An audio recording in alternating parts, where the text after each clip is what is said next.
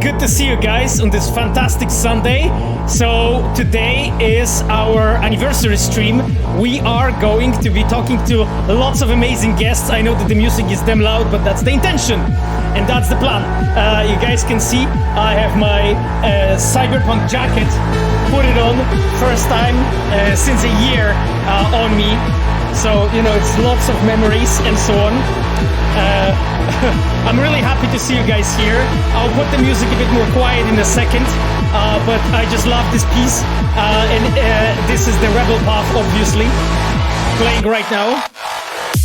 So guys, as always, at this time I wanted to welcome all our reads, or our reds and moderators right now that are present on the chat.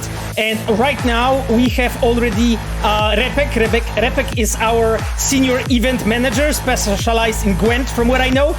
We have also Michał Brzeźniak, our cinematic designer. We have Miles Tost, our senior level designer. We have actually a few other reds that are like right now hiding in the shadows, so I'm not bringing up their names unless they will want to say it that they are with us. And aside of that, we have of course our fantastic moderators, Cogito, who's with us. He's a member of the community, modding since like a few months right now, and Sapphire, who's my girlfriend. Obviously she's with us every month. And you know, last but not least, the Nightbot, who is modding as well. As always. Now, guys, I wanted to point out that we have this, there's like a fantastic lineup of guests today. However, there's one thing that happened, unexpected thing, meaning Philip Weber unfortunately won't be able to join us. I actually tweeted that just before this stream. It has happened like literally an hour ago, so we had to do some small changes in the schedule. Aside of Philip won't be here, but we'll have here of course Marcin Przybyłowicz, we'll have here Paweł Ochocki, we'll have here Miles Tost, and each of the guests has actually a bit different schedule. And we'll talk about it in a moment. Philip is sending you guys lots of love from him. Unfortunately, that sometimes happens that when life gets on the way. But all other guests are going to be here. Now, I already saw that we have a Silver Wolf with us. So Silver Wolf is also a member of a red team. This is Christian. Christian is our cinematic designer. At the moment when I'll see any more reds, I'll of course point them out. So guys, this I mentioned. Now the next thing is we are going to be doing giveaways during this stream. We have actually, I think, 12 or more giveaways to do. There is actually some awesome shit there, and I won't tell you what exactly, but at the moment when we'll be talking about it, I'll definitely point it out and explain. Now, that being said, I think we are ready at this point, I think, to switch to our first guest, who is already with us. I will put music a bit more quiet. So guys, this is actually a very special person that I really wanted to have in the chat and with us for some time already. He's been one of the most requested, I think, devs to be on the stream with me, probably in the history of the streams. And that is, of course, Marcin Przybyłowicz himself. And this is him. I give you Marcin, in his full glory. He's with us right now.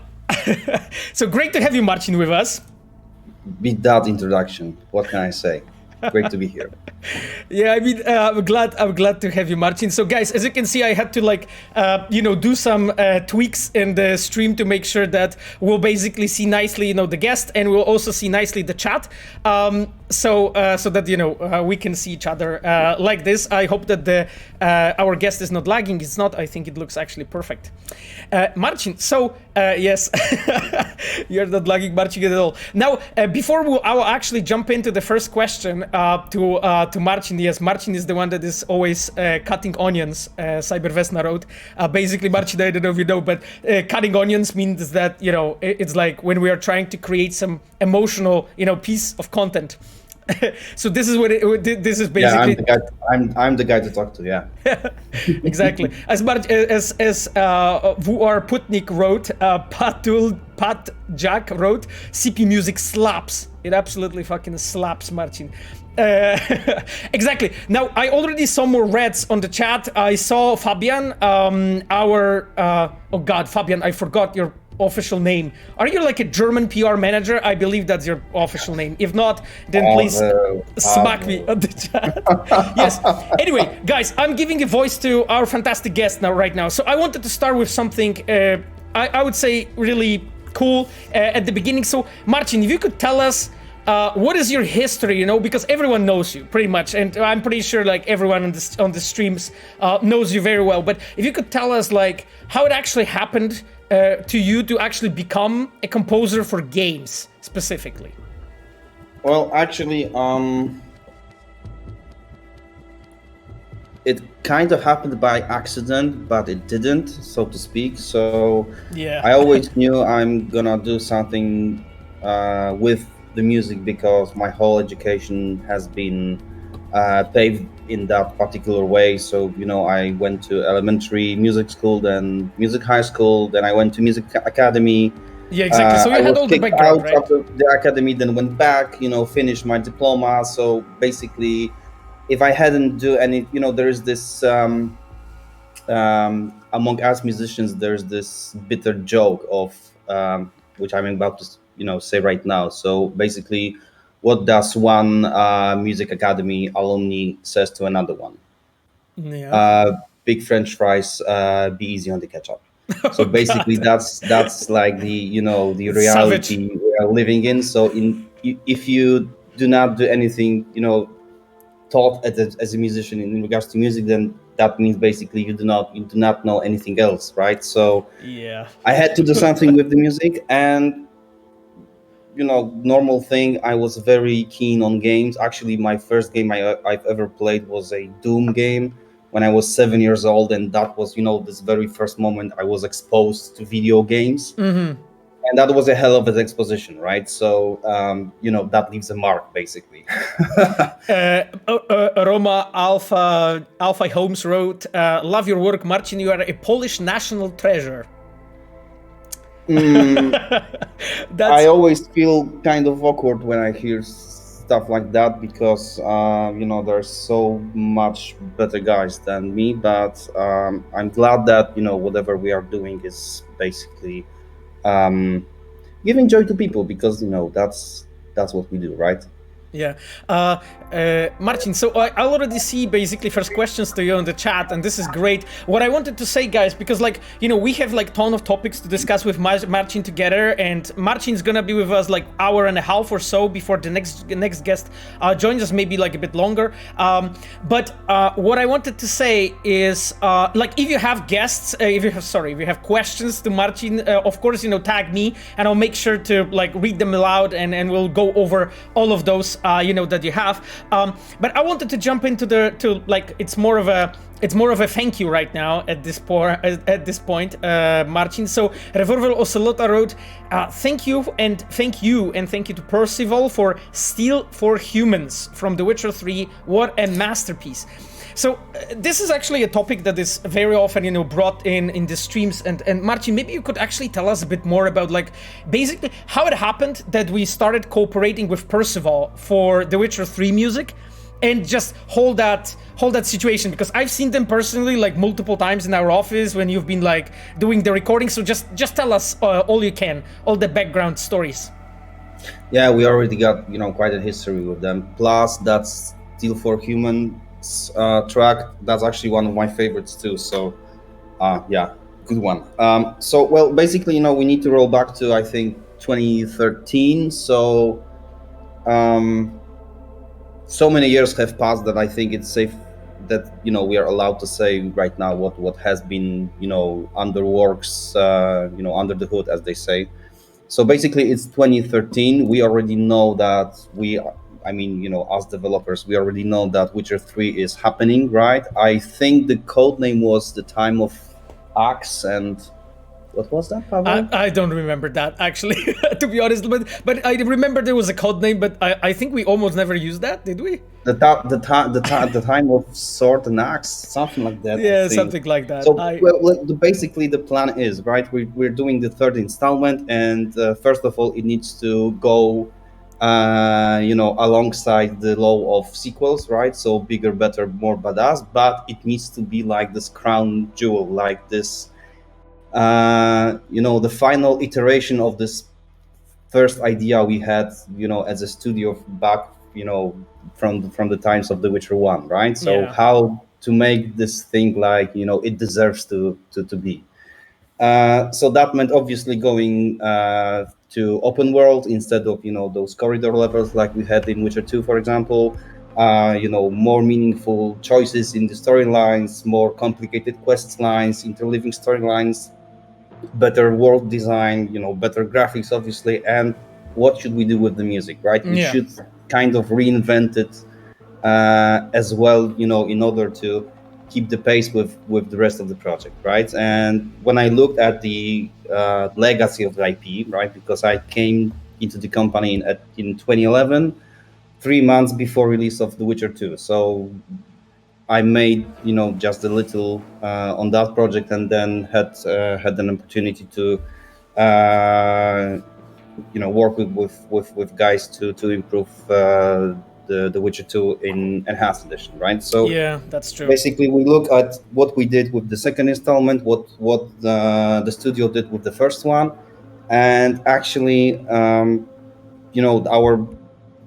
I like to say the cornerstone for the music was that this time the story was about to be much more intimate, right? It was not about those big giant fucking kingdoms clashing one into another. Yeah, exactly. No more like non-humans or political loyalists. Fiction, right? King assassinations. It's just a fucking old, tired guy looking for his daughter, right? So it needs to, have this like human stamp on it, right? Mm-hmm. So that means you are much closer to the world. You can basically, feel its texture, its threads, its smells, how it sounds, right? It's much more closer to you. So it needs to feel much more organic. And since we kind of felt that we can do much more with this area of this, Slavic mythology, that still has, so many undiscovered wonders, right? I remember our artists did this PDF version of bestiary we are going to use. Beasts and monsters we are going to use. Like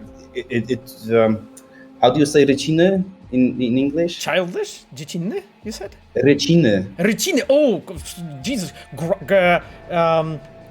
I don't know, actually. I actually don't know how you say it. Polish people in the chat, how do you say reciny in Polish? Runes? Cybervesna says like runes, Marcin? Well, an old sketch, basically, like Middle Ages old sketch. That's how it's right? So very, very tasty.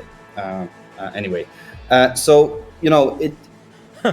it felt for us that we had to actually, also go back to the roots with the music. And obviously it's it's gonna be a AAA open world RPG, so it's gonna have to sound broad and epic and monumental when it needs to be, but it needs to have this edge, right? So first of all, how to find this edge and how to make this music more connected to the world, to actual Sapkowski's continent, universe, etc. So I went on I think 9-12 months long journey on period music. The bitter irony of life is that the college I graduated had tortured me with church music, with medieval music, with ethnomusicology, with, doing transcriptions of early 20th century Polish actual folk music, like not the folky, but the actual historic folklore, right? And us students were assigned to basically write that down so it doesn't get lost in history, because no one ever there's so many of those songs sung and recorded by Oskar Kolberg that basically there's still generations of students working tirelessly on, writing down those songs in order to get, the check mark on your fucking, grade list, right? So in order to, pass on. So the irony is that actually came in very handy, because that was, my academic, let's say, advantage, right? So I knew how to approach it, but very quickly I realized that that was actually a bad idea, because we are not trying to recreate a museum artifact, right? But I like to say that we're working in a show business, right? And we are not all about history lessons, we're about entertainment. And if we obviously manage to sneak in some, good artistic qualities, maybe some, knowledge or some, message or whatever, that's great, right? That's what basically what we like to think puts us different to the others, right? But generally, our aim and our purpose is basically to make people spend their time nicely, right? Yeah, exactly. Fun, right? I sometimes say it in the chat that what we are trying to do is create a believable illusion, right? Like to just give entertainment to people, right? We are not building a simulation of a real world because that's weird, right? Like that's not what we want to do, and that's exactly I think the example you gave. There's plenty of real world around you, right? You want to escape for a bit, right? To fight some dragons, make a rampage in Los Santos, or get a new Cyberpunk in Night City, right? So that's basically what we are for. So anyway, back to The Witcher. So I realized that we do have to make it sound believable, that it would pass as a Middle Ages music with some fantasy twist, but it still needs to be appealing for the masses, because we are not in the position to create an indie game that 100,000 players will play. That wasn't the case, right?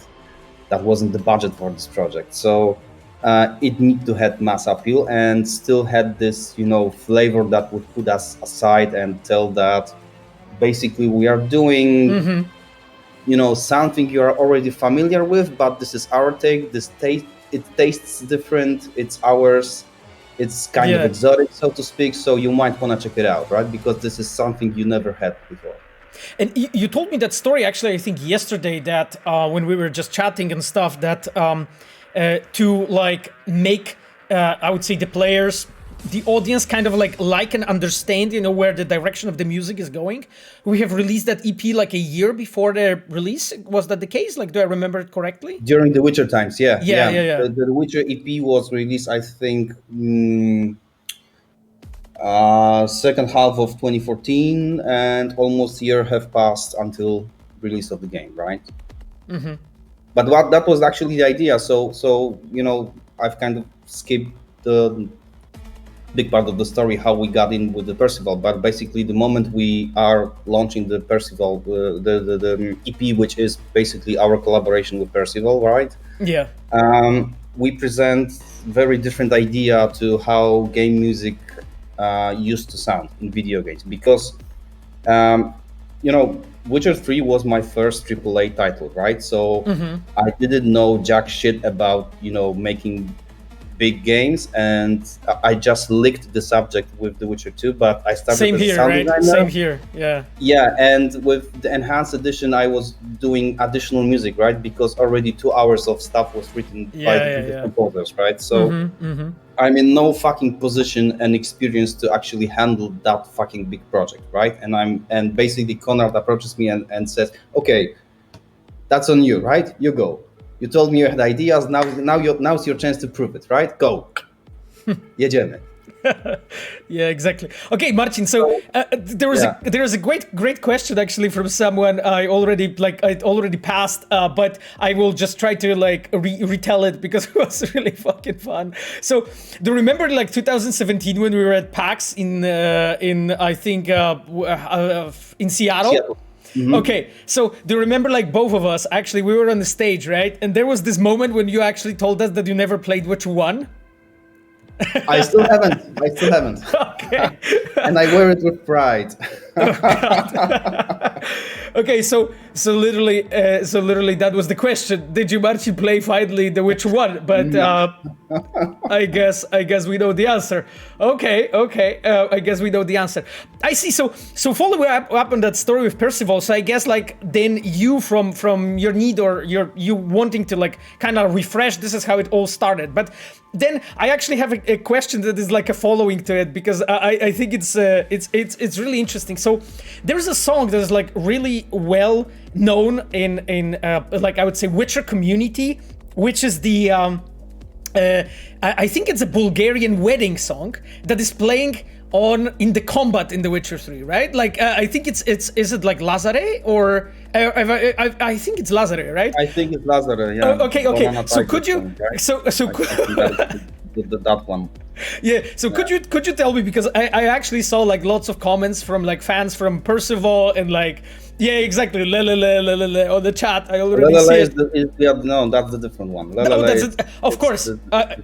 That's a different one. Yeah. But again, going back to Lazare, like what was the thought actually behind like picking the wedding song for the combat? Like is there any spicy story behind it, or was it just like it sounds fine for me, so I picked it?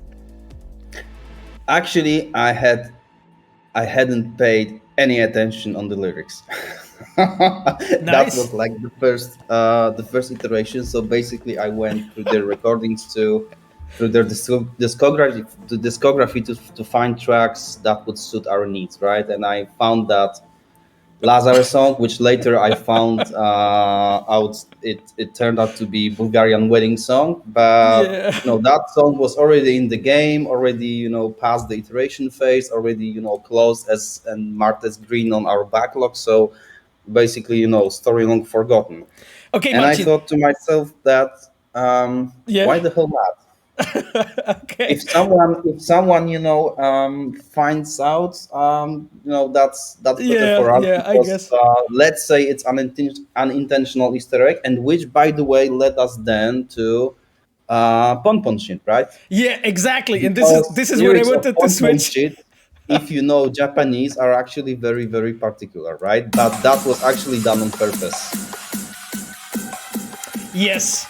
So actually, dear chat, I remember you guys like wanted us to play Pompon shit at some point. So when we were basically talking with Marcin, we were like, we definitely need to like play the song. Yeah, like, I told you that yesterday. That Pompon shit needs to fucking happen, right? Yeah. Okay, Marcin. So tell me, like, the story behind the Pompon shit, because I think like everyone, all the Cyberpunk fans would love to know what happened, and like, what is the connection to the Lazare, and like not paying attention to the lyrics and stuff. Was that intentional? How it happened? Like, I know a bit of that story, like a bit, just from talking to you and Piotr Adamczyk, but I would love to actually find out more. So tell us, how the Pompon shit happened. Well, that Lazare connection only lies in this different language lyrics. Yeah. So basically, Bulgarian or basically Slavic languages and Japanese, they have quite a high entry barrier, right? It's not English, it's not German, it's not Latin, right? For example, so or Italian. When we found out that bunch of songs in The Witcher have nonsensical lyrics, right? For example, the song when that plays during the Olgierd duel in the Hearts of Stone expansion, and that takes vocals from Dziewczyna z Starożyc. Oh yeah. And it basically says the lyrics says that basically. Szła dziewczyna w odzieży szermiernej, pojawił się starożyc potężny. So basically the great starożyc appeared before the girl walking in lumpy woman. clothes. Yes. Lumpy clothes. That's it. That doesn't mean any fucking sense, right? But sounds fucking awesome. So, let's fucking use it, right?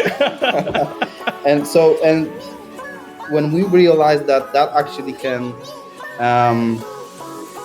play out as our advantage with pom-pom shit and basically whatever Askrax was singing.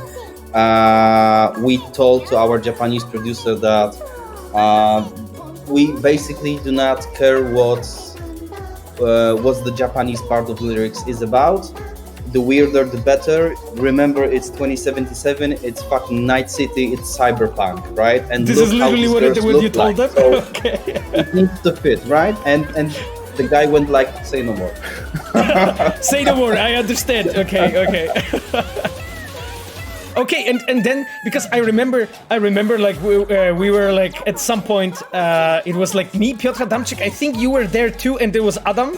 We were standing together on like the corridor, and I remember like when Piotr Adamczyk like told us like, hey, we have this like pom-pom shit finished, you know, for you. Like I think he just put it into the game or something. It was like a day when he just like yeah. Do you want to get out? Yeah. yeah. And he was like, okay, I just put it into the game. Do you guys want to listen to it?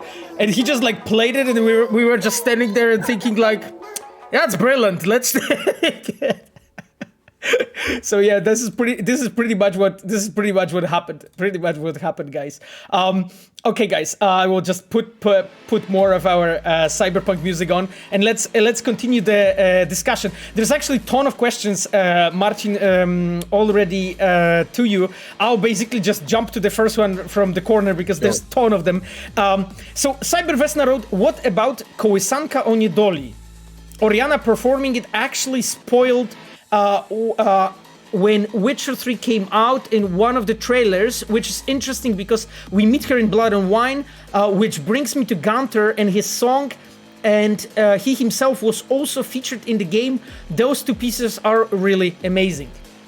So I guess the question is, what about Kołysanka o Niedoli? And in general, like, if you can tell us just background story and like how that happened to be. It's probably one of the more recognizable pieces from Witcher. I'm trying to remember whether or not I knew that Oriana is gonna come back when we did the trailer. I'm not we sure didn't. about that. I think we didn't. I think No. it was the same case with Gunther.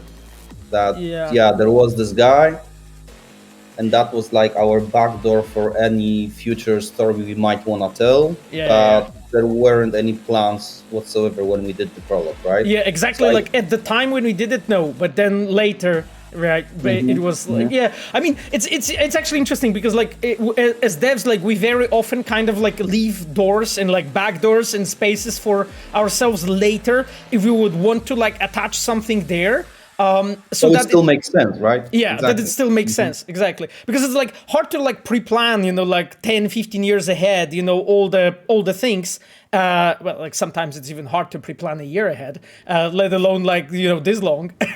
but that's the thing, it's just as devs, like we often have to do that, you know, and then you just like, well, you just try to, how to say it, you just freestyle that shit, you know, the best way you can, you know, so it actually like holds up all together, right? Like that's but Marcin, so what about the song itself, like Kołysanka o Niedoli? Like what can you tell us about this one actually? Well, it came out from the general idea of that cinematic we did. So basically we knew that it would be our launch trailer. It would be CGI stuff, so nothing rendered in our engine. So it would look awesome, and it would basically be this, you know, cinematic presentation of how one of the side stories would feel like, what kind of impression you would get as a player, right? Because that's basically the aim of launch trailers. Gameplay trailers show you how the game is gonna play out, and launch trailer sells you this, you know, idea, right? Yeah, it's a very good point actually. Who you are, who, you know, what you do, how do you feel, what you become, right? And what's the clash or what's the struggle hidden inside, right? And the whole script was written in a way that it would feel like this, you know, short film basically, and we would kind of switch roles, right? So Oriana would actually sing the lullaby for her children. That was the idea, so, you know, to twist the roles, right? And she would actually sing the song about this bad monster called the Witcher that would, you know, come in and slash you in half. Yeah. It was actually such a cool twist, though, like to have the song depicting. But melody was put together first, right? So basically, they approach me, they elevate me they pitch me this idea, right? And tell me that, okay, so you need to write basically a lullaby.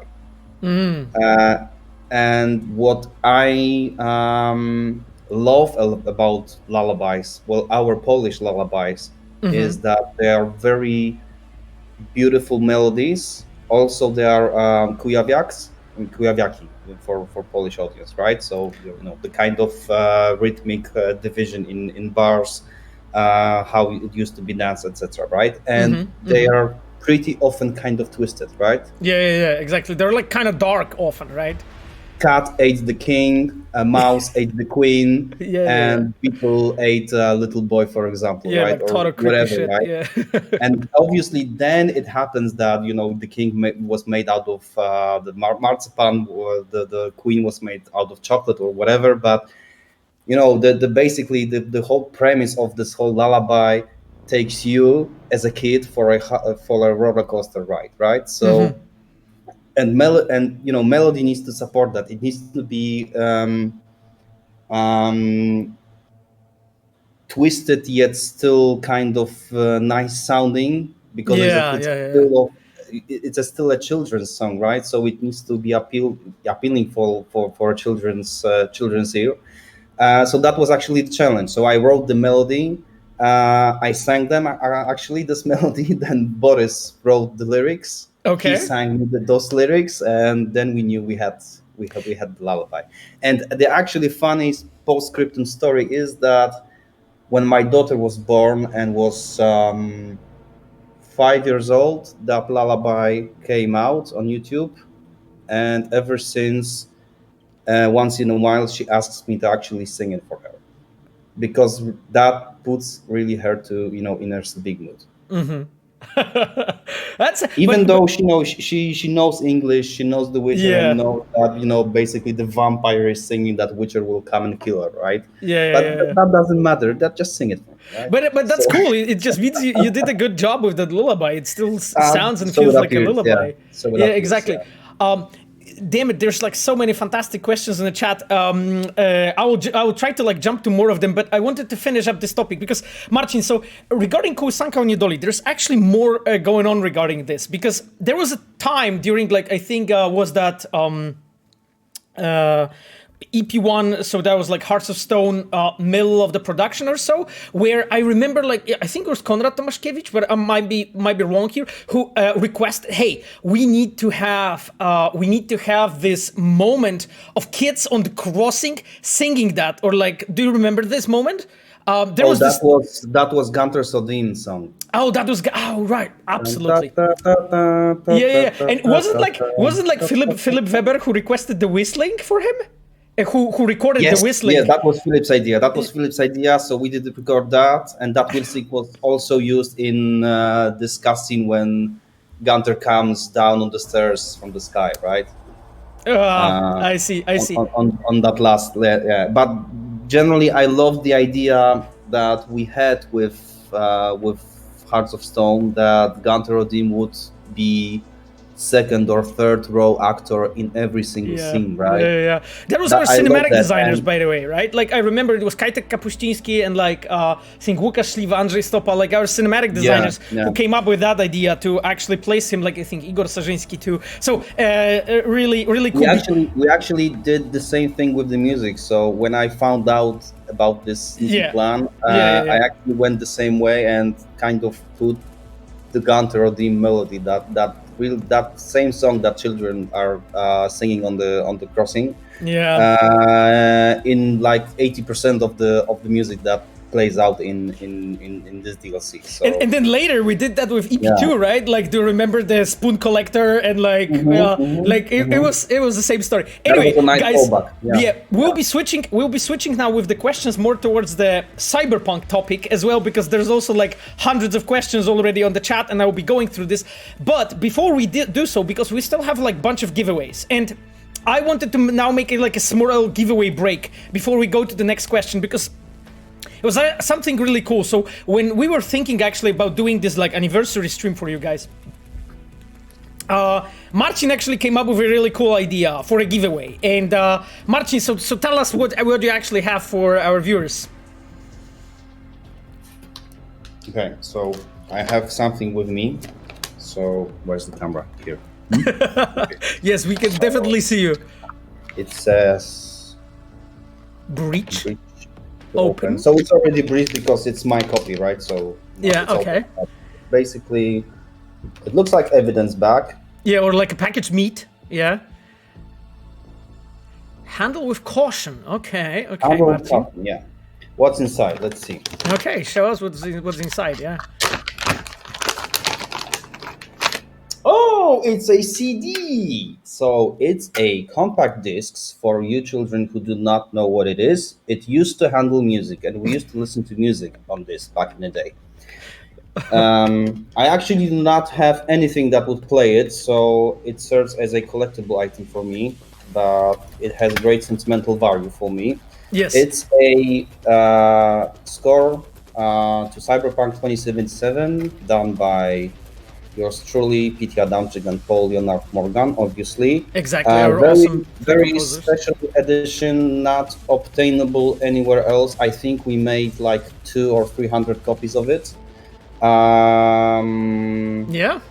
And it's like a hand-picked songs, right? Like from what I remember. Yeah, these are like 21 hand-picked songs we did. So basically, the idea to create this was, for example, if you hand the CD with the music to a journalist or influencer or it was just basically whatever reviewer, limited number. It should present like the essence of what we did, right? So this is like my subjective selection of what I or we as a team consider as the essence of our music in Cyberpunk.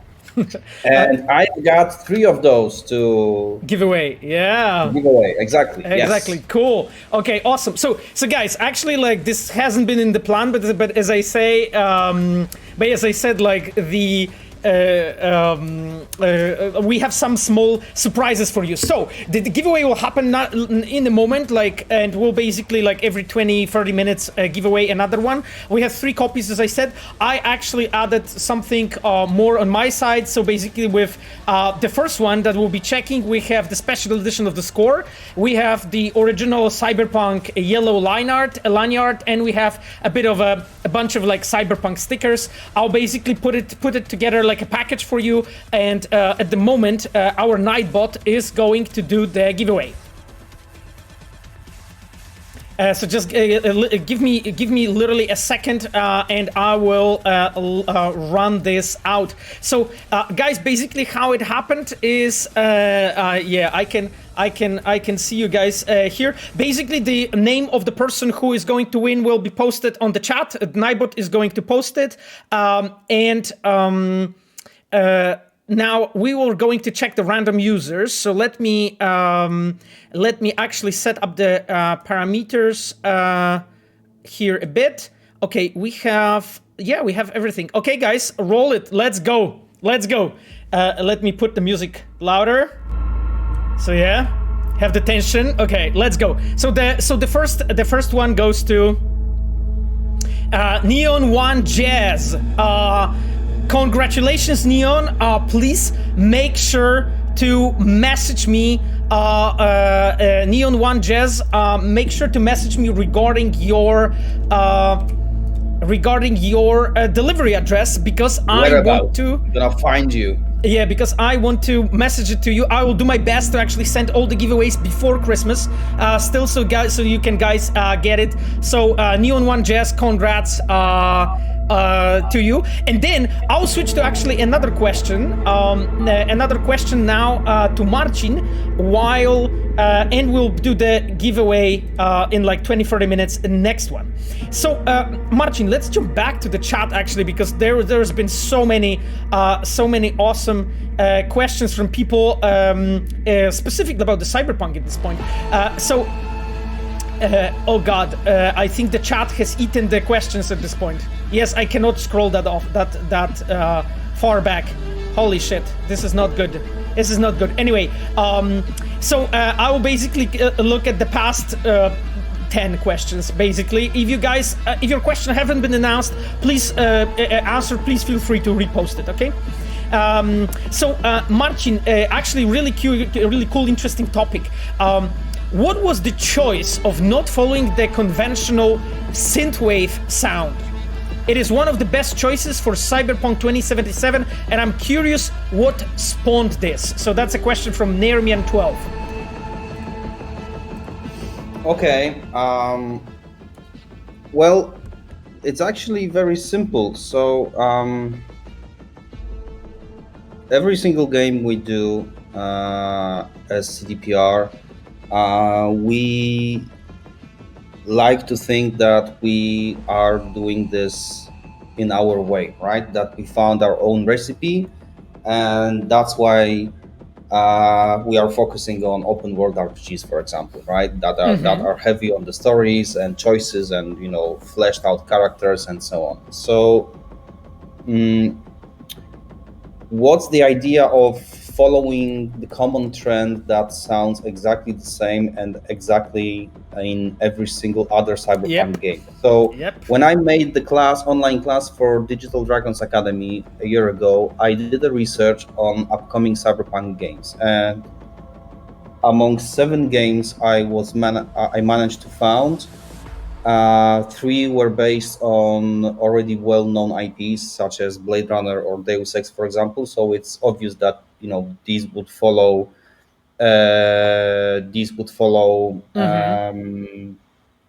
you know, their own musical identity. Yeah. But all the rest, among all the rest, so we had 9 titles, and 7 of them were using synthwave as the backbone of their musical identity, of their music. So basically, they, from my perspective, that sounded and presented themselves as exactly the same ones, right? And you remember, Paweł, what we have been told in the very beginning of Cyberpunk development, that we are not doing a Cyberpunk game, we are doing the Cyberpunk game, because this is the Cyberpunk 2020 rendition done in our fashion, right? So, you know, there's no really point and joy and sense in from artistic point of view, and also from, you know, craftsmanship point of view, that to follow whatever seems to be popular because it is popular, right? So that's why actually to kind of find this edge, I realized that also synthwave music was too soft for us. So obviously you can, you know, go towards more darker areas, as, you know, I don't even know how they call dark synthwave or whatever. I'm too old to, you know, label music, basically, right? But the idea was that synthwave is basically very quickly and easily connected with neon lights, with purple color, with with, you know, Ferrari Testarossa, and basically this idea. And this is not fucking Night City, people. Right? Exactly. This is like 12% of the whole thing we were trying to present with 2077 and Night City's presentation, right? This whole idea of having Cyberpunk game taking place during daytime. I remember how people went, you know, like, what? A day? Where's the rain? Where's night? Or like sunny weather. Reflections, wherever, right? What the fuck is this? This is not Cyberpunk game, right? Yeah, exactly. Like, I think we were like the first Cyberpunk game that actually had like day, and first Cyberpunk game that had actually like sunny weather, like in California, right? Like, so that's why, like, on so many fields, it was like just mind blowing for a lot of people, because in a way it like didn't fit in that like stiff old definition, right? And like, this is what you did with the music, exactly the same thing. Yeah, and you know, well, I remember talking with Adam Badowski, who is my like direct boss in the structure of the company, right? So whatever I come about with, you know, and put together some, you know, idea, I need to run it through him, right? So, you know, hey Adam, we're gonna I don't know, do accordion in Blood and Wine, right? No, you're fucking retarded, get a vacation. No, we're gonna do accordion, right? And so basically it's all about, you know, it's all about this artistic struggle, or trying to convince him that dude, that fucking makes sense. But it goes both ways, right? And he told me that what needs to happen with music is that music basically needs to find its punch, because this is a brutal world, and this game is not about V. This game is about the city, and how the city doesn't take any prisoners, how it will consume you. You will go through its whole system, and then it will crap you out basically and put you on the dump, right? So guys, did the music find a punch? Exactly, right? So, for me, I'm the 90s kid. I was raised in the 90s. The biggest, exposition music-wise for me happened during 90s, and I was listening to, John Coltrane, Miles Davis. I was listening to Parliament, Nine Inch Nails, Beastie Boys, and The Prodigy, right? So that was this edge for me.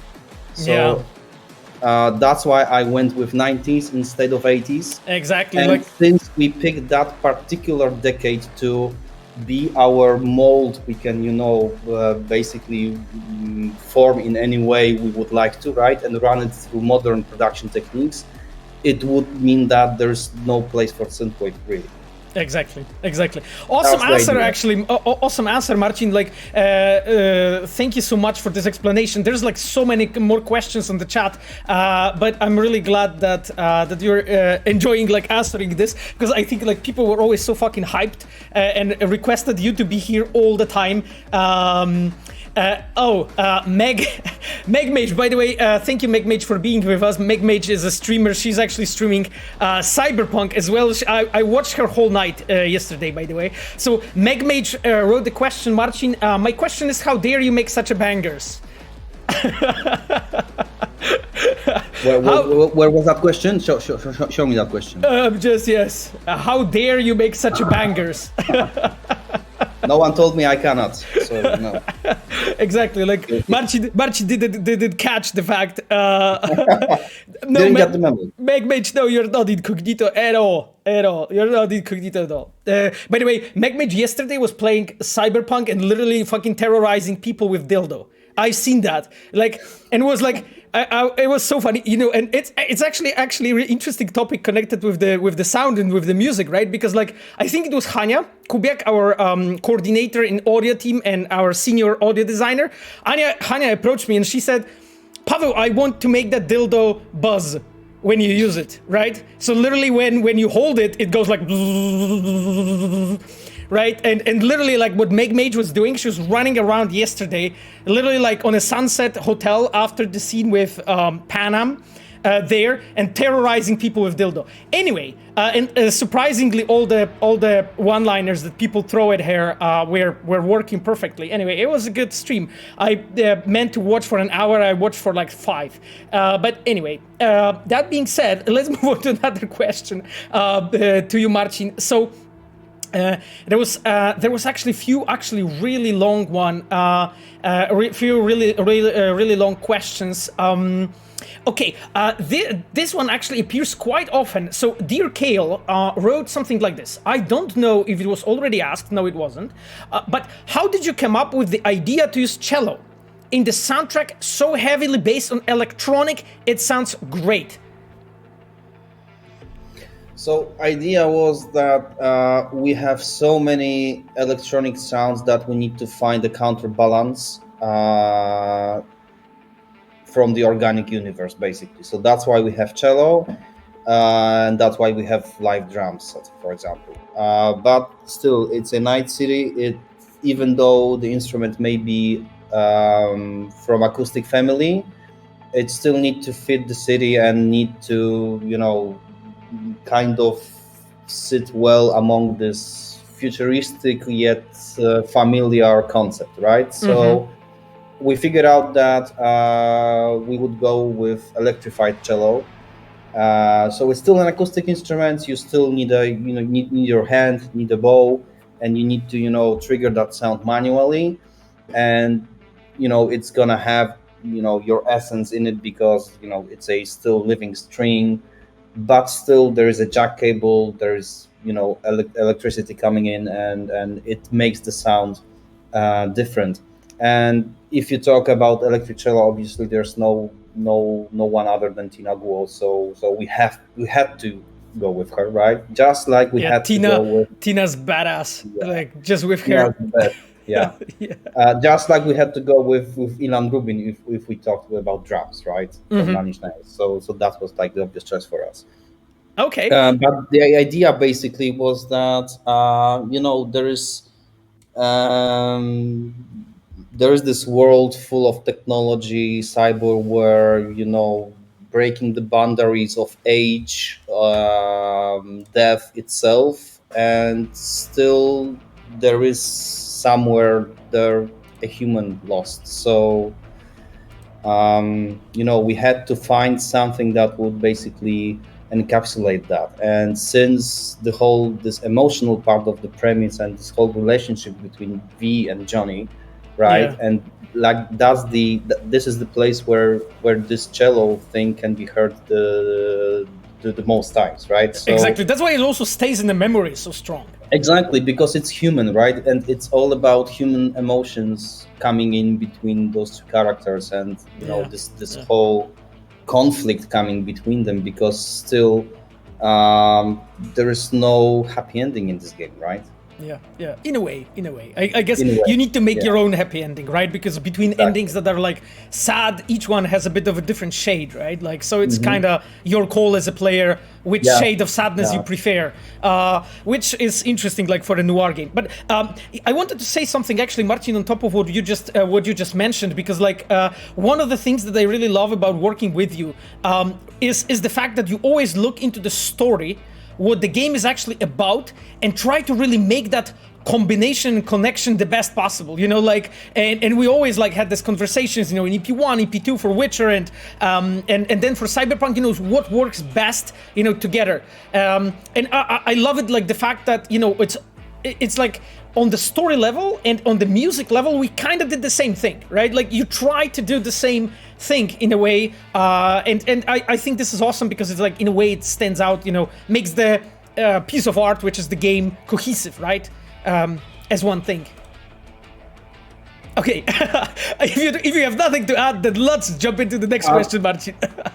You put it so nicely that I can just only say that I have nothing to add. No worries. Okay, so Marcin, actually another topic is actually a really big one, and a lot of people actually ask about it. So what was your decision in terms of choosing genres of music for the radio? Where did you start? How did you approach the whole thing? So basically, the idea is that if you are doing a radio, you have to make sure someone would actually listen to that, right? So you're doing a imaginary radio station for imaginary citizens of imaginary Night City, basically, right? That's the task. Pretty much, yeah. Okay, so who lives in that city? So, okay, we have corpos, right? So what corpo would listen to? So who is the corpo? So, okay, he's rich. He works in a corporation. Maybe he's a snob, right? Okay. So where today people like that would come? To the opera, to the Philharmonic Hall, for example, right? But this is Night City, so maybe instead of classical music, we would have a new classical music. So maybe jazz. And what's better decade of jazz is to pick to fit with Night City than 70s jazz, where musicians were basically 90% coked up, and they invented free jazz.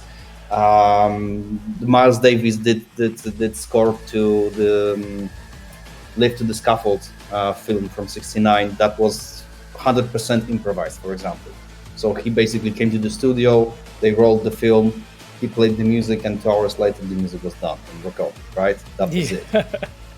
And so that was the idea that, okay, so corpos would listen to new classical music, to jazz. Okay, so what kids would listen to, right? No, kids needs to listen to pop, obviously. So it needs to be 27/7 pop, 27/7 pops, hence the presence of Ascars, for example, right? And Lazy Weezy. Mm-hmm. So what would Maelstormers, for example, would listen to? Black metal, obviously, right? So we need to have black metal. So what would we have or expect to play in posh clubs? Well, we would probably would like to have some posh version of techno, right? So let's go with Nina Kravis or Baranova, should I say, right? As her alter ego in our game. And basically that was our thread of thinking. So we would pick the social groups or citizens from Night City and try to figure out what specific group of people would like to listen to. Exactly. And we would have to create a playlist that would be populated with songs that would fit this concept. Exactly. That was it. It was like, in a way, like it makes complete sense, right, to approach it like this, but it's like brilliant in its like simplicity, sort of like, because when you think about it, it makes complete sense, right? We even have this old fart station which plays that 20th century rock, right? So, we even have that, right? Your dad music. Exactly. It's just like, you basically try to simulate, what different groups of people do and listen to. Art Anie wrote, Marcin, I'm your big fan. Your music is breathtaking. Thank you very much. just trying to embarrass you a bit. Okay, guys. So Machiavelli and his question actually, it's interesting one. This actually comes up sometimes on the chat. Like even when I was streaming on my own. Please, can we get answer about why there are so many missing soundtracks in the official Cyberpunk album? So I guess, and then Machiavelli follows as an example, Valentino's combat soundtrack, which actually is like really loved by people, or the Rebel Path, the cello version, and so on.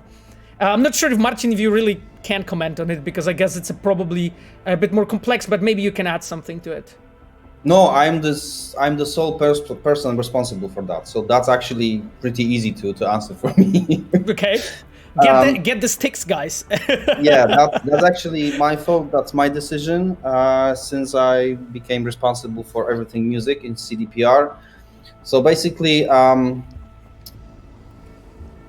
we did over 9 hours of original music for Cyberpunk 2077. Yeah. So imagine we are releasing every fucking thing, okay? So, okay, it's considered as a great fun service. You guys are happy. You have completionist tickled nerve giggled, right? So yeah, tickled. We are all happy, right? And all those people who like to, look inside the hood and see, of what actual cues this whole score is comprised, including me, because I'm downloading the Game Grip soundtracks as well to find out what other guys did. But generally, yeah, we're all happy, right? But the drawback is that it doesn't have any artistic value in it. It's rather an asset dump rather than an album. The album is something that is very well thought through, and remember, I'm 36, right? So I remember the cassettes. I remember the old era of vinyls, not the current one. I remember compact discs and the birth of MP3s, right? So that also means that I do not listen to music track by track, but album by album. I am taught to listen to music, the album as a whole, because it's a concept that artists put together, and the track list, why the specific track is before or after other specific track, right? It's all have to make sense, and it all is supposed to take you on a journey when you put the CD or now stream the album on the internet and start to listen to it. You can put your playlists together and make your own mixes, but basically it follows the same idea as I showed you with this, right? This is still, remember, we are about to create the first impression to the journalist, right? Or someone who is gonna review our work. So we present him with one CD, 70 minutes of music out of fucking 9 hours. Yeah, that, exactly. in our opinion, presents the game and presents the experience of playing this game, of going through this whole story from the beginning to end in the best way possible, obviously from our perspective. That's why when we put together playlists for game we are about to release, we always handpick the selection of tracks that, in our opinion, would serve best this idea. just as Michael Jackson did, right? So for Thriller album, they wrote 100 songs, over 100 songs, and then they picked how many? 11, 12 or so. I think 12 is the size, of the album. That's actually really interesting answer, Marcin. Like, I have to admit, like, guys, because like I'm asking all those questions, but I'm finding out a lot of stuff from Marcin that I never heard of. Like, because like that's not something that we talk about, right? Like on a daily basis. Because I trust Marcin, he trusts us. So when we do stuff, he assumes that it makes sense, but we do not like delve deep into like, hey, Paweł, why you guys did like this single thing? Like Marcin assumes that it makes sense, and I assume that whatever he decides makes sense, right? Because this is basically what the trust is between artists in a way. Anyway, awesome answer, Marcin. Thank you for that. So I wanted to jump into another question. Maybe this one is a bit shorter one, and then we are going to do another giveaway because we are already talking almost an hour. This time like passed like nothing, to be honest. So Marcin, another question to you. So Lilku, you wrote, how did Paul, Paul Morgan, PT, so Piotr Adamczyk, and you decide how to distribute the project? So as I understand, the work in the project between yourselves. For instance, PT created a lot for Samurai, Paul made Blade Runner type background tracks, and you created lots of combat and exploration samples. So basically, how did you like divide it between those different musicians? So the idea when you work with bunch of composers is that we all, even though we are all using the same tools and we agree to work within specific boundaries, anything we do, inside is ours, and we do our thing differently. So we have our own take on music, we have our own style, our own, language of musicality, basically. So when you have a game that on one hand needs to be eclectic as Cyberpunk, yet still retain its cohesiveness, you need to be very clever with how you distribute your artistic artillery, so to speak. So for example, where should I put PT, where should I put Paul, and where should I put myself, in order to let every one of us make our own thing, and still when it's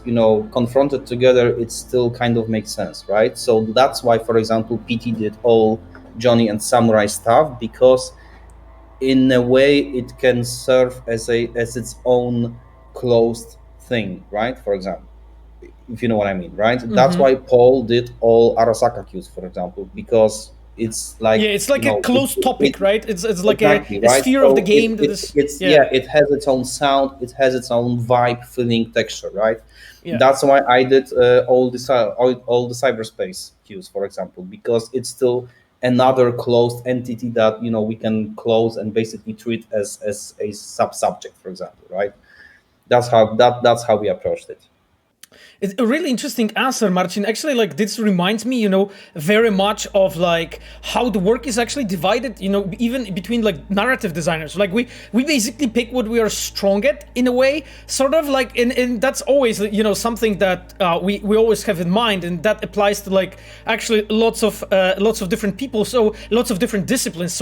In our studio, and I think it's a pretty interesting point that you made, that you have used like natural differences between you as an artist to basically reflect those differences into the sort of like different genres or types of music that you want to have, right? So you basically use the differences to amplify it, right, to make it better, actually. Really cool point, Marcin. Okay, guys, there's bazillion questions, and I'll start to move on to the next one, but this is a moment when we are going to do another giveaway. So, guys, for the viewers that joined us just a moment ago, Marcin, if you could show us what we're giving away. Once again, just really briefly. A silver evidence bag. Yes. Not this one. This is mine. Exactly. But other that looks just like this one. Exactly. And inside there is a compact disc, so something that has music in it, with hand-picked selection of tracks from Cyberpunk 2077, unobtainable anywhere else. I think 22 or 300 copies of this exist worldwide. So Yeah, pretty unique thing. So that's something that's like a gift from Marcin to you guys. So basically, on top of that, I wanted to add something more. So we basically add like a bit of a like Cyberpunk and Witcher stickers, on top of that, and we are also adding like a to the Project Red actually logo pin. Those are the like kind of like a unique pins, with our red bird.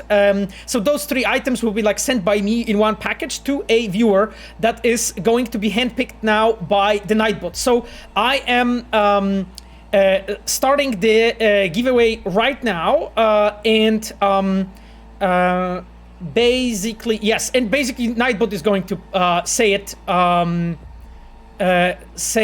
to on the chat.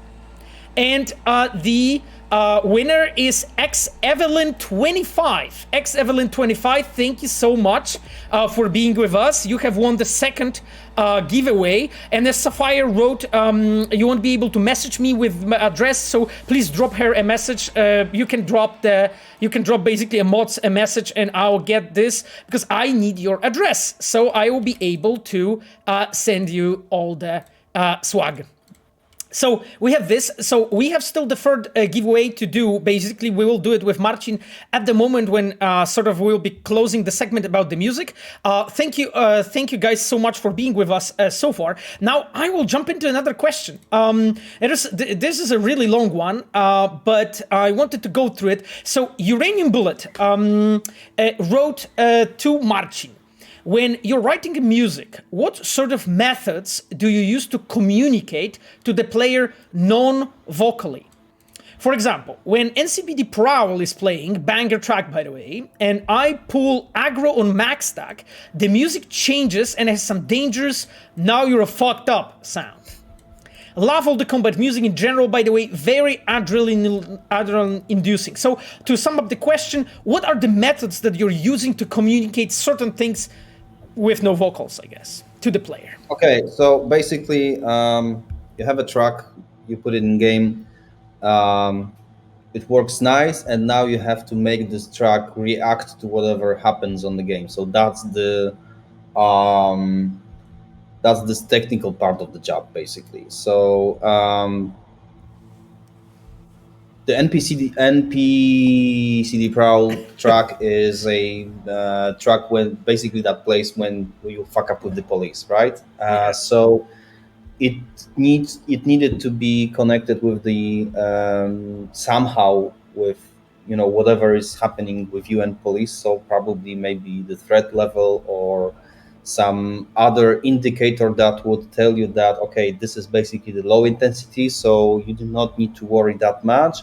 And now you fucked up, and you either have a escape plan prepared or have good arsenal on you because shit is about to happen, right? So this is the part where we need to plan out track in a way that we have this part where, let's say, this intenseness level is, let's say, in those lower 5s, right? And then the other segment that is much more intense or monumental, or I don't know, louder, more brutal, however you want to call it. So basically the thing we do in a very linear way in the quests. For example, let's say the Royce standoff, right? So the same thing, we have 7 minutes long track, split it into several segments that are played in a very specific moment. Exactly.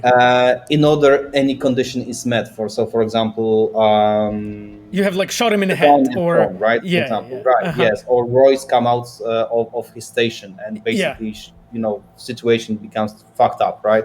Exactly. But with those gameplay sequences where this input is dependable not on the story but on the player, whatever player is gonna do, we kind of need to be prepared for that and create the system that would try to figure out the player's intentions or basically understand what's happening right now on the level because of the player's actions, and how to respond to that with music. And basically that means which track should I play with synchronization with other track in order to make it sound entertaining and make it make sense, basically. Yeah, exactly. And we very often like cooperate, like all the narrative designers very often cooperate with our sound designers to like make sure that we are actually telling the same story, right? On all the different levels, That's right? the idea, yeah. Exactly. And we always like make sure with Marcin that we are like in sync when it comes to like, okay, what happens now? When Royce comes out, actually there's something that at least I think Marcin, you told me that this is how it's called, that it's a stinger in the music. When it's suddenly like when he draws the gun and puts it to your face, it's suddenly music goes like up, at that very one very moment, and it has to be prepared like this, right? So actually, I remember like we had a conversation with Marcin at some point that like when you write the music for our games, at least, it's basically done. The music is put into the quests in a way that it looks like it's a movie, right? Like this is basically like bit by bit. Even though you have choices, it's non-linear. It goes lots of different ways. Like for instance, scene with Royce, right? But we always like try to make it feel for you as a player that it's your story, your version. That every time it like kicks ass, and it can happen lots of different ways. And I know I spent so much time like just moving that music triggers in the exactly in the pickup, right? With Royce to just get it just right.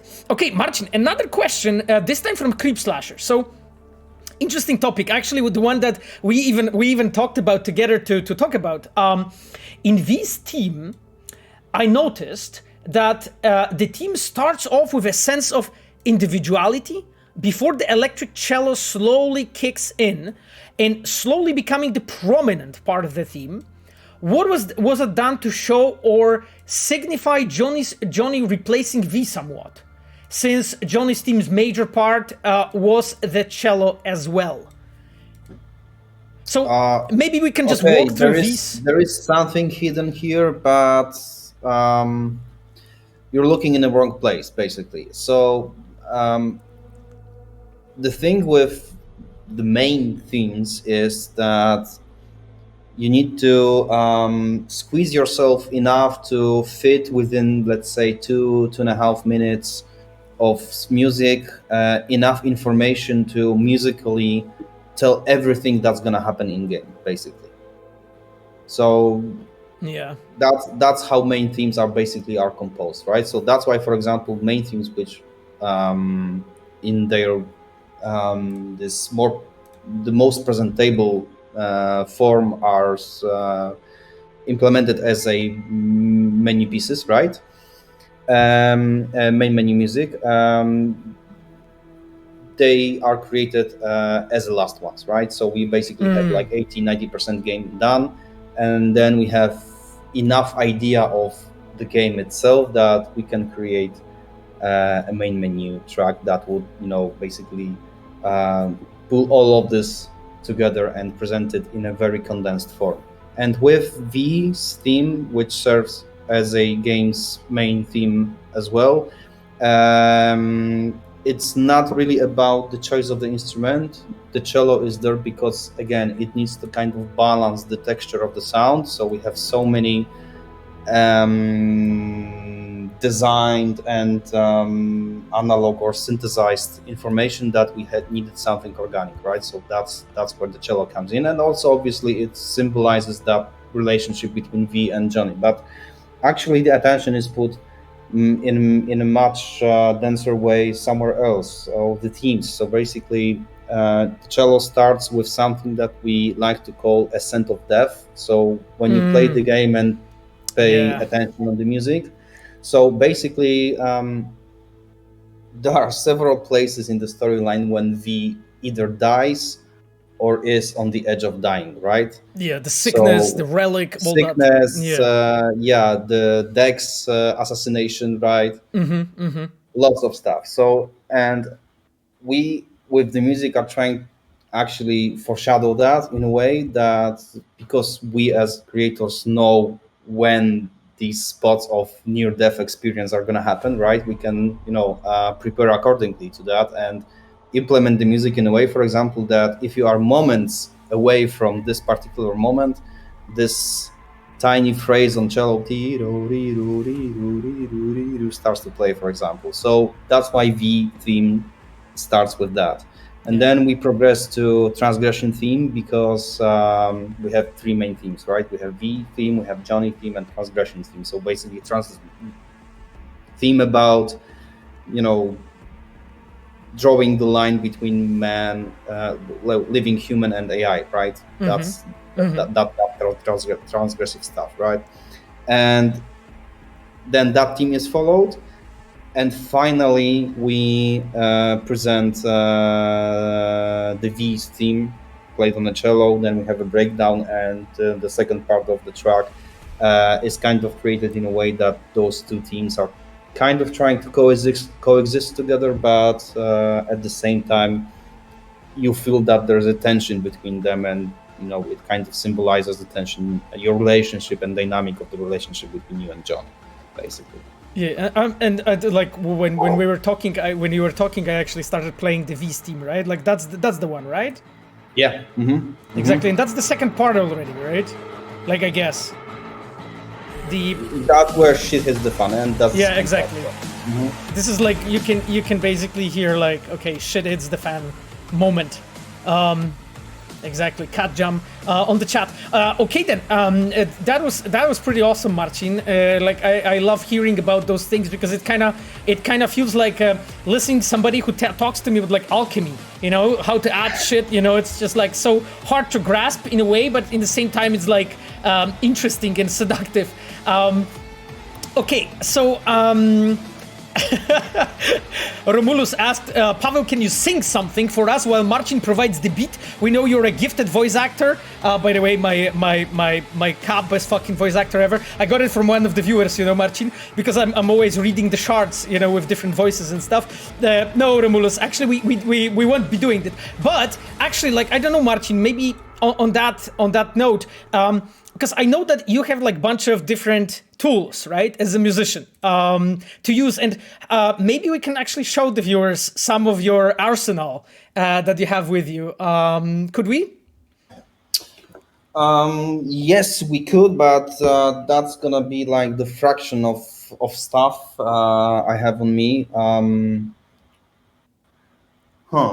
Like pick whatever. So, okay, I think we're interested in anything. So let's be clear right from the start. Anything I'm about to show right now isn't connected whatsoever with whatever we are doing at CDPR. So please, no Witcher 4 leaks.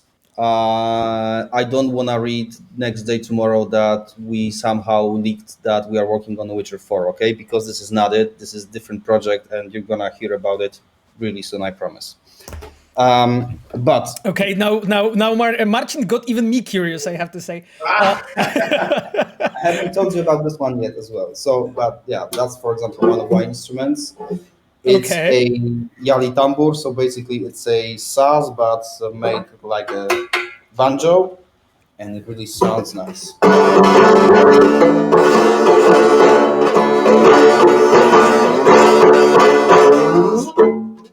Wow. Okay. I mean, I should have danced to this rather than sing. So the upside of being musician as myself is that you can possess a number of instruments, but you do not have to play them well. Because even if you fuck up your take, you can always do another one, and even if you do fuck up the next one, you can edit it, chop it out, and retune it. So okay, I can just basically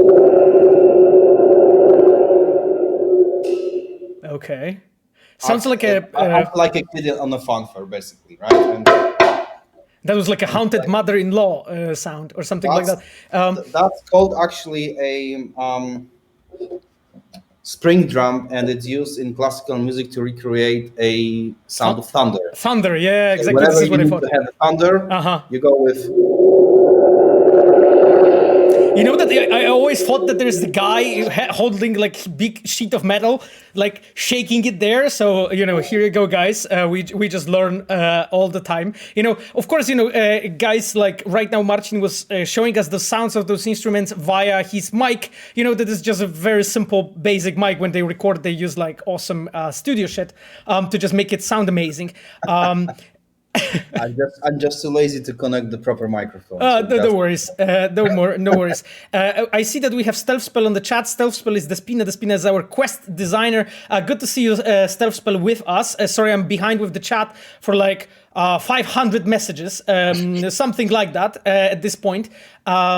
Yes, guys, as Sapphire wrote on the chat, just if you win any takeaway, please make sure to message her regarding your address so that we can send you all these nice things that you have won. Now, I want to actually switch to another piece of music and continue, answering your questions and so on with Marcin.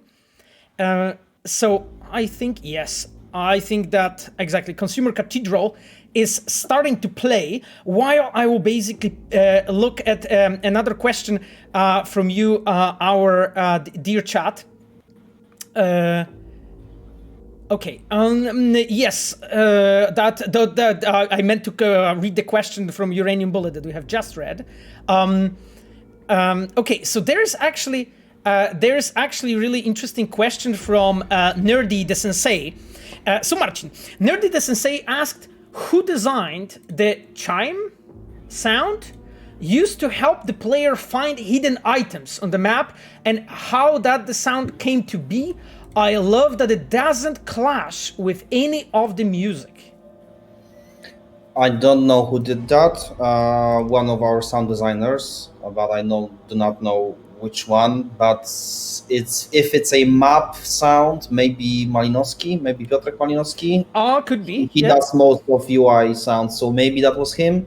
But generally, the idea with Cyberpunk was that even though sound and music are two different departments, just like a quest and music as well, we try as much as possible to work together very closely. And with us sound people, it's obviously much more organic rather than with Paweł and his team, for example. It's just another level of dialect, as I would say. So we can try out new things. And with Cyberpunk, we did agree that it would be very nice to, as much as possible, blur the line between sound and music where possible. So whenever, for example, we hear an alarm sound in Roy's office, in the pickup quest, for example, or those map sounds, they're all tuned to the key signature of music, so they kind of act as sound notifications or sound indications from the world V lives in, right, from the Night City, but they're still tuned in a way that they feel organic as a cohesive part of music as well. So exactly. that was our idea, to blur the lines as much as possible. Yeah, I remember like us having actually conversation about this alarm sounds in Allfoot's factory, exactly the way you have explained it. So, Marcin, let's jump in actually to another question. This time, Formal Adagio. Formal Adagio asks, can you, Marcin, talk about how the idea and process of using grimes and Lazy Weezy has developed? So what you can tell us, of course, because this is one of our bigger stars that we have in the game, so probably not everything can be shared, which is understandable. But what you can tell us actually regarding this cooperation, the idea to use her music in the game in general? Not a lot, I'm afraid. I actually have lots of tasty stories, but as Paweł said, some of them needs to remain under NDA. But what can I say is this: we knew that Lazy Weezy would be not only a prominent figure on a Night City music scene, but also would be an NPC you can actually have interactions with, right? And she actually has her own storyline. I do not remember whose idea exactly it was to go with Grimes. I know I had her on my shortlist as well. But we internally decided that we would go with her. I remember that we chased her for a very, very, very long time. I think it took us a year and a half to actually approach absolutely nothing We try to reach her through their agents, through her social profiles, nothing. Then one weird thing happened I shouldn't talk about publicly, and suddenly we have open connection established, and we can do whatever we Interesting want. stories, She's Marcin. totally on board, and interesting stories. Okay. You got me curious. I have to say, but isn't that like similar to basically working in majority of the stars? So in a way, like as it's always like a bit of a, how to say it, maybe adventure is the wrong word, but it's always just a lot of back and forth of like finding out, okay, what are the needs of both sides and so on. Probably, right? It kind of is similar. You need to remember the fact that when you approach someone popular and someone with this fame factor, right, or this super stardom power, you need to be aware that they operate as a small companies, right? So they have a bunch of people around them, because being, I don't know, a famous actor who does 4 films a year, for example, or a musician who releases a new record every 2 years, it's a full-time job for 5, 6, 7 people around you, including yourself. So you have to deal with agents, with impresarios, with recording labels, and not really often you get to access your star immediately, if any time. Actually, we did collaboration with Run the Jewels, and I didn't see them at all, for example, right? I was feedbacking their stuff. I was also on the mails with Grimes's agent, but I never met her, right? Because that's how it is. And plus, there was COVID, and the time difference between us, the distance, and everything around it. So it's basically a long process. It takes time. It's a difficult thing. You have to negotiate a lot. You have to know your strengths, know weaknesses, and basically have a very clear idea what do you want to do and how do you want to do it. Yeah, it's interesting because the track that just started playing is called Juiced Up. So you're telling us very juicy stories, Marcin. Thank you for that. So I'll just go over another things that I see in the chat. No special question from my side. I only want to give a big thank you to the dev team for creating this beautiful game. Thank you so much, Erdbeer Milch WB. That's really appreciated.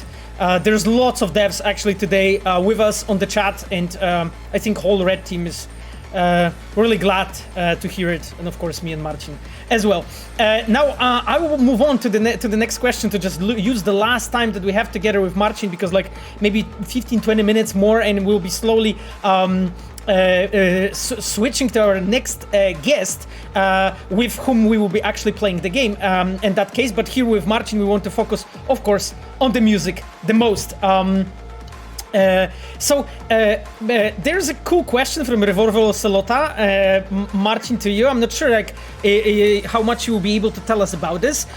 Which games from the past years have made the greatest musical taste impression on you? So I guess like what you have liked the most from the games you have had pleasure to like try, check, play out, maybe even just see some trailers. Like, is there anything that you feel that is like from a musical point of view interesting for you personally?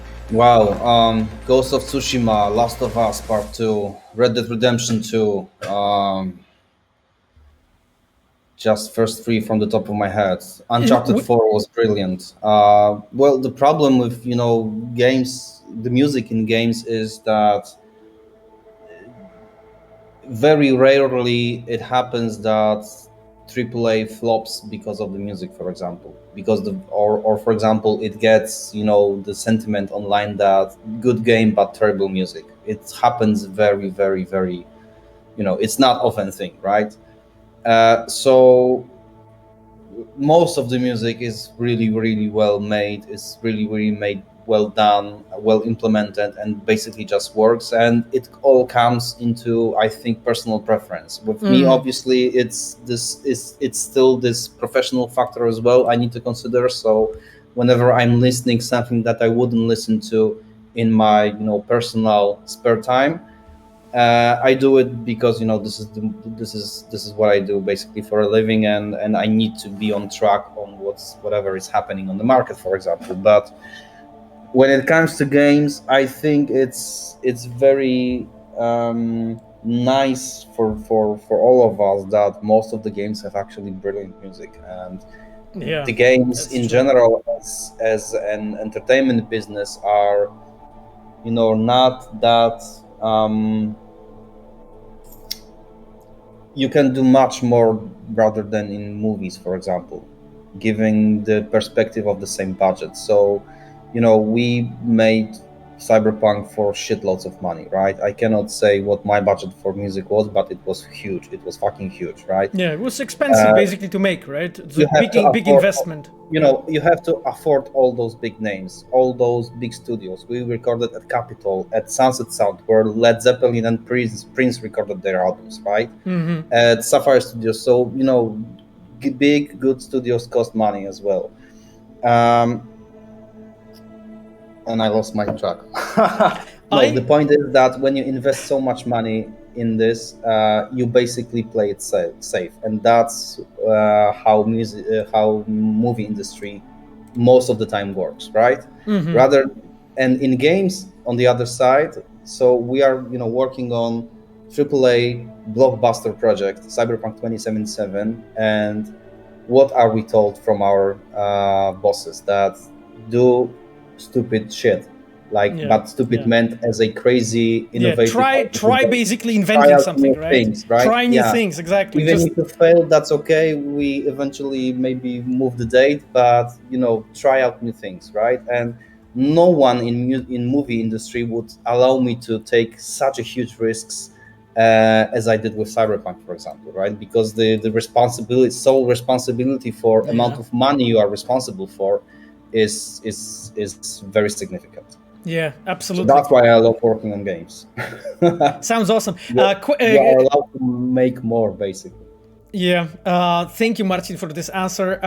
Damn, there's so many questions, guys. I'm trying to go through it as fast as I can. There was a question, Marcin, actually. So, is there a game that you have played in your life and you heard it as a music for that game, and you were like, holy shit, I want to one day wipe the floor with that kind of game, being I want to do something so good that's going to be so much better. That's my level that I want to beat. You know what I mean? Was there something that made you because you mentioned few titles, sure, but is there anything that you just remember some tune, something that comes to your mind? Artistically, first Assassin's Creed. I love this score. I love this game, and I love what Jesper did. Interesting. Okay. Music. And technically, Dishonored. It has a really, really clever adaptive system that puts music together from very tiny 5 to 7 seconds long pieces and makes it in a way you do not even know that. I discovered that when I basically downloaded all the dump from the files and see for myself how meticulously granularly this music was put together. Awesome. Marcin, regarding our giveaways, actually, we'll go to the third one, but there is a question actually from someone, and I think we can do it, but I wanted to ask you here when we are live and you're not prepared for it at all. Can we have your autograph on those discs that we will send on the box? No problem, but that means that it will be breached. So no. I think the autograph can be on the folio, because I think person will keep everything. No problem. That would be fucking awesome to actually have your autograph there. God damn it, I would want a copy of that. Anyhow, guys, you're lucky. Okay. Anyway, Marcin, so that would be awesome. So basically, your autographs on those would be amazing. Now, Cybervesna is actually asking basically about the Chopin Nocturne 55. Oh God, the question was eaten. I don't know if Cybervesna, you have reposted it somewhere, because I literally lost it because the chat ate it. Okay, yes, there is one. So, Marcin, where you were responsible for choosing Chopin's Nocturne Opus 55 for Hanako to play at Embers, and if so, what does it mean? there is also a short mentioning she played Debussy Reverie. There is a hidden message with the choice of music?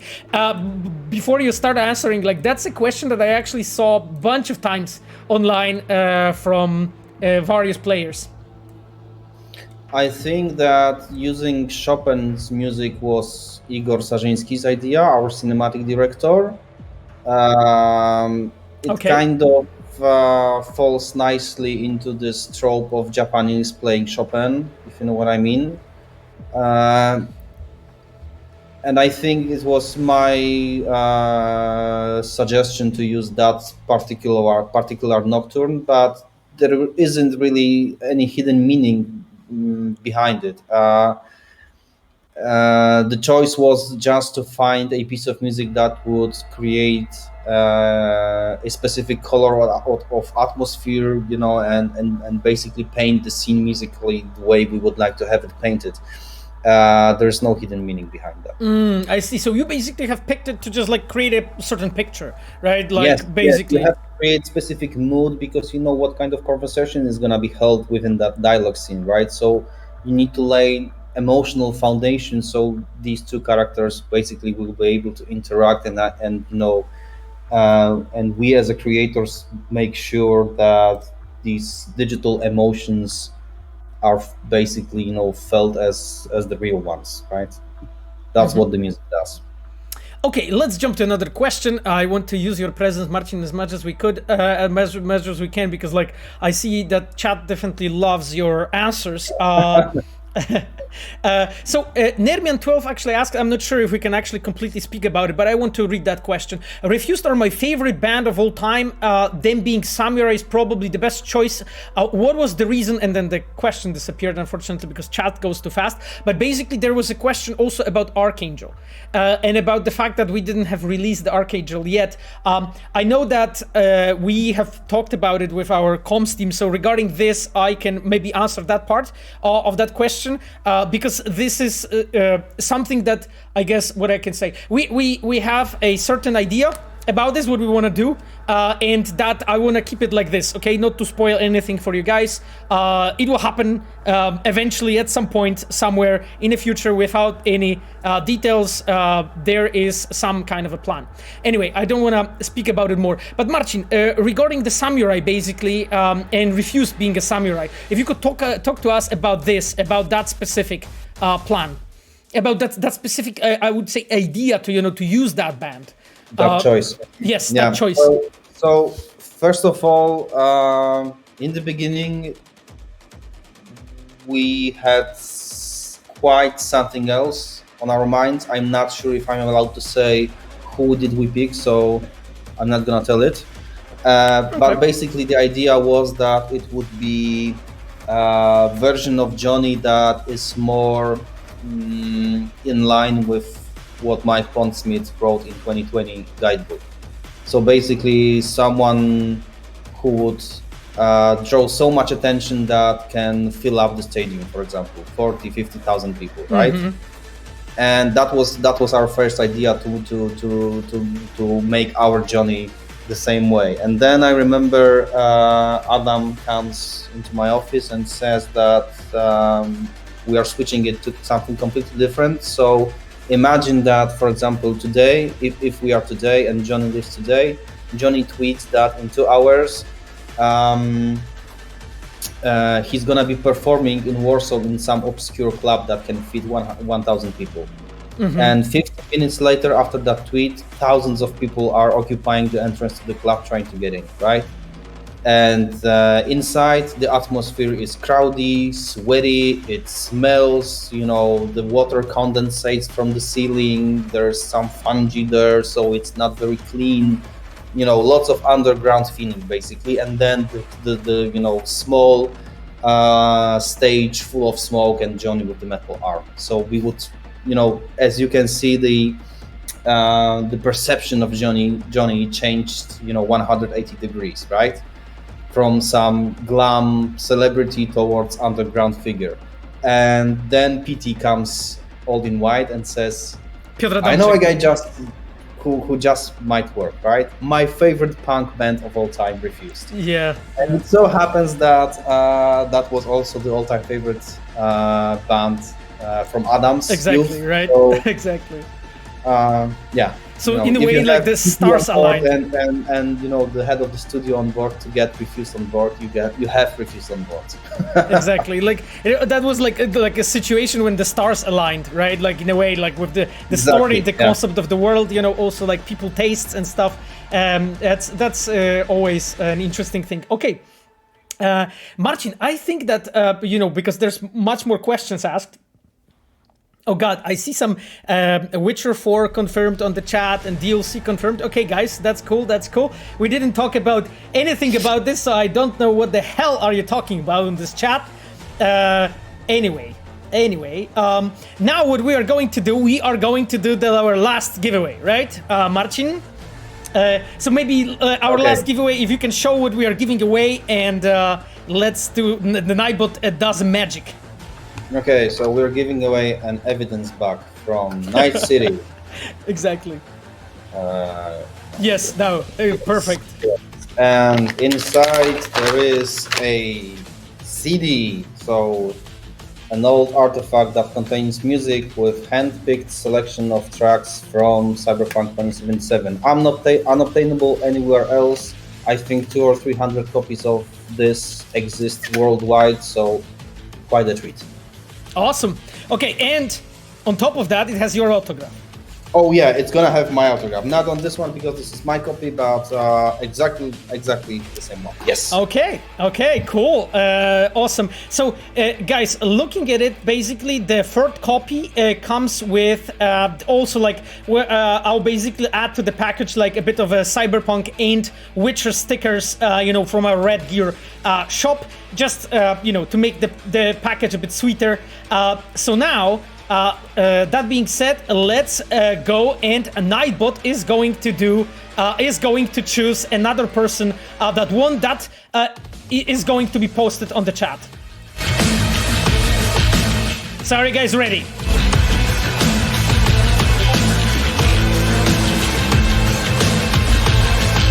Okay, I'm doing the rolling.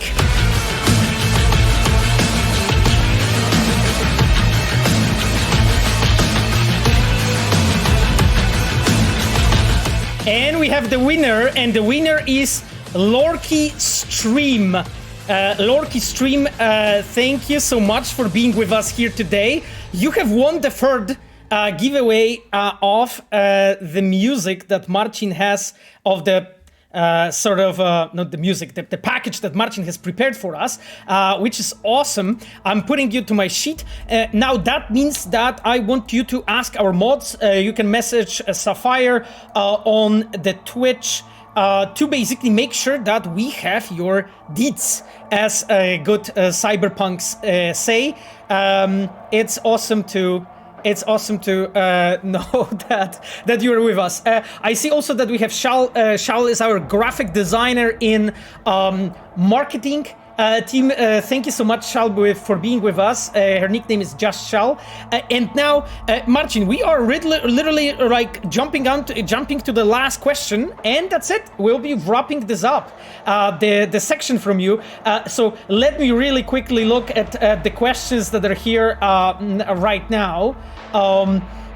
Because there's so many of them, honestly, and I want to like give you like something that will be, the best to talk about for the end. Jesus, guys, the chat goes like 300 kilometers per hour at this point. Okay, Marcin. So the absolute last question for you, then, because I think this is something that a lot of people wanted to know. Question from Machiavelli. Why Never Fade Away, the cover, only plays in the Devil ending, apart from ending credits? Well, again, not that we are hiding anything from you guys, or there's, shitloads of hidden messages. It often comes into very simple conclusions, right? Whether something works or not. Because still we are in the business of triggering right emotions and making sure that our creator's intention is properly read by you players, our audience. So when it fits, obviously we like to hide something here and there, but most of the times we just need to think of it as a one bigger thing, and how does it feel when you start this whole narrative arc, this whole your adventure in Night City, and then slowly come to the finish line. And if we have several specific different endings, uh, they all trigger different emotional tones. So that's why, for example, this, I don't know why people call it secret ending, the one with the space station. It was never secret, I think, from our perspective. Yeah, I mean, there's another one, but that doesn't. I think that doesn't matter. Whatever, but yeah. My point is that every single ending and every single conclusion of the storyline in those endings hit different emotional tones, and music is supposed to answer that need, accordingly, in order to actually elevate this whole scene. That's why you hear specific tracks in specific branches of storyline and not in other ones.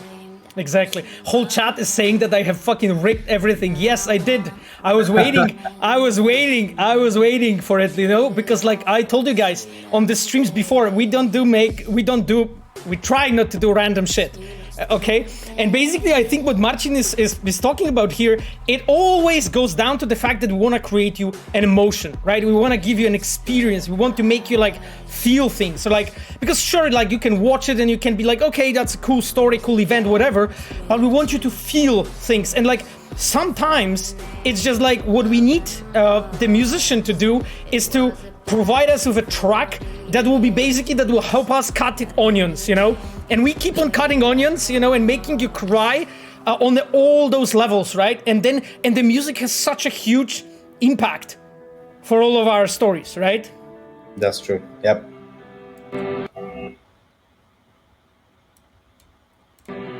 Sorry guys, I have stopped it unintentionally. That was not the plan. Dear chat, I know that the music is loud, but that's the plan. That's the best way to finish, I think that Marcin has moved you.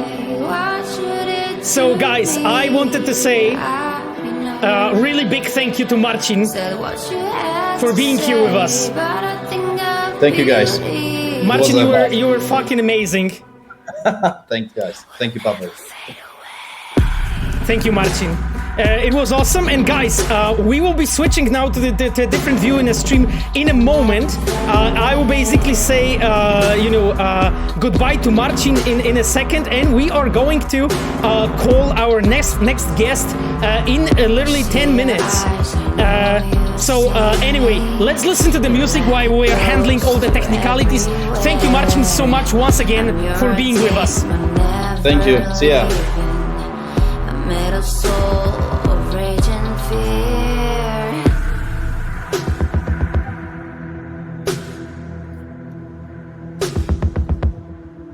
I'm now talking secretly to Marcin right now. One thing that changed it all.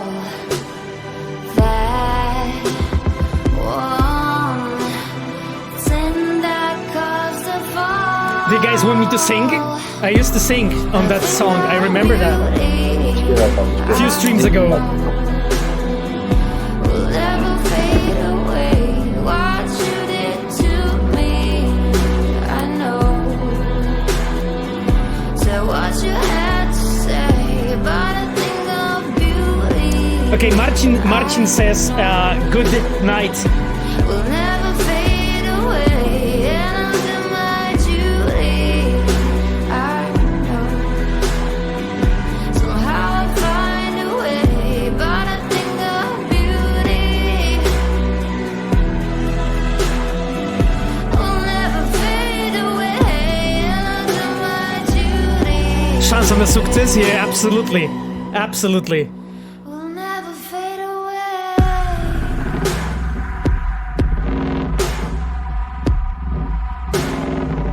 Will never fade away.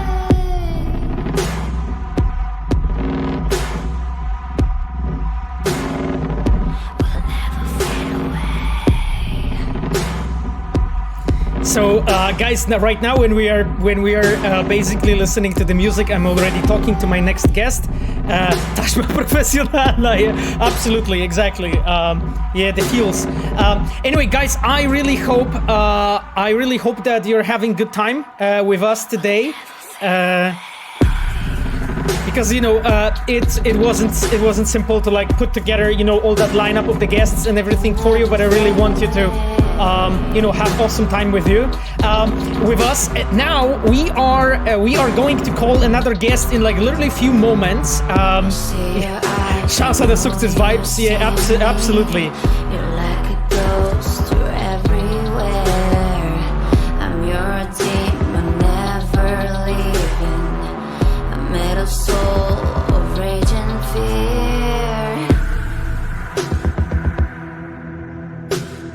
Okay, guys, I think actually that Olga is with us, or maybe I'm wrong. I think Olga Jankowska is on the chat right now. Aren't you, Olga? I'm pretty sure she is with us, actually. The person who actually is singing this. Yeah, because she just messaged me a moment ago. Yep.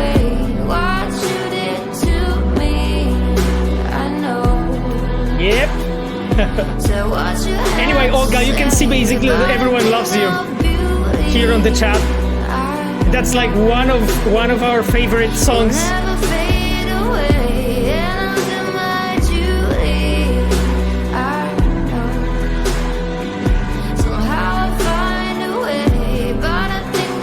Yep. Everyone says, Olga, you're the best.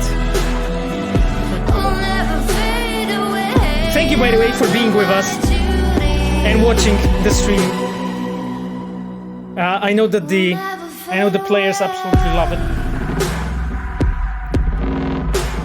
Olga for president. Okay.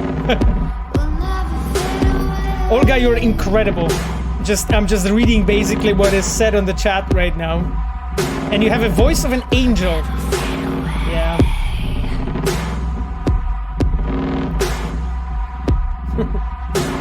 Okay. So, guys, the song is slowly getting to an end right now. And I am going to switch our playlist to the beginning. And when that happens, I will be calling our another guest. When that happens. Okay. So let's start from the beginning. And we are back in the moment with a new guest. Guys, for you, the second person that is going to talk to us about his craft.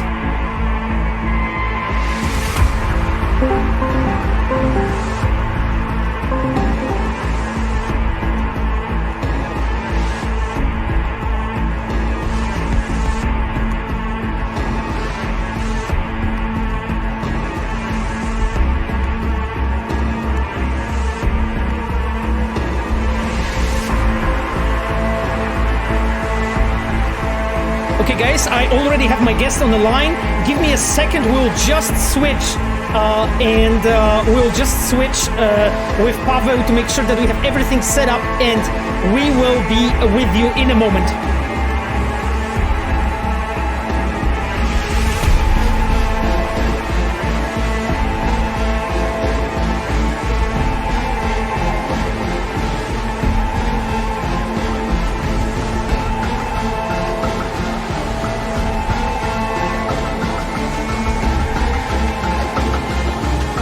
Okay, and my guest is already hooked up.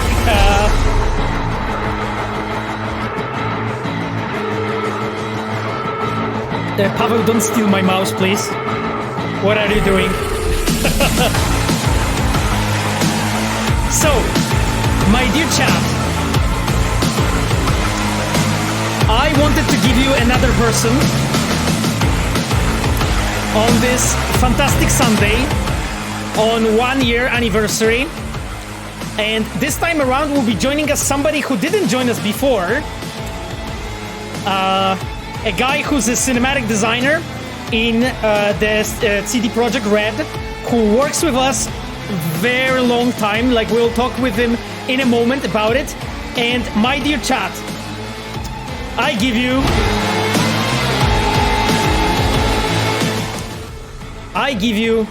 Paweł Ochocki. Hello everyone, it's amazing to be here finally. Hello, Paweł. I actually for a second gave you a wrong title. You were called Marcin Przybyłowicz for a second. Can you imagine this? Yes, I can actually do that a lot, like on my free time, so I understand this completely, yes. Absolutely, exactly. While you're speaking, I'll actually edit your scene slightly because I want you to be not to have this gray border under you. It will be just a second when I adjust you so that you are a bit nicely framed for us. Okay. We have you now. Cool.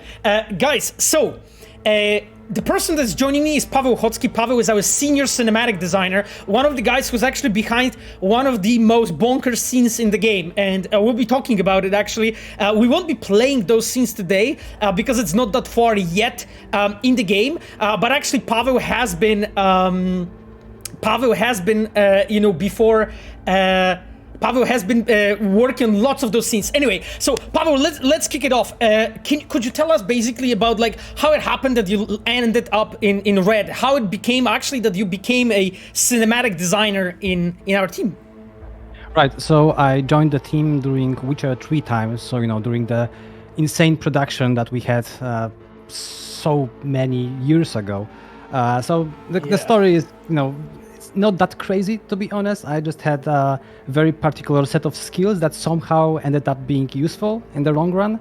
I think that cinematic design in general is extremely interesting because it can allow people of multiple backgrounds to still be useful. So we have people, that simply were editing movies before, right? Or people that worked a lot of industries that are very, very random on the surface, but at the end they actually are useful when you deal with narrative content in our games. I think it's an amazing position to be in because cinematic design is somehow the best possible work that I can imagine for myself. And I can't wait for the new generation of people actually join us because I talked about this recently, but like during Witcher times, we were like 5 or 4 people. Right now we have 18 people, and you can see that there is a space for expansion, actually getting pretty cool stuff going on. Yeah, exactly. Like I think when we started Witcher 3 time, like I remember like in cinematic design we had like 1 person or 2 people. Yeah. Kaitek, right? No, not yet even. Even earlier, before Kaitek joined, I think it was just Paweł Świerczyński at that time, and then at the time, and one other person that I forgot actually the name of right now, but that was it. And on the side of the quest team, it was like 3 people. On the side of open world, there was nobody yet. So that was it. That was it basically. Okay. I see, guys, that you're basically joking that we have more Pawels in the game, in the stream. Absolutely. By the way, someone noticed that my face was actually used in the fight with the twins.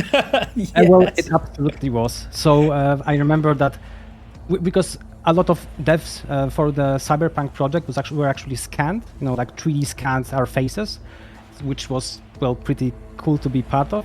And one day I remember Philip Weber, our senior quest designer during that time, asked me, "Hey Paweł, would you be okay if you would be like a character in my quest?" I said, "Well, obviously, that would be amazing." He did not tell me that I would be the most punched face in the whole company, probably, which is fine. Don't get me wrong, because it's extremely hilarious when people actually notice that there's some resemblance, right? And talk about it. So I love it. And yes, absolutely, I was used for the twins fight, and that was a dream come true, really. For a long time, your fight, like the fight when you and your twin is appearing, that was the most busted fight in the whole game. Like, it was so difficult to actually beat you both. It was really, really difficult. By the way, guys, we actually have Ero on the chat. Hello, Ero. Ero is our quest designer in the team. Thank you so much, Ero, for being with us. And I see Chivok as well. Chivok wrote that he's 2 hours late. Chivok is our customer support engineer in Red Team as well. I hope I didn't miss any Reds that have spoken so far on the chat. Paweł, so actually together, guys, with Paweł, we'll be actually playing the game this time around. So from this point on, we'll start playing the game. Now, I am mildly worried that we'll have some technical issues as we had last time, basically because when we combine Parsec and Discord call, it's really like...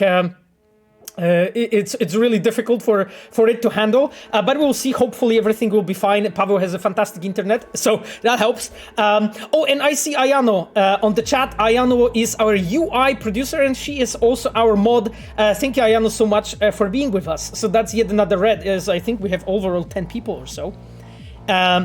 Exactly, red takeover, as Miles wrote. Thank you, Ayana, so much. So, my dear chat, basically, you can ask questions to Paweł the same way as we have done with Marcin Przybyłowicz, but here, basically, to keep the momentum going and so on, we will basically switch to playing the game in a moment. So, basically, when I'm talking to you, I'm already starting the game, basically at the background. So, we will soon load the save game. And today, actually, with Paweł, we have something special planned for you that we wanted to play with you, that we wanted to show you. And this is, Paweł, the Delamain quest, right?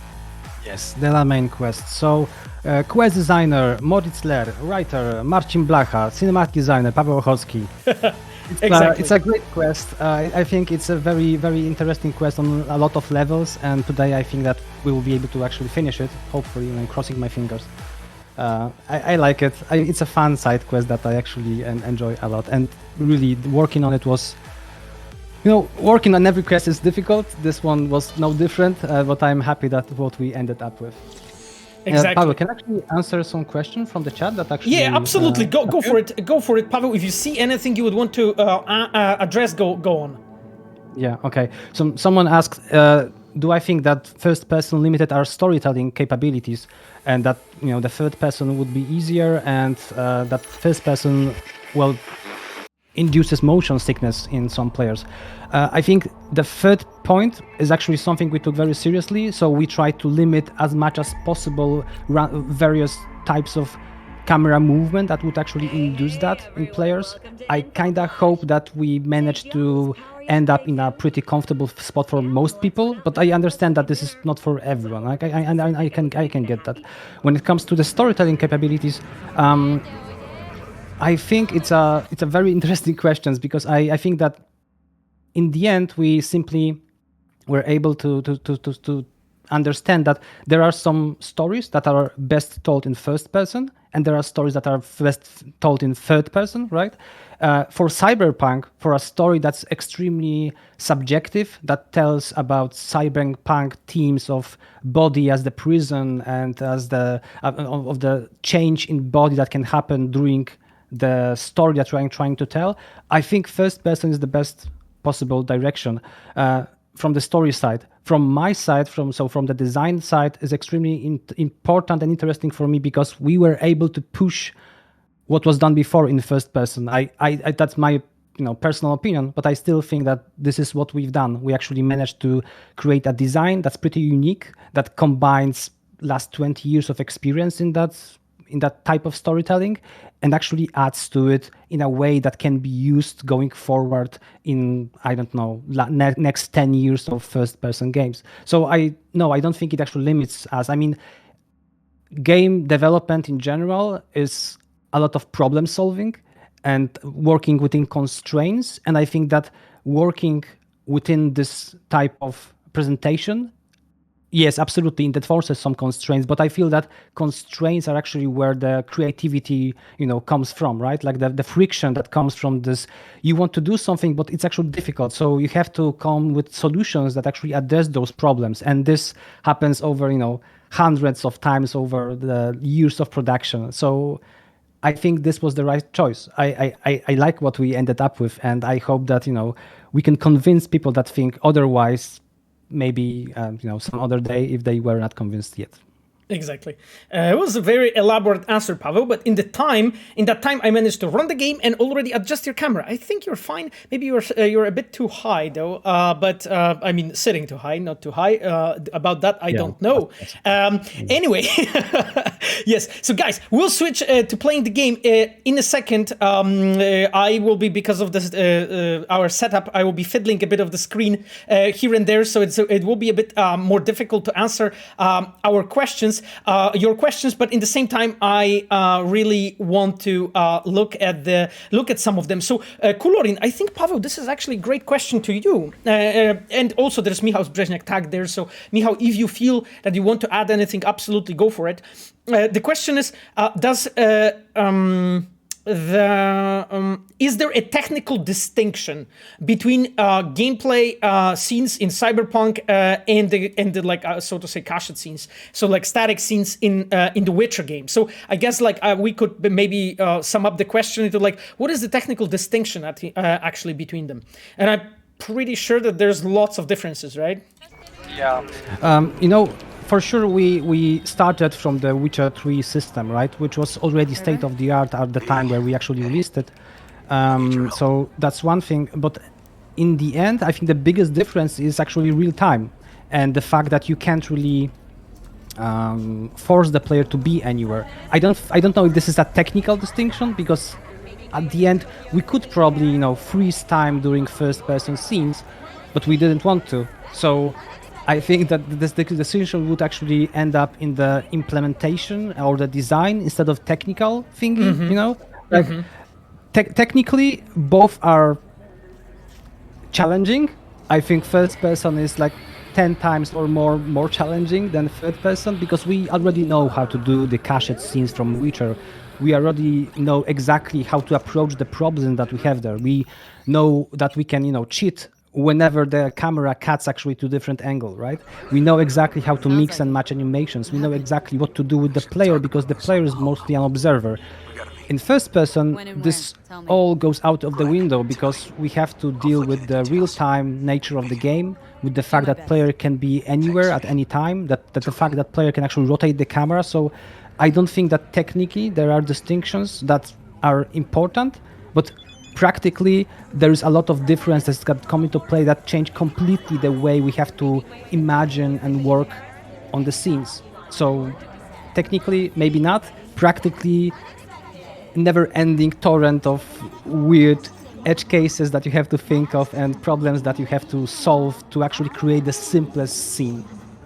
Yeah, exactly. Well said, Pavel. I mean, I was just looking for a second. Dear chat, could you please tell me, how is the performance for you when it comes to like Pavel specifically? Like, is he actually, because like the game is like, the game has like 600 frames, and I like capped it in 60, and the game is super fluent for me. Like Pavel is also super fluent for me on my side. But I think that on the receiving end, I see that Pavel is stuttering for you slightly. His camera is laggy. Yeah, I actually don't think that Pavel lacks some frames. Pavel is mostly okay. Well, Pavel skips a bit. Okay, thanks, guys.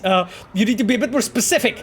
You need to be a bit more specific.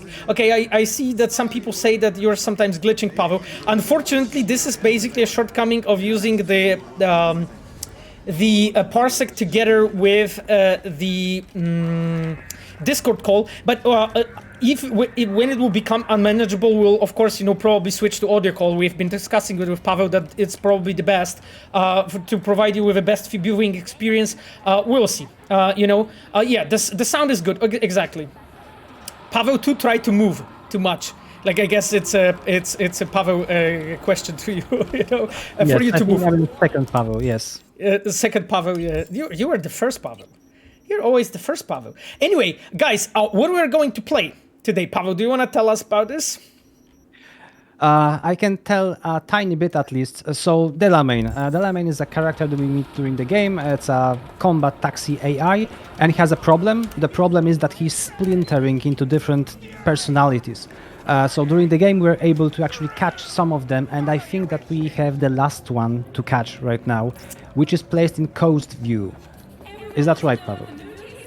Yeah, it is actually. I didn't realize that I actually got the Caliburn too as a car. By the way, that's the car I very rarely using. You know, guys, it's the one from the Mercman. Right, you probably remember this. So because we are using Parsec, you know, of course, you know, we can switch playing, you know, and sometimes it will be me playing, and sometimes it will be Paweł. When you see somebody, okay, police issue warrant, that's cool. Let's move on. When you'll see basically people wreaking havoc in the city, it's probably me. Paweł will be playing mostly the scenes, I guess. Let's do it like this. Yes, please, let's do that. Let's do it like that, yeah. And you can already hear like the radio playing, right? When Marcin Przybyłowicz was here and we were talking, like he was speaking about, you know, providing you with basically the best, you know, radio stations for the game. So Paweł, so when it comes to the Delamain, what you can actually tell us, you know, regarding like the background of the character in general? Because like, of course, you know, we had numerous discussions regarding, you know, how that character is an AI with the split personality and so on. So what exactly has happened so far in the quest? You know, what we know so far? Okay. So we first met Delamain in the prologue of the whole game, right? And then he actually helped us travel to the Arasaka hotel, I guess. Yes, to Konpeki Plaza, yeah? Yeah, the Konpeki Plaza, yeah. So after that, we are trying to get back our car, and we were wrecked by one of the Delamain crazy AIs, which has amazing line, beep beep motherfucker, which is amazing thing to hear from Delamain. Actually, Moritz Ler, again, the quest designer for this, bought me a t-shirt with exactly this quote. And really? we actually sometimes have it, and you know, when we'll meet one day in the office, we can actually see each other and say "beep beep motherfucker." I guess it's extremely cute, to be honest. I think that was a great thing to do. Sorry, back to the quest. Back to the question, yeah, exactly. Yes. So Delamain, we were attacked by this one of personality, and we got the info from Delamain itself that something happens to him, right? And we were able to hunt down 5 personalities before. So for example, there was one that was extremely deep and philosophical and actually talked about serious stuff. There was one that was extremely aggressive and tried to commit a suicide, I think. Oh yeah, there's also a suicidal one. Yeah, yes, yeah, there was exactly. Yeah. I like that one because, so like in general, this quest was pretty cool because we had a lot of restraints when it comes to, I think, location. So I think I say we, but the truth is that it wasn't me, right? It was mostly Moritz, I guess. Well, you as well, right? So yeah, sure. We are a team. We as a team, exactly. Yeah. So we had to work around a lot of constraints, how to make an interesting quest without getting new locations, I think. So Moritz came up with this pretty cool idea of those divergent personalities that are hiding throughout the whole city, and we have to find them. And we don't really have to change anything about the city itself. However, the setup of the scene makes it interesting, right? So whatever happens to the personality, for example, the suicide Delamain is trying to roll itself over the edge of a bridge, I think. Yes. So I like that each of those personalities is placed in a way that actually suits the general theme or the idea behind the personality. There was one, for example, that I think hated or was scared by flamingos. Yeah. That's true. Was like terrified. Was like terrified of flamingos. Yeah, I remember that. Yeah. I think it was referencing Silence of the Lambs. I don't know, but I think so because there was something about Clarice there. It was hilarious, I think. Yeah.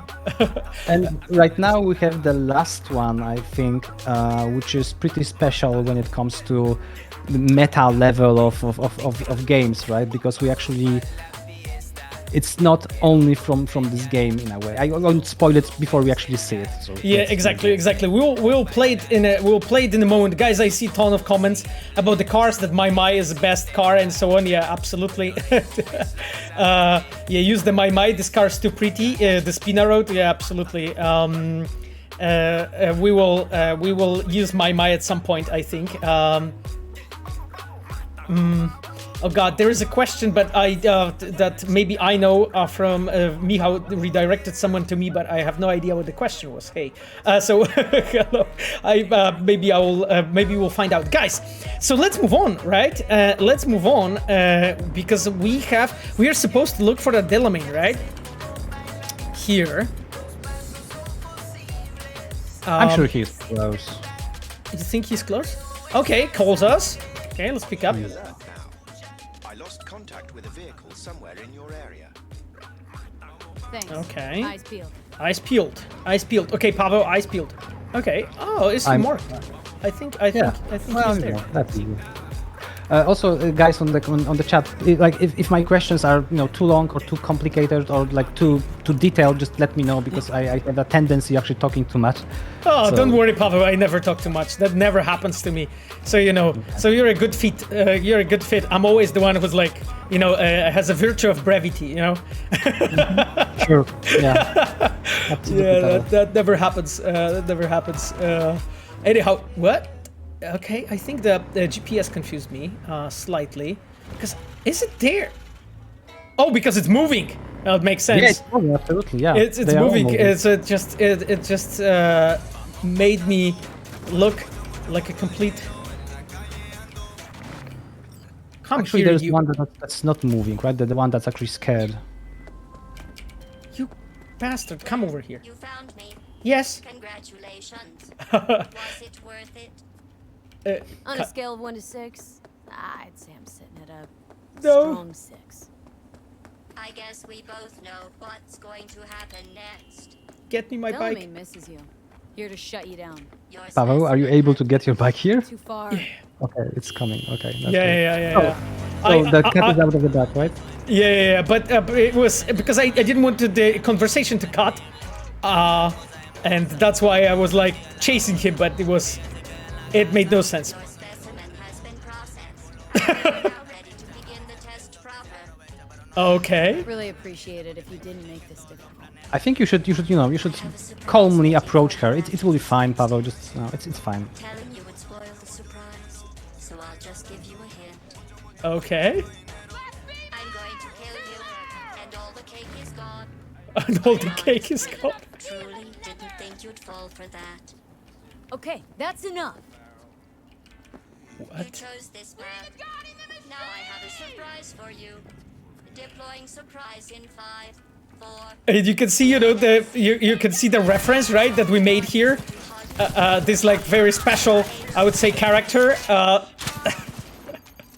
Okay, killing machines. I love that we're able to do that. Like we are able to actually get all those dialogues to work inside this completely bonkers quest.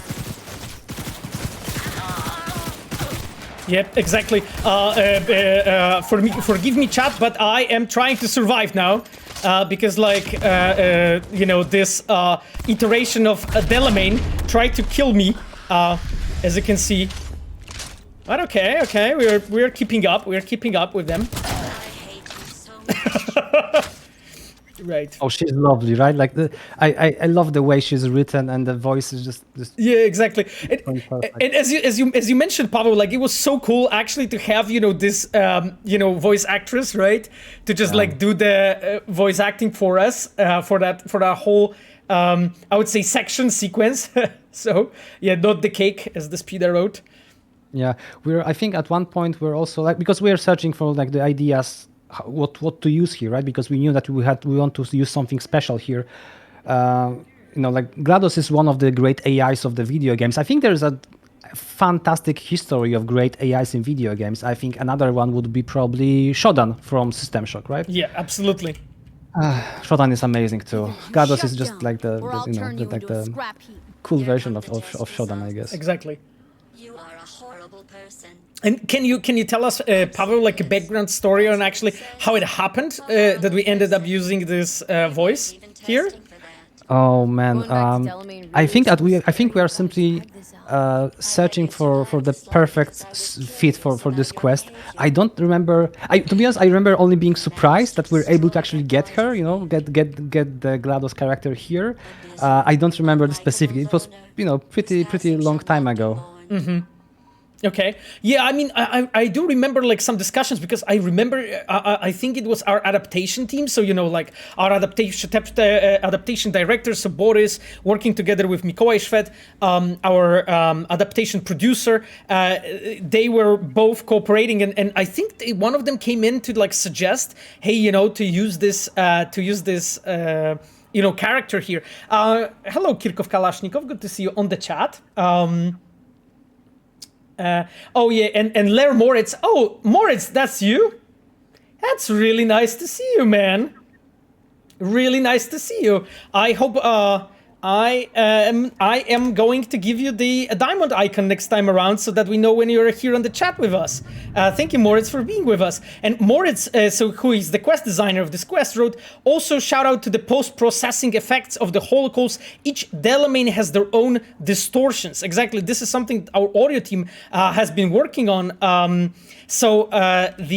Piotr Malinowski, because I think he was specialized in that, right, Paweł? That was, I think, him. Yes, Piotr Malinowski did a lot of post-processes for the whole game, and that's probably one of them, yeah. Yeah, exactly. Okay, that's enough. Didn't ask you for the psych evaluation. I'll go with a second one. This psych eval might have felt more credible if you hadn't just tried to flatline me earlier. What's your point anyway? Survival? You're still shuffling around a little. By the way, the eyes of that Delamain are so fucking creepy. In Yeah. that holocaust window. How do you... Yeah, exactly. So there is actually something I can talk about here. At one point, I wanted to have like super custom poses for each Delamain. That that is this. I remember. divergent Yeah, one. yeah. Yeah. I feel that they felt very right, but at one point they felt too separate from the main Delamain, right? Because we wanted to have some kind of lineage from the normal Delamain to the divergent one. So we had to back out from this. But I remember being so pumped about the silly tiny Delamain in the holocaust window that would actually express the personality, because a lot of my work resolves around poses of the characters. So the way you actually the way the person sits, right, or stands or does something. Yeah, exactly. They're extremely expressive tools that we can use to sell the story about those characters. So even though you would see this Delamain for, I don't know, 2 minutes in the whole sequence, I feel that in the moment you would see the picture of it, you would understand the feeling that actually goes inside their AI process. We had to actually change it to be much closer to the normal Delamain, but like Paweł said, it still works because the eyes, for example, in this one were crazy creepy. So it's fine. It's fine. It's a matter of compromise, I guess. Exactly. I am actually trying to. I will actually go and take care of the fact that Moritz does not have the diamond icon. Basically, just to make sure that we are. Just to be sure that we are.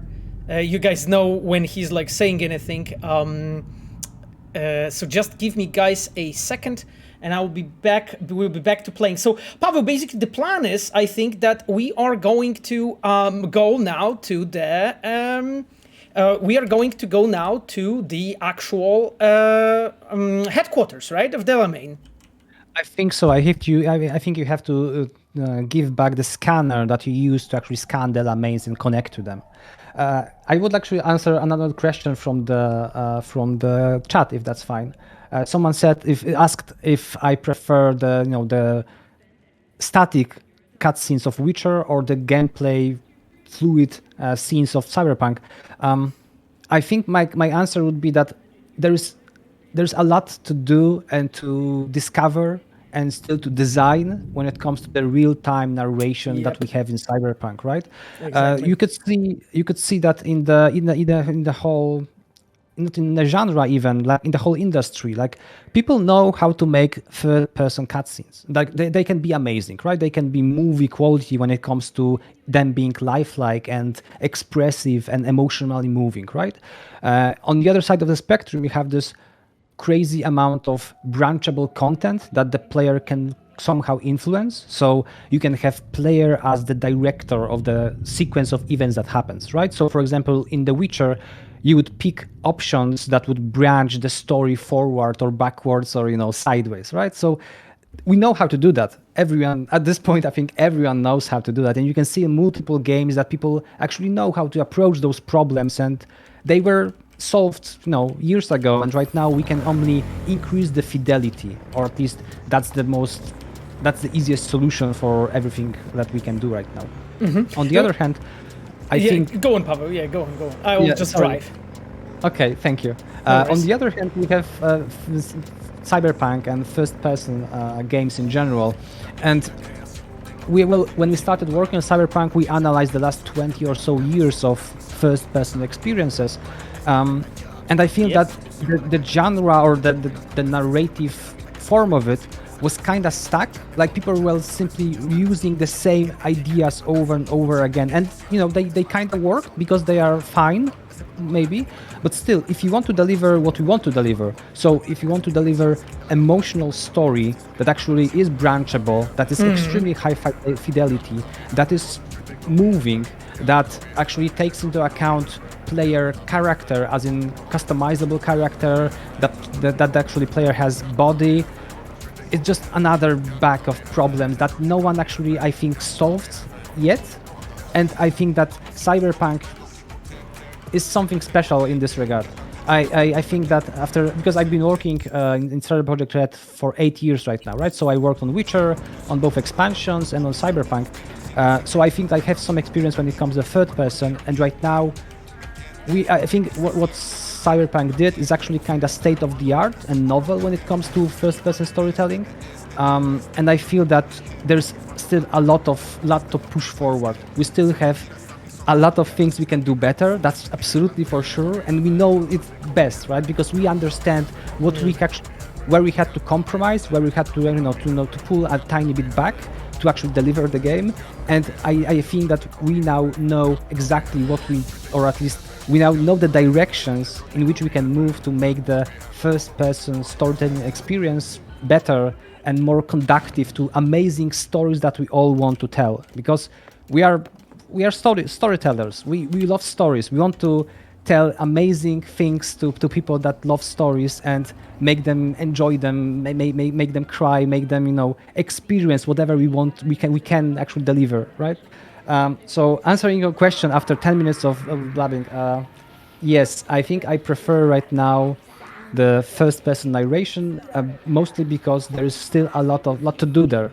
And as a designer, as a person that designs, directs, and implements content, I feel there's a lot of interesting and very, very, very fun things to do there. Okay, thank you, Pavel, for this answer. I think we are all so engrossed, in what we are doing. Each of us can probably talk, for hours on those questions and so on. But let's slowly, try to play the game and also, of course, pay attention to the questions. I see Moritz is on the chat as well, and Moritz already has a diamond icon. By the way, guys, for those who don't know, because we talked about Moritz multiple times before on the streams, but just wanted to introduce him officially. So Moritz Ler is our quest designer in CD Projekt Red. Moritz is with us since a few years. And Moritz has done multiple quests actually for Cyberpunk. The one that we are just playing is the one that he designed, and Paweł Ochocki, senior cinematic designer who's with me here on the camera, is the one who did the scenes for this quest, and of course, has been basically behind a lot of the work regarding the cinematic work.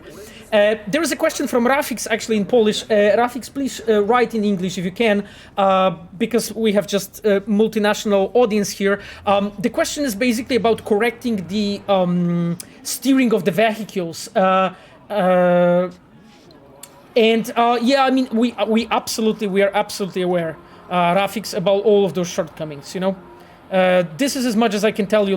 We won't be talking about any future plans as always, because this will come officially from the company, from the studio. But I wanted to mention that we absolutely know that those things require work. Okay, Rafix, I hope that this is a good enough answer for now. Let us go back to the game, Pavel, and let's move on because we are entering the Delamain headquarters. Yes, and there will be a super small scene here. Yes. Hello, miss. Hello, I miss. forgot to remind you to return the scanner. Oh. If you happen to have it on your person, I'd ask you please place it back. Okay. So I think I it's guess in the I right need to. here. Yeah. I need to return the scanner. Okay. So let's do that. For all my lost items. Allow me to express my gratitude for your assistance. Felt like a scavenger hunt for a range of your mood swings. You're more complex than I thought. Oh. Okay. Yes.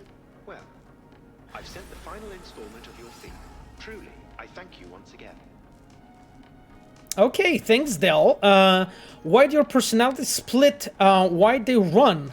How did your Yes, let's personality talk about this. fracture anyway? And why? Ah, that is the question. I'm looking into it, but still know little more than you do, I fear. Okay. So I guess we're saying good Pleasure to night, work goodbye for now to Delamain. Likewise, I look forward to doing so again in the future. A pleasant day to you.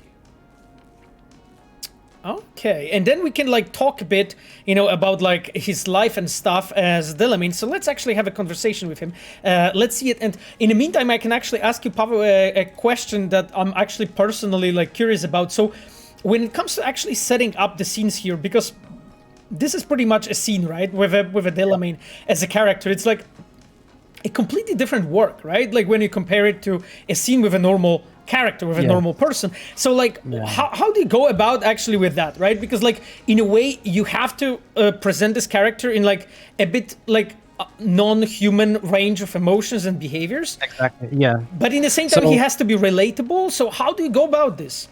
Yeah, I think it's a very delicate balance, as you can imagine. I remember that at the very beginning, when this quest actually happens, you meet the receptionist Delamain, right?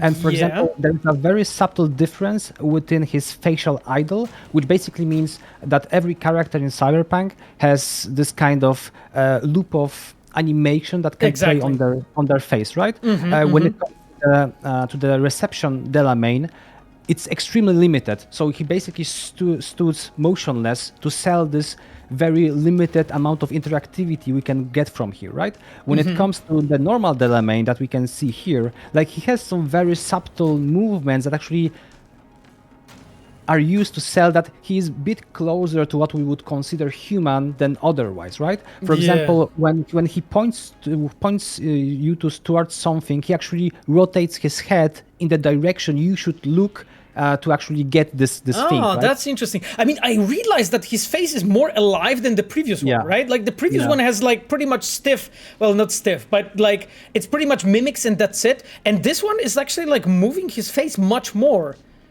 So that's like a conscious choice to show the progression, basically. Yes. So I think that every Delamain personality is somewhat unique in that way. So every can actually use a different pose. When it comes to the normal Delamain, he has an increased range of motions, right? That we can actually use. He actually can look around him, and that we can use that to increase the.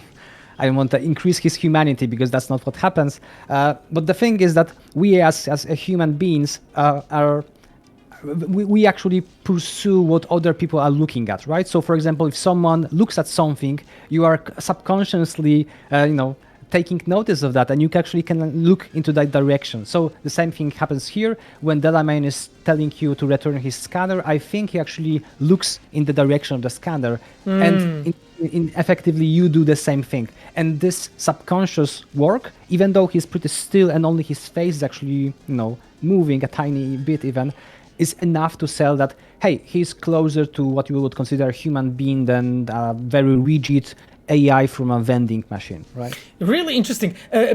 Pavel, there is actually a cool comment from Kirkov Kalashnikov. Kirkov is one of the influencer streamers as well, very often present in our streams. So what Kirkov wrote, first and foremost, happy birthday to the first year of Cyberpunk. Thank you so much, Kirkov. Can't wait to see what will happen next 10 years. Now a question for you, Pavel. How does it feel to beat the shit out of so many players in the Beat on the Bread quest line? Took me about 10 to 20 times until I won. I think it's a great question. So as you can probably imagine, they were absolutely based on me and my, my Physical immersion, ability. exactly. So Yeah. you can say that I feel pretty okay about that, especially because it actually gives players a challenge to overcome, right? So this is what you have to do to actually enter game dev industry. You have to beat the crap out of some dev. This is like the rite of passage. So I'm happy that so many people were actually able to do that. It's fine. Okay, I'm perfectly Paweł, fine okay. with it. Could be better. Thank you for the answer, Paweł. We appreciate it. Moritz also wrote. I just wanted to read his comment. God damn it! It moved already up. Moritz wrote, "Receptionist Delamain is basically the one of his personalities that didn't evolve." It's a really cool detail that you guys have put in. Okay, let me. Jesus, this is. Can I There's. answer another question? Sorry. Yeah, go on. I will basically keep on talking, I guess, to Delamain then. Okay. So the question is, in which scene were you most happy with the first-person perspective, and you thought we wouldn't do that so well in third-person perspective? really had a So good chance can I with spoil things, Paweł? Is that fine? I think it is, but if you don't have to spoil it like terribly, try not to spoil it terribly. Okay, Felt like fine. more than a service to me. No, it's fine. So there's okay. So there are a few moments where I went, oh, okay, we have something here.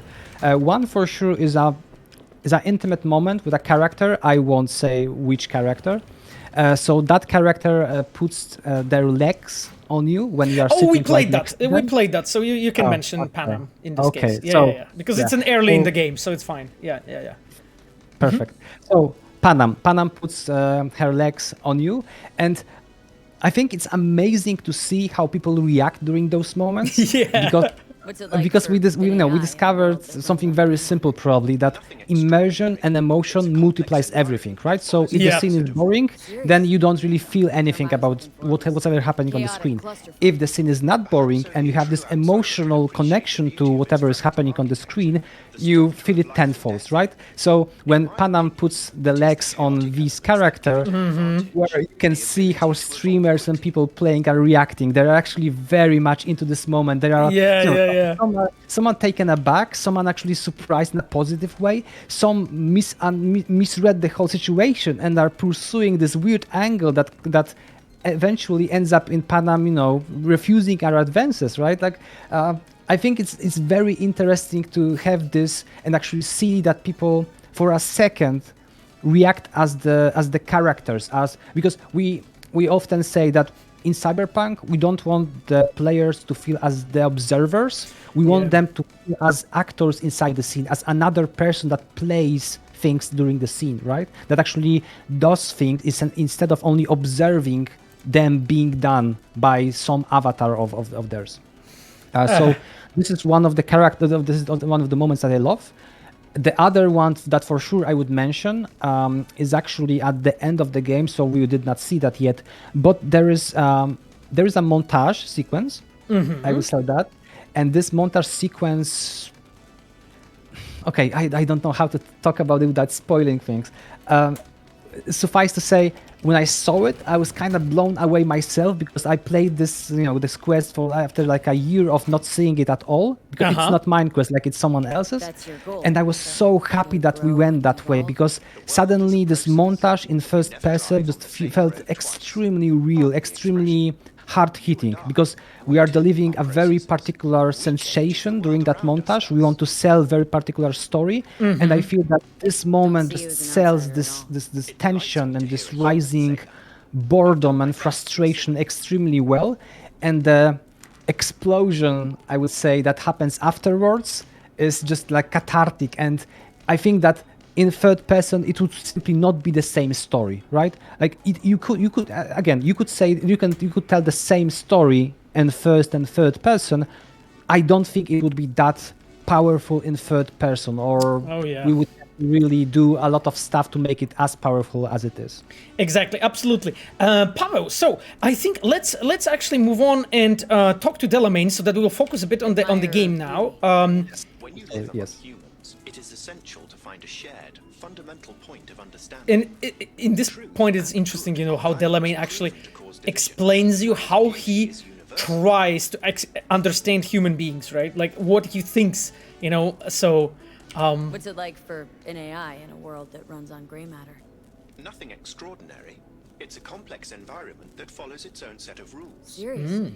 Oh, term I was looking for was chaotic clusterfuck. oh, here you go. Perhaps only a true outsider can appreciate the beauty of its fractal architecture, the structure of life and death here.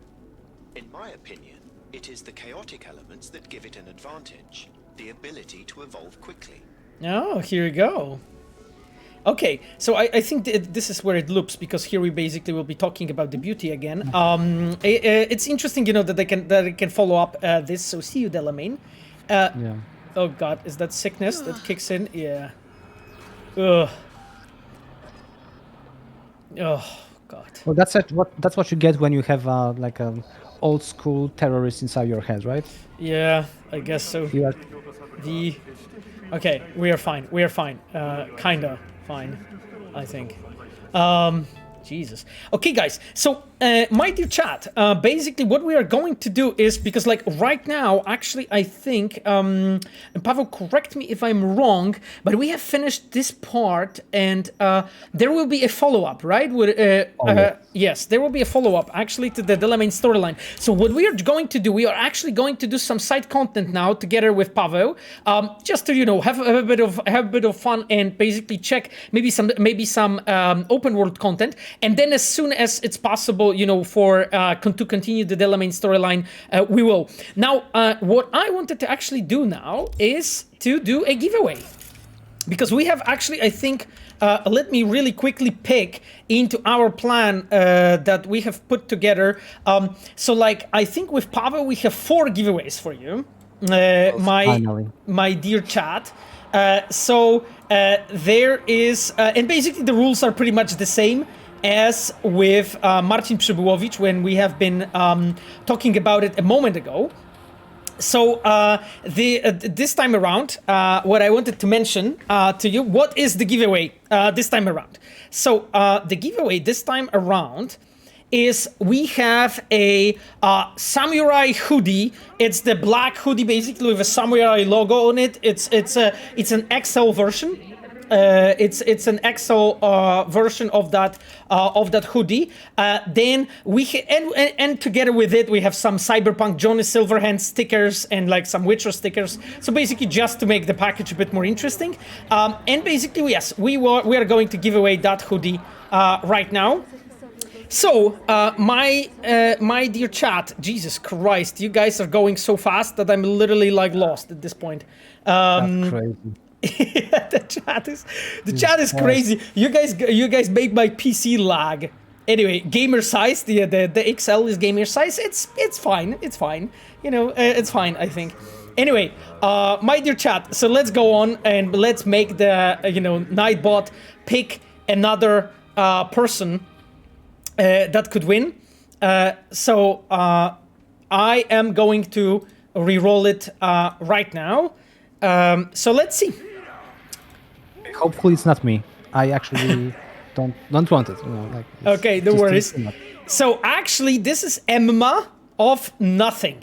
So Emma of Nothing, it is the samurai hoodie and stickers package goes to you. So Emma of Nothing, please message our mods regarding your delivery address. I am putting you here on my sheet. So we'll be basically trying to contact you regarding your address and, because we want to give it to you. I see people saying, I am Emma of Nothing too. Yay. Once again, sorry, I hope people say that. Yeah, you know, I'm too Emma of Nothing. Like, it's obvious I'm the Emma of Nothing, so. Yeah, exactly.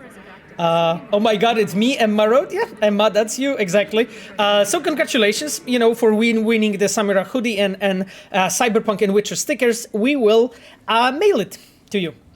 So guys, that being said, we will basically do another giveaway probably in like 15-20 minutes with Paweł, because we have like, I think 3 or 4 more of them when Paweł is with us. Now, Paweł, let's actually go and play. I am going to actually, because like I'm seeing that here is a bit of a content that we haven't been doing. There is some assault on progress and so on. So actually, I could go to that assault, and then from there to that quest, we have also some assault progress here.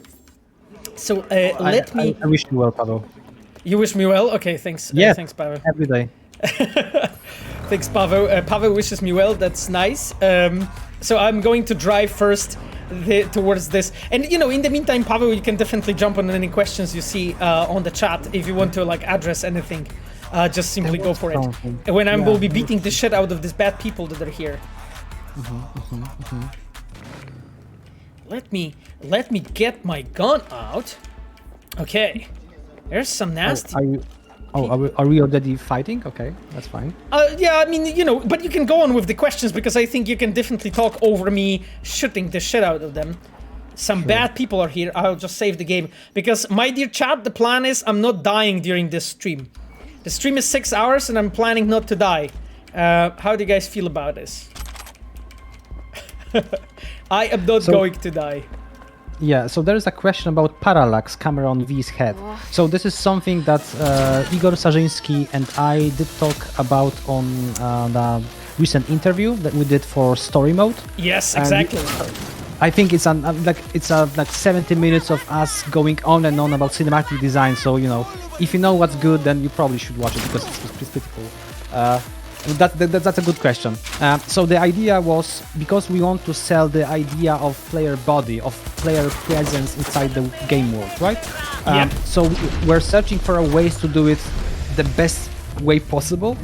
And one of those was actually to add parallax on player camera. What that means is that normally in games, when you you are locked in place and rotate your camera, your camera, your view rotates only in one axis, right? So basically you are just like this weird object that simply moves from left to right without any movement in between. However, when you see how you actually do that in the real world, when you rotate your head, your eyes move in space, right? So the view moved a tiny bit, and this very subtle detail is how we help ourselves when it comes to perceiving depth of objects inside the scene. Damn. And this is amazing. I love this. I actually had no idea. Okay. Yeah. We prototyped this like in 2017, I think. I think it was like, you know, we were giving a green light for it like in 2018, and as everything else in Cyberpunk is extremely custom. So every scene where we actually see that there is a value in adding more or less of this parallax, so the translation during camera movement on V's head, well, we actually customize it, right? So for in some scenes you can actually rotate the camera and you won't see that much of a difference. In some scenes, when you have multiple planes that actually can play in your view during the rotation, we actually use that very, very much, because it adds another layer of the, you know, never-ending race of immersiveness in our games. It's a small thing, but honestly, I don't remember many games that did that. I'm sure that there were some, but still, this is another small thing that we can do to make the player more immersed, more interested, more engaged in the stories that we want to tell. Okay, that was a lot, right? Thank you. Yeah, thank you for this answer. Actually, I didn't know. You know, I managed to defeat these bad people that were here, but I'm not seeing where is the evidence. Where is the evidence? Because like it points me out there to the roof. Like, is it? Are they like somewhere there? This is interesting. Okay, so I literally have beaten the shit out of wrong people. It turns out. Seriously? Yeah, I guess so. I guess they're okay. It's like on top of that there. Damn. Okay, I'll try to follow the GPS and see what GPS shows me. Okay. So I have another question if you absolutely. Just go for it, Paweł. And if you want to like comment on anything the chat is saying, look for the stairs down. Okay, Kamil will try to do that. Downstairs. Oh, right. Okay. You chat, you are always so helpful and so useful. Thank you so much, guys, for being with us today and celebrating, by the way, 1 year of Cyberpunk. I hope it's for many more years. That's true. So I would like to say that I actually have my release T-shirt that actually is custom for a cinematic team, but also I have my cup that's also custom. Yeah, the cool thing, because it's male V and female V. We have pills that we can use in the game to actually suppress or enable Johnny. The cool thing about those pills is that each pill has actually the first letters of the name and surname of each developer in the animation department, in the cinematic department. Wow! So it's extremely custom, and I kind of love it. It's also have this amazing, yellow color inside, so it's pretty fun. Okay, so sorry, because I wanted to answer another question on the chat. So the question is from Dear Kale. Paweł, isn't the thing with Parallax actually making the game VR ready? Absolutely not. Like I understand where you are coming from. The thing about games for VR is that they usually don't move the player camera a lot or at all. Like in the ideal world, you would not do that, because whenever you do that, you make the players extremely sick. Like if anyone played the VR game, if the game moves your camera without you making the interaction, is a problem. And even though we have very, very immersive, I feel, design in Cyberpunk, we move the player camera a lot. We do it constantly. We basically have this narrative structure where we divide each. Oh man, this will go into an insanely long answer. I'm sorry. So I will skip the most long of it. part. Yeah, the long part. I will combine them into short. So we move the player camera too much. So if we would make if they're in a different dimension, there will be a Cyberpunk for VR. It would have to have all the animations in first person removed, which would basically mean redoing the whole game from our side. So it's not ready, and it's not that simple for sure. Like VR games, for example, Half-Life Alyx, right, showed that you can make amazing stories. However, the design must be made straight up for VR. There is no shortcut, or maybe there are shortcuts, but I don't feel that they deliver the quality that we want to achieve and to want to give the players at the end of the day. Paweł, do you want to read the shard with me? Normally what I'm doing on the streams, I don't know if you know, I'm doing some voice acting thing. Do you want to be, I don't know, Absolutely. maybe you want to go Steve? Do you want to be Steve? I can be Steve, yes. Okay, Paweł, go on. for you, I can be Steve. Okay. Okay, let's go. Contract signed. We are rich, motherfuckers! Sweet Zoom, let's hit the town. Where are we going? Below deck, Lizzie's Lakes? Boring. Had enough of those used up dolls. Let's go to Vista. That's where the real girls are. I'm telling you, a few ads and they will do anything. Ooh, guess we're going of Vista to Vista. That was terrible, Jesus Christ! Don't let me do that. Don't worry. Our chat loves when we read the shards. I mean, I tell you that. They told me this many times. Many times. No, that was. That was good. That was good. You need to believe in yourself. My first voice acting gig was Ice Giant and Troll in The Witcher 3, and then I advanced to be. And then I advanced to be a sex noises of Carrie and River during the sex scenes. So, it's just this is where I'm at this point, after all these years. It takes time. Yeah, go on. I actually was working on the Carrie side quest. Oh God, so okay. Right, yeah. I can tell you, I actually had, when I actually understood what I'm hearing, the scene was never the same for me. It got just so much better instantly. So oh God, okay. I can imagine that this is literally the only thing that can happen in the game dev. So yeah, guys, I don't know if you catch it, but Paweł basically was setting up the scene with that sex, so that's Oh yes, I was very much. Cool. Thanks, Paweł. I'm definitely the troll that guarded the boats. No, I actually did all the trolls. all the trolls in Witcher 3 and the ice giant, my friend. So all like the, scratching, screaming and all that shit. I also did like Dying Man, but I don't think I have been like that good of a dying guy. Best sex voice actor of all time. Thank you, Delamain21. I definitely... Despina wrote, I'll pretend I didn't hear that. Why? I mean, I did my best. Like, I know that the audio people told me that was the best material they recorded. Anyhow, but yeah, Paweł, I didn't expect this reveal on the stream, to be completely honest with you. It's definitely something new to me. Like, I had no idea you were... I remember you were setting up this up, but I forgot the the connection. Okay. Yeah, well, the connection is very much there, Paweł. I mean, I had a good time. I hope that you did too. So can I answer another question? Yeah, go on, dude. Go on. Okay, so the question is from Lettuce. How hard was it to implement the skip dialogue feature in Cyberpunk? Since most RPGs have static third-person cams, you can just skip to a new frame angle. How did it work? Speeding it up in real time, blah blah blah. So the question basically, I picked this question because the feature was very dear to me. Because at the very beginning we were thinking, okay, like how can we actually do that, right? So, is it even possible to make this actually work, considering the amount of complexity that we have? And I love that. Yeah, me too. So there was this idea that okay, maybe we can do it, right? So I remember, because I think I've done this a lot during development.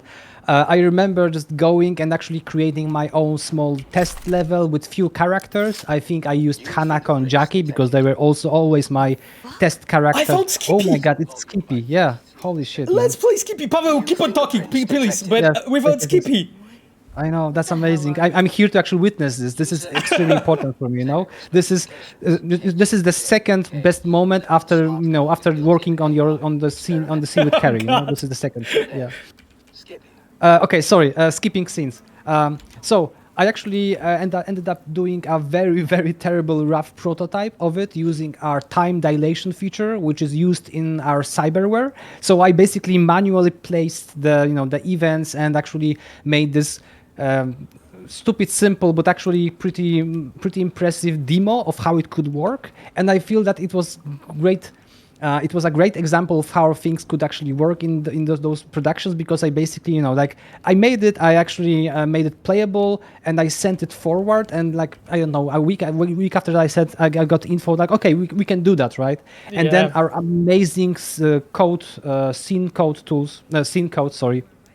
guys and other guys from other departments just went and implemented that, and we had some details to actually iron out, but still it wasn't as difficult for us on content side, because for example we had to sometimes block it completely because the content was too complex to actually fast forward it.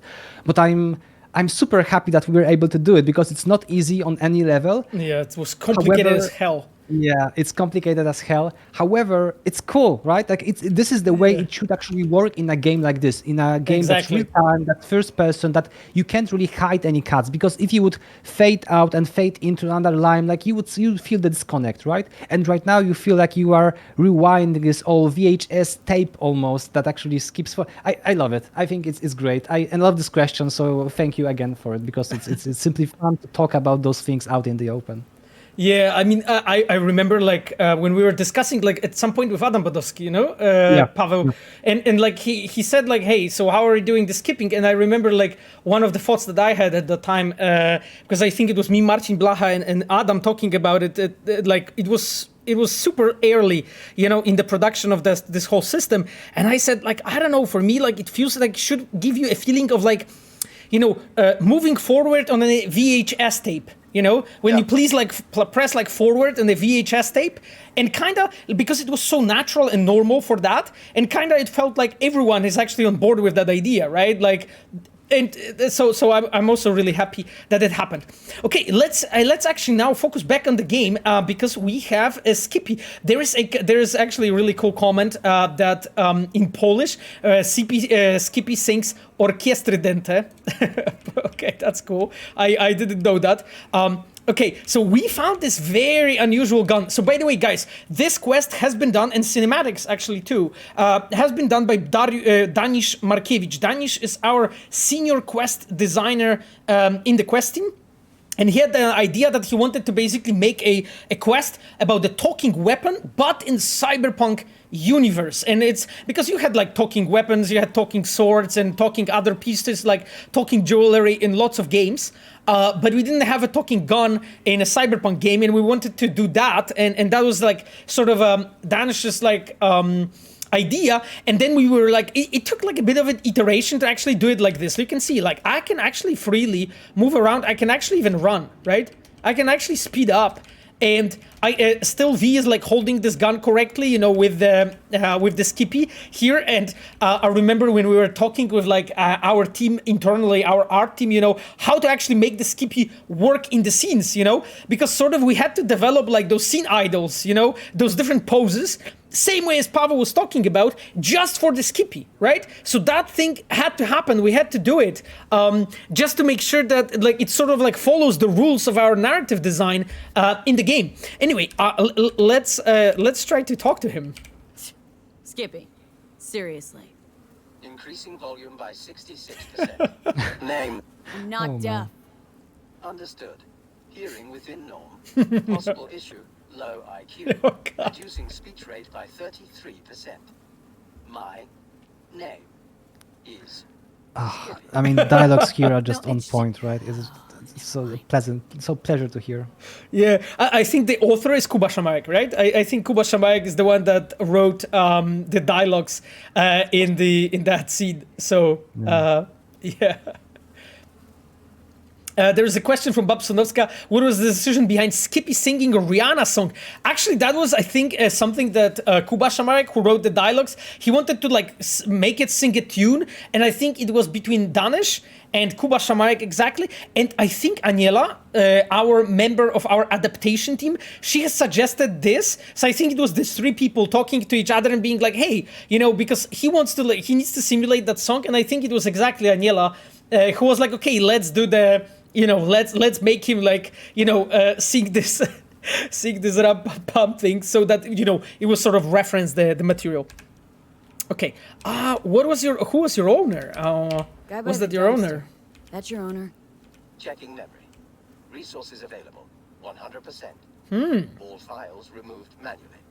Possible cause, theft. Original owner, no data. Suggested solution, none. And you can see how sad he becomes, you know? Yeah. Oh no. Processing request. No objections found. So you can see basically like literally the what I was talking about, right? Like that you have here a functional scene idols just done basically on this character. And he has this thing when he like switches through like multiple different poses when he goes like, you know, and then picks up the pose. It's basically like a blend, right? So that is something that we use to blend between those poses. In normal scenes, you have a character who, like, let's say, changes from a pose of sitting to pose of standing. Well, we play animation, transition animation of a character getting up. Here with Skippy, it's completely different, right? We had to find a way how to actually make it efficiently, you know, with low number of assets, all those transitions. So this is, I think, the idea that Danish wanted to do, which is like the Skippy basically goes over all his poses until he sort of like arrives at the one that he wants to keep. And that was basically the idea here.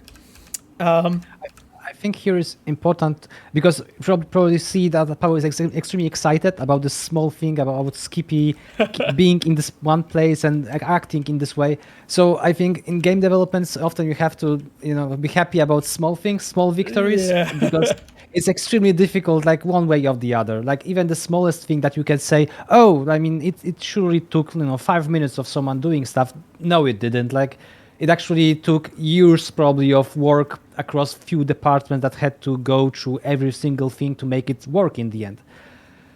But at the end we get Skippy, so that's beautiful and I love it. Yeah, Michał Brzeźniak, our cinematic designer, asks, does Skippy and Delamain share the same voice actor? I actually have no idea. It is a possibility because they're like in a way artificial voices, so it could be, but it could be that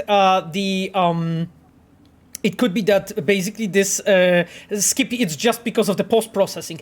Fabian wrote, German Skippy is the best Skippy. Yeah, exactly. Like we know Fabian, because German Skippy is actually, and I'm very sorry, I always forget the guy's name. It's the actor that plays the SpongeBob in the German version, and this version is absolutely insane. And yes, and there is a comment that basically a Russian version is even different. That's true, because basically what we're always trying to do is make sure. Miles wrote Santiago Zismer. I think Zismer. Yeah, Zismer is the way you read it, right? German voice of the SpongeBob, exactly. Anyway, and our adaptation team always makes sure that actually in all those different languages, all the versions actually sound right. You know, that's why you sometimes find pretty big differences, you know, different languages. But our objective is to make sure that the game is like adapted in a way that it feels great in your native language. Okay, Pavel, what do you think? Are we asking, can I change your name? Can I change your name? I would try that, yes, please. Why not? Thank you. I'm your new owner. Increasing volume by 300%. Administrator rights are needed. Okay, this is the quality of our voice acting, by the way, you know, when he was screaming. Yeah, it's so good. It's so fucking good. Okay, you fully functional? Still got all your functions. Running system diagnostics. Testing will take approximately 47 seconds. Okay, guys, here you have your tune. What are you doing? I'm making the wait more pleasant with a soothing This melody. is so sweet.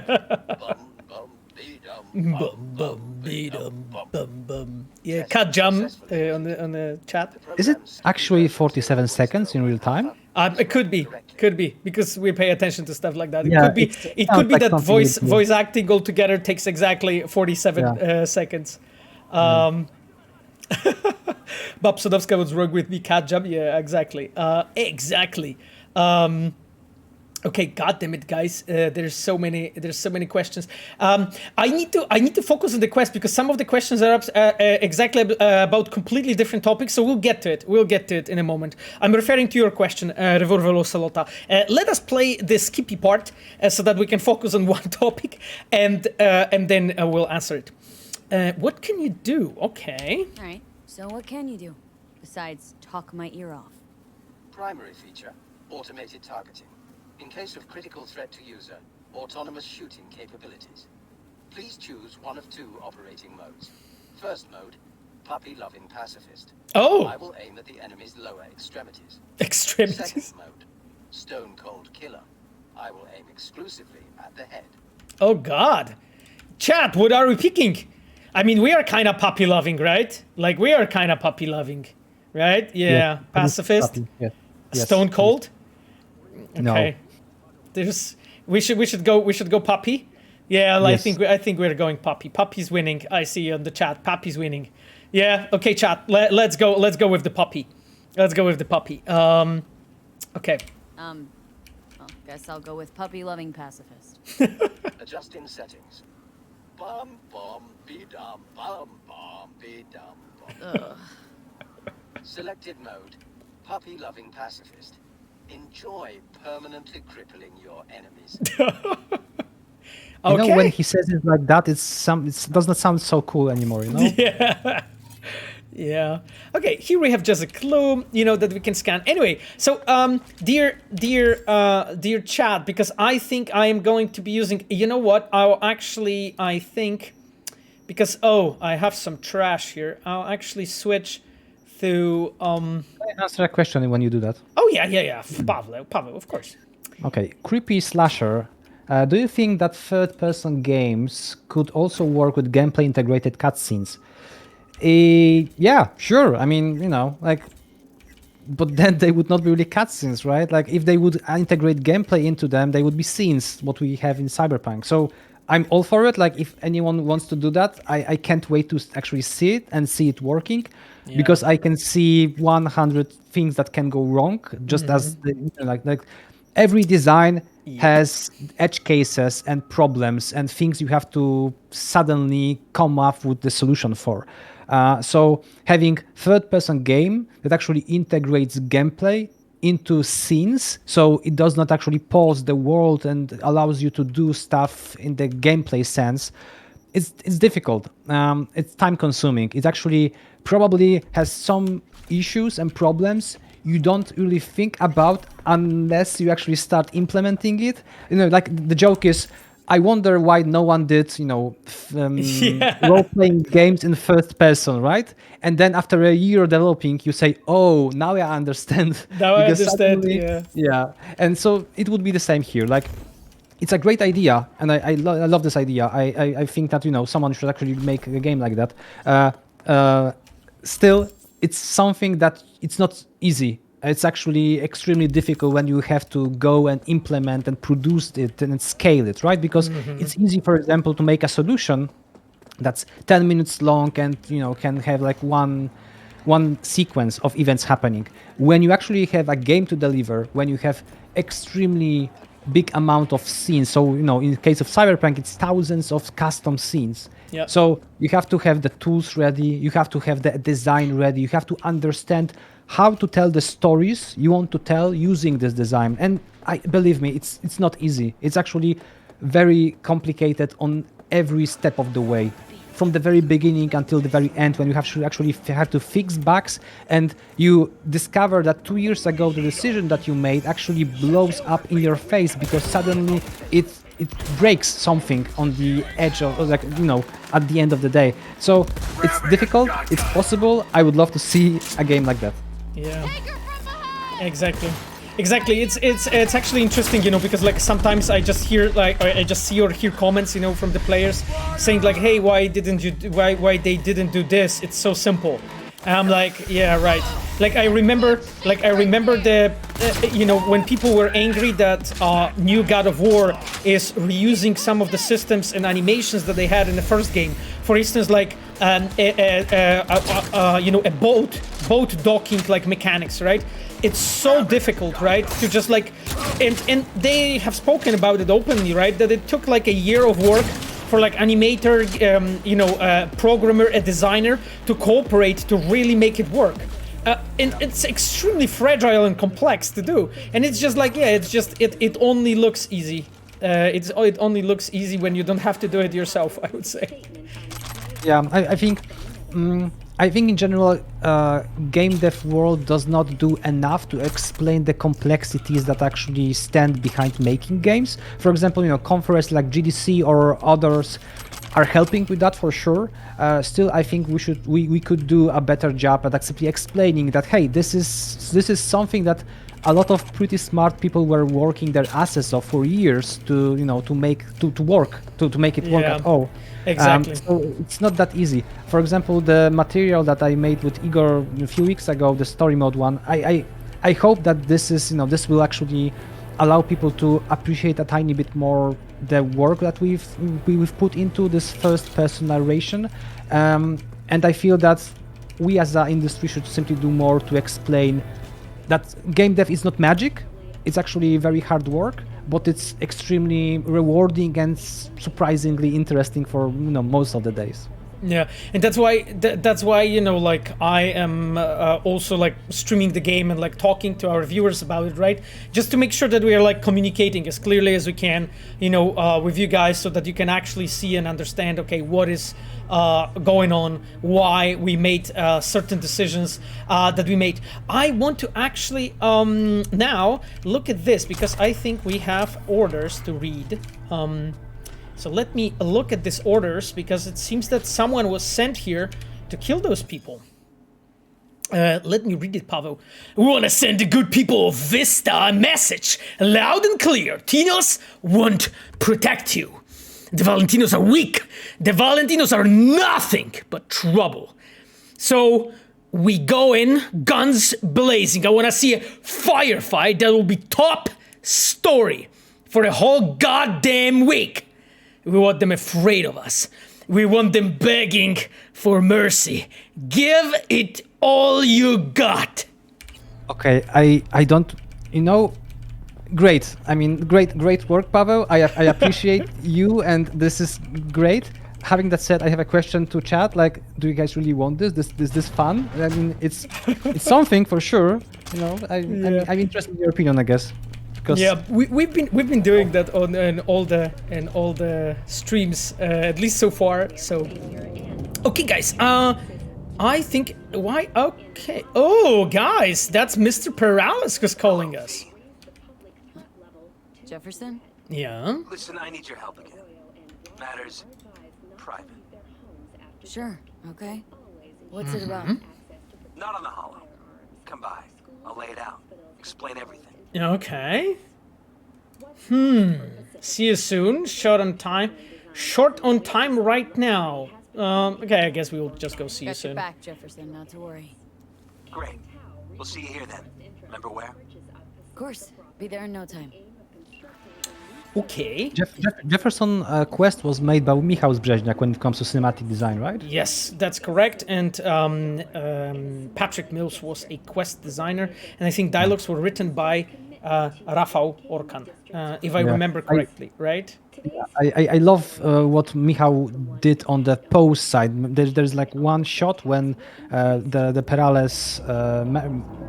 paralysis are sitting on a couch in this extremely cool shot, which I think shows that you can actually make very good looking, compositions and poses in first person, that it's not, a lost cause, and you can actually make something visually pleasing even though you don't have that much control over player camera. So Michał, a shout out for you to you, because it was pretty cool. Yeah. Exactly, and I think that I'm just hoping, because right now we are doing all those activities in the hope that Delamain is going to call us. Oh, hello. We were just talking about you. Dear Ms. V, I believe I have discovered the cause of my technical difficulties.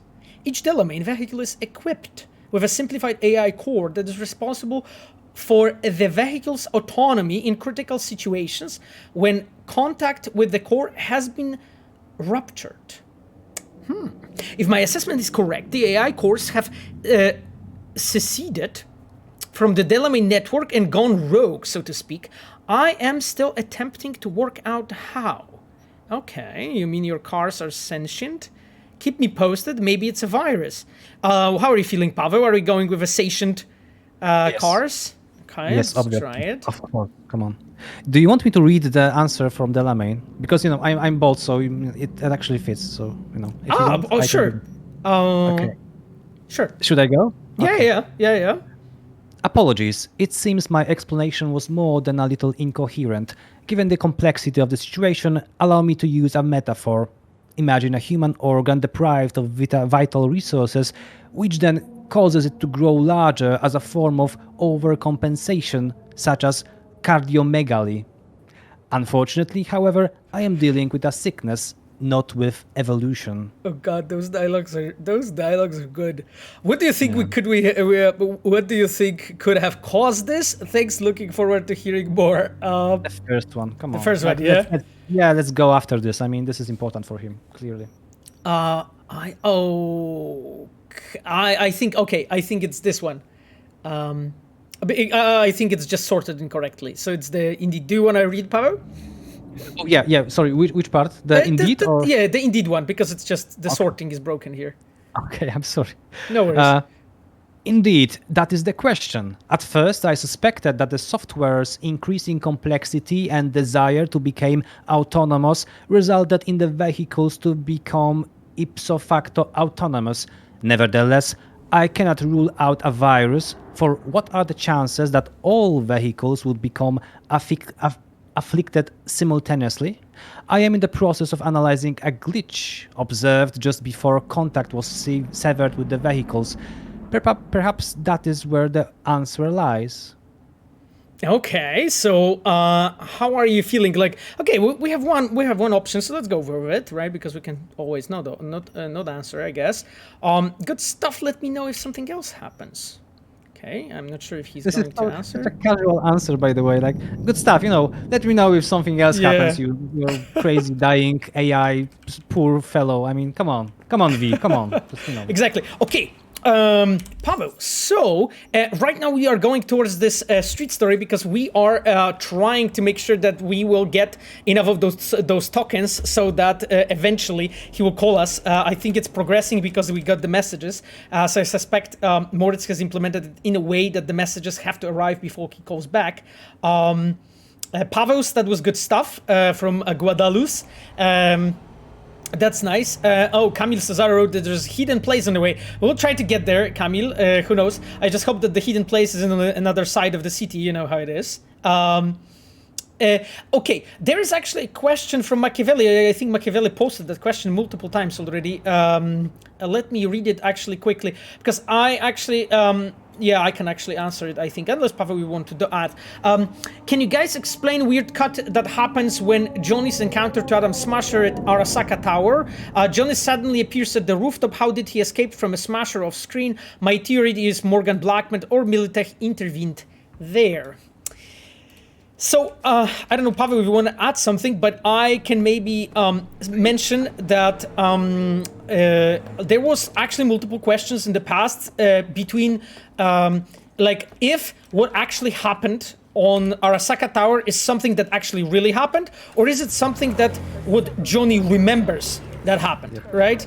And I wanted to mention this before we answer. Like, I do not always want to like cut out all the fan speculations, you know, why there are certain things, unless you guys find the answer, then we can, I guess, confirm it. But so far, I don't want to comment more. But would you like Paweł to add anything to this?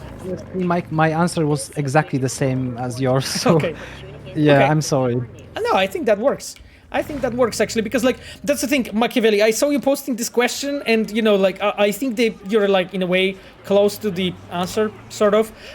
There's also one important thing to pay attention to is that in this specific spot we are using this specific, I would say. How to say it, a feature or a storytelling technique or a trick, so to say, where you are using a series of flashbacks, and between those you are doing those jump cuts, right? Like from one action, one moment to another. And it's a combination of storytelling technique with, like, I guess, cinematic tricks. So everything all together combined there. Now, before we actually move on, Paweł, because I think we should do another giveaway. Because yes, it's already yes, 20 yes. minutes past 20 minutes past 9. So, my dear chat, we are going to do another giveaway for you as a matter of appreciation for a first year together with Cyberpunk. Thank you so much for staying with us and for being here also on the stream, for showing your interest. I think in the game it's really nice that you're here. So let me actually look into my sheet what I actually have for you, what we actually have for you with Paweł. So this time around, it's actually a samurai black beanie. So the winter's coming. It's actually here already. It's a samurai black beanie with a Cyberpunk and Witcher sticker. So it's like one package this time around. So guys, so Cyberpunk black beanie and Cyberpunk and Witcher stickers basically for you this time around. So what we are going to do, well, we are going to do the same thing as last time. So the Nightbot is going to draw randomly one new person that is right now active on the chat, that is with us on the stream. So exactly, Roma Alfei Holmes Rose wrote drum rolls. Exactly, so the drums roll, and let's pick it up. And Palpatino, congratulations! Palpatino is actually very often on the streams with us. Congratulations, Palpatino. Really deserved. I am putting you to my magical tracking sheet with all the nicknames, so please make sure to message our mods or Sapphire regarding the addresses. Regarding your address, I'll also try to contact you to make sure that we will be able to send you that, and I'll do my best to send it before Christmas. Yep. So I think I have this beanie, and it's extremely warm. It's so soft and comfy. I mean, it's a good thing to get from a free giveaway. I love it. I really think it's pretty cool. Yeah, exactly.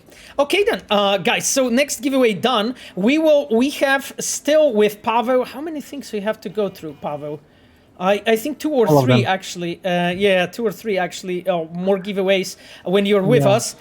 So I think in maybe like a matter of like 10 minutes or so, we'll do next, because like our segment with Paweł is ending at 10. So basically, we need to do the giveaway every like 15 minutes, I think, from now on. Okay, guys, let's do another one. I'll actually do one more additional thing. Let me actually skip some time so that we will make sure that the basically all the conditions that are waiting for the time to pass are secured. I know those things because I'm a quest designer.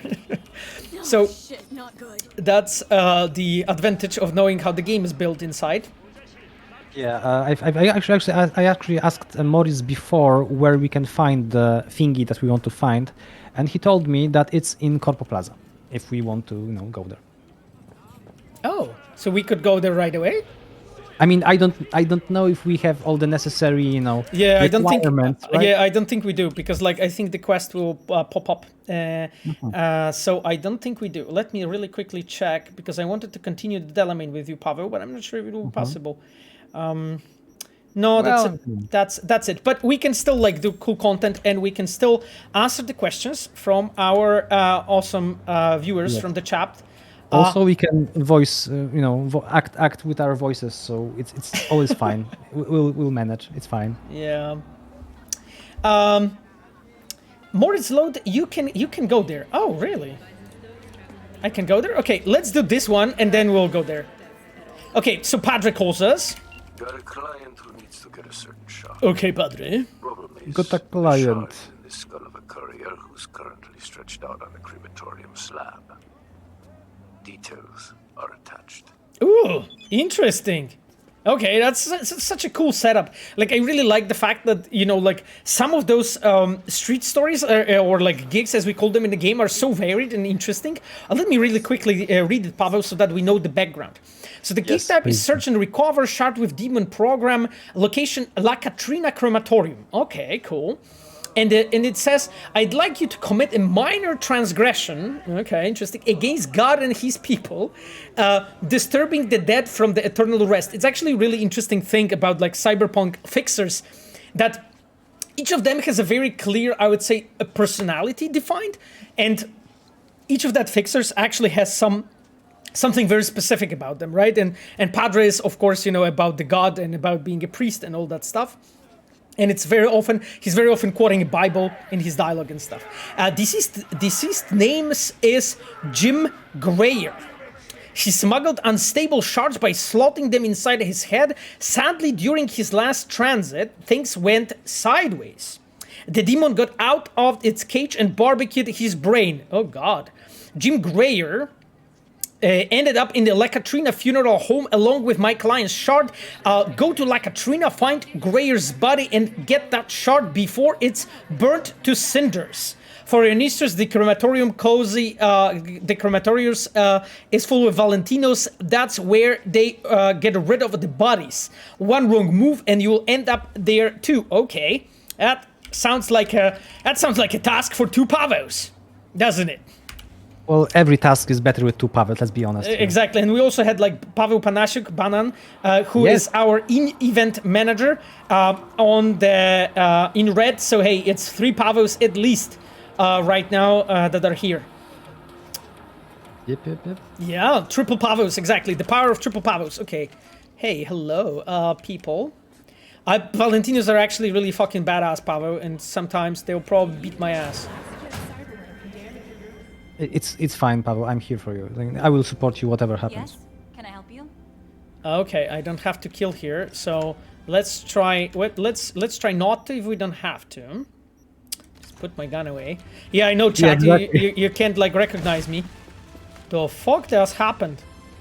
I just like scattered out all those papers. Got any special offers? I'm from the Grave family. Huh. Trying this one? Paweł, how are you feeling about this? I'm feeling great. Okay. member of the Greyer You know, family. especially because I'm not the one playing, so it's fine, I guess. You can play if you want to, by the way. No, let's focus on on you having a good time. It's fine. Okay, cool. Oh, okay. She actually allowed me. Oh, Huh. that's really Get inside the surprising. morgue. How's it going? Hey, you got any special offers? The fuck? Depends. You want to cremate somebody? Or make a Someone is purchase for screaming, yourself? check the computer for some I think it's a information. little too Camille soon. Cesaro. I will. Always better to Yeah, be Camille sure. is our Pay now, Camille is our like road sign very often. Okay. Check the computer on the left, Come on now. to be precise. That's just too Yes, good to that's be the true. one. But it is true. The details are in our complimentary information booklet. Okay, thank you, lady. It's actually so crazy that even background characters are so fucking Yeah. detailed. Yeah, Like I looking at love her it, yeah. face, I've never seen that kind of character anywhere. It's insane. And she's like a minor receptionist that has like 3 lines. Okay, I'll guys steal your serious cola now, as a punishment. By the way, it's actually interesting morgue where they sit down and like drink serious cola. The Cult of Salta Muerte. We've been talking about this one on the previous streams. It's basically the we are using shards here as a quest designers and open world designers to basically give you a background. Like we go around that stuff and like always place shards that can basically deepen your understanding in the lore. Now, my trustworthy chat and Pavel, let's go to check it. Camille, that is kind of empty. You know, is that what you wanted to see? Because it's fucking impressive, my friend. It's definitely impressive. Ultimate of sophistication, minimalism to its limits, right? Yeah, exactly. Like so, basically, it speaks to me that it's like a mystery story. Kabila wrote, it's weird. It's very weird. Yeah. Hack the hologram, Pavel. Oh god, if I hack the hologram, where's the hologram, by the way? If I hack the hologram, they will probably attack me. It says private. Okay, let me hide the gun. Hello. Let me hide the gun. Get inside the morgue. Okay, let's just look around. Okay, that's some offering. Nice. They have hamburgers. Cool. Okay. I like this What do you funeral want? home, you know, with hamburgers. This is my kind of place. Oh yeah. Okay. Okay, some art. That's nice. Okay. Hello, bro. All good. Okay, probably not really. Your god, your Kiroshi. Okay, again. And that's about the Catholic Church. It's actually, I remember. If I use that, they will probably see me, right? Holy shit. The guy on the on the right. Sorry, Camille Cesaro says. Which right? That more. Oh, this one, this hologram. Some people are screaming "hack the hologram," so. Yeah, I know, but Do you believe them? they're probably telling me to do something nasty and something bad. Yeah. This is actually a pretty cool spot, I have to say. This is cool. Some people are standing, some are sitting. Okay. say our goodbyes. This game is amazing because it actually has those hidden places around in the world, like in this extremely big world, and you can see Yeah. that they are custom made and very. I mean, they are simply impressive on their own. So, I love looking at this really. Okay, Pavel, they are all convinced that we won't regret hacking it. Oh, yeah. I suspect that I think well, I don't know what's gonna happen, but Yeah. Chat, I love you, but I don't believe you at all. should we like distract it or what should I do? Like you guys are saying to distract the enemies by hack it? Is this what you mean, or ping it? They say distract, so.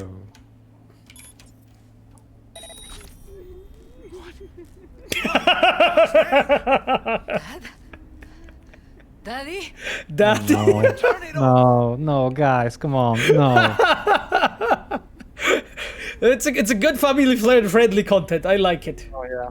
Okay, I want to take back what I said about this being my kind of place. Either way, like burgers are not enough here. Like I want to get out from this place. It's too much for me. It's scary, you know. This is kind of scary, you know. Yeah, exactly. Oh god, okay, that was interesting. Now, I managed to open this door. The guy is like checking it, so... That was stealthy. Yeah, I fucking stealthed the shit out of that door. Yes. Like Yes, you nobody did. That realized. is amazing. No, Yeah. no one. Don't judge me, daddy. Do the missile wrote. So many juicy revelations about Pavel #2. Okay, I don't know which one is #2 Pavel, but I mean, cool.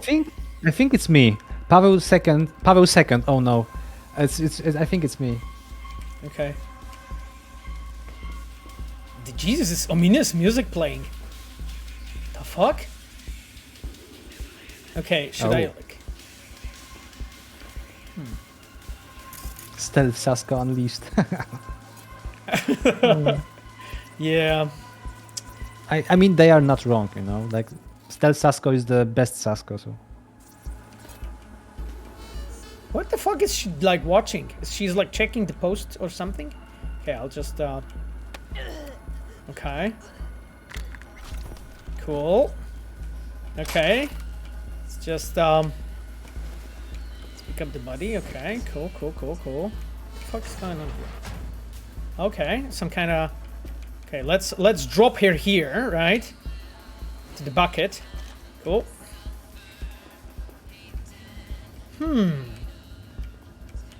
Okay, that's interesting. So, guys, the tension's rising. There's... Wow, that's so cool, actually. Like, you can see the Valentino version of this car. You know? Yeah, it's beautiful. Jeez. It's awesome. You know, it's awesome, like, the fact that actually, like, like, we have versions of all those cars and so on. Let's look at the chat when it comes to the questions. Machiavelli actually asks, yeah, Machiavelli, I saw you posted this question a few times, so let's look into it. Why there are no much car chases or motorbikes in traffic, while every other open world game has this game mechanics? Especially lack of car chases in missions or police chases kind of feels weird. Well, I mean, Machiavelli, first of all, not every open world game, right? Because, like, I don't think that Sonic the Chase game will have it, or the Elden Ring open world game will have it. Like, I think you're just basically... I understand your point, absolutely, but let's be realistic, right? Like, the open world games that you're referring to is most likely GTA, right? Like, I'm not sure what else that you can be referring to. I guess the sorry, the game from Ubisoft. Yes, exactly. The Watch Dogs is another one, right? Like, it's not all open world games. That's one thing. Second thing is, the thing is that, and I've been talking about it multiple times in the past, you know, in the streams, that it's been many times, it's been mainly here in our case because of various limitations, you know, that we had, and in this specific case, it was just a technical limitation. And I was talking about it, like, guys, so, like, when it comes to the answering these questions, there's not much more I can really offer, right? It was basically a technical limitation. We simply didn't manage to make it, right? Which probably you, Machiavelli, knew without asking me this question. Because it's not that we didn't make it because we didn't want to. It's just simply like there were some reasons, you know, that basically prevented us from actually being able to deliver this, right? This is, I think, I guess, as much as I can offer to you. And I think we have talked about it in the previous streams as well in the past. So I don't think it's anything. Probably one of my groupies. Can I answer a question, or do you? Yeah, go on, Paweł. Absolutely. Okay.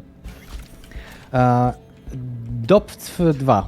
So I have no idea how to pronounce this. Yeah, I always have this problem too. Yeah. Was there special attention on putting the player in situations/scenes that are particularly exciting in third person? I'm thinking of scenes like the roller coaster ride with Johnny, or being in a helicopter with an open door.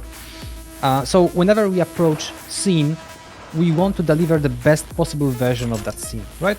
So, for example, when you wrote about the helicopter with an open door, this is exactly what we want from this scene. If the story allows, this will be the most exciting, most spectacular, most moving version of the scene. Probably there is a story that we could tell with closed doors. For example, you know, like a intimate moment between two characters. One of them is being wounded, right, and is flying in a helicopter. This could work with a closed doors best, right? But if you want to go for spectacle, if you want to sell the action, and we have a story to support it, for sure this would be the best way to do it. So was there special attention on putting the player in those situations? For sure we were searching for situations where we can use first person in the best possible way, right? Exactly. So it's not that we were like thinking we have to design situation, we have to create situation where this is needed, but on the other way around, right? So basically we have a story and we need to tell that story. So what's the best possible version of the scene we can tell the story in? I hope this answers your questions. There's also another question. I mean, Romulus 2K4. Were there some details lost during the transition to TPP from TPP to FPP, I assume?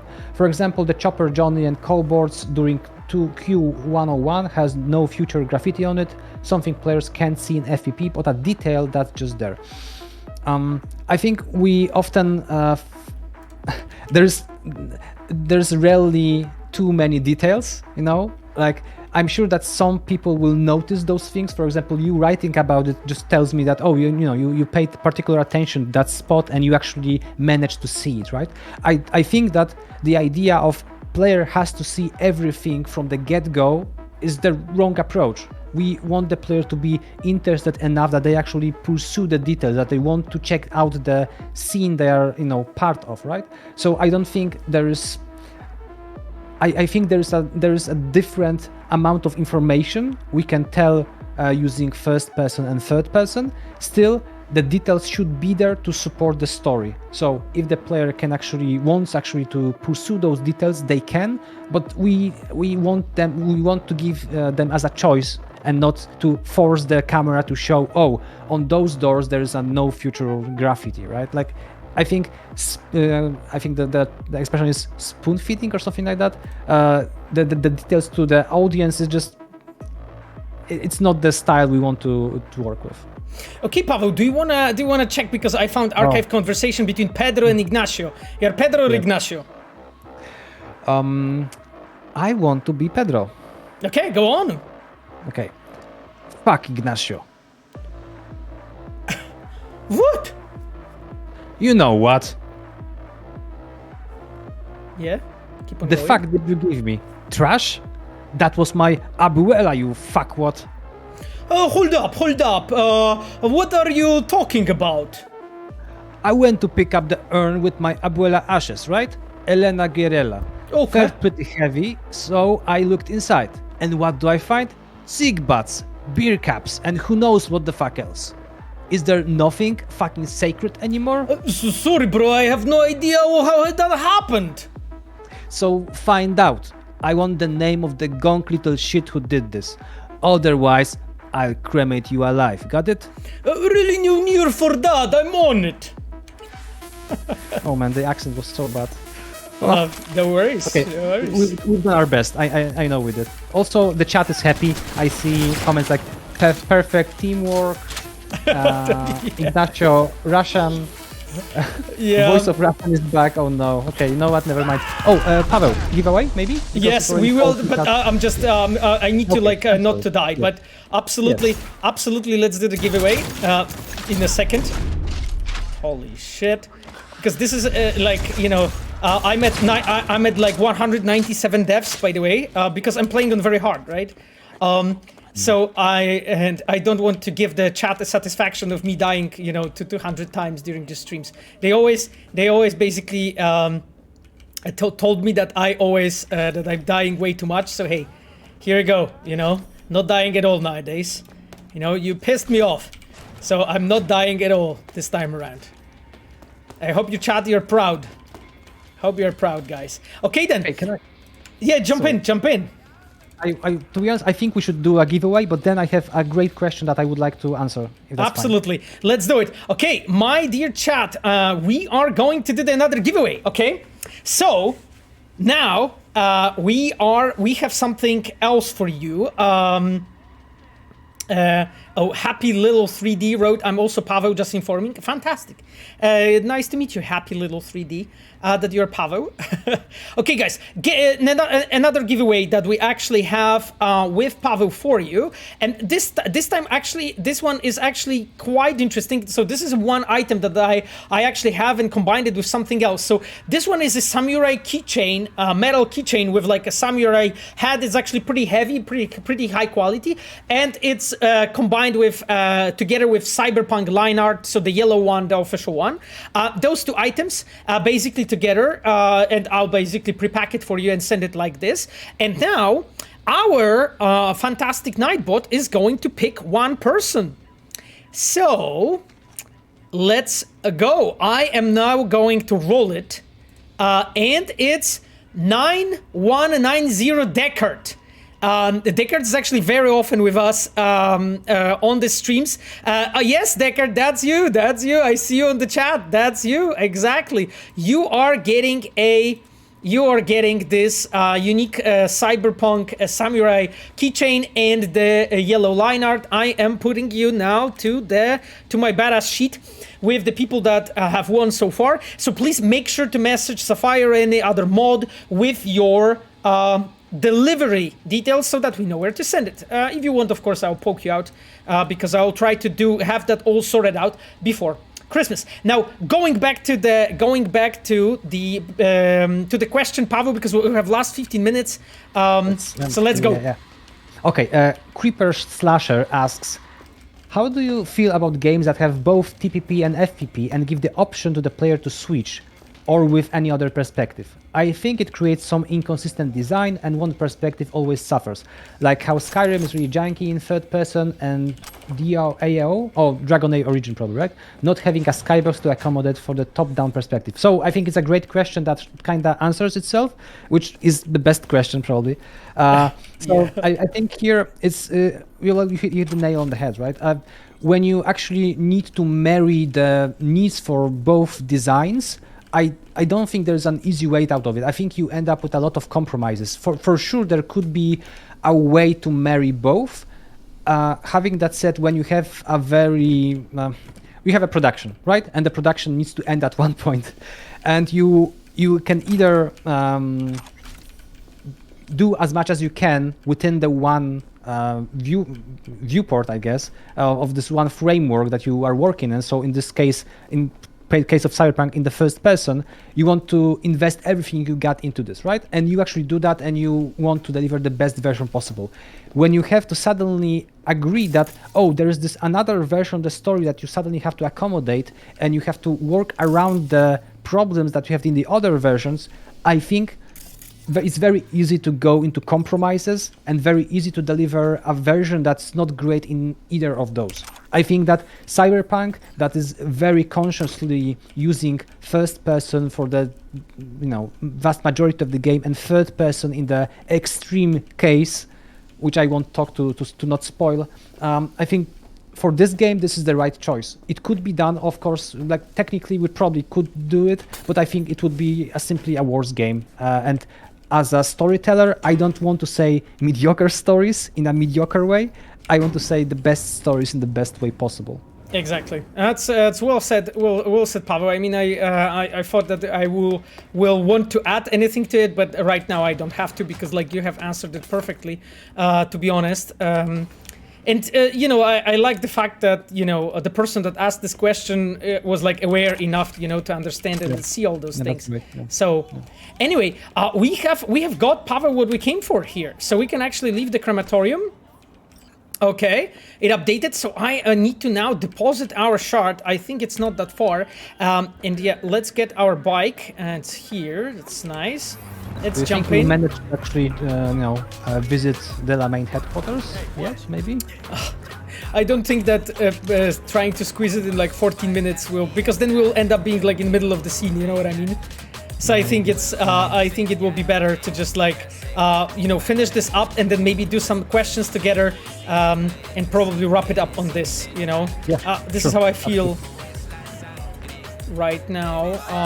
Because like there's no way we can finish it up and Jesus. Okay, I'll just leave from here.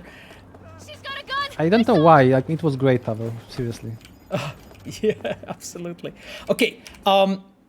Let me. No. I just wanted to deposit the job item. Perfect. Okay, we have managed to deposit this. I'm waiting now because I should be called. I think exactly.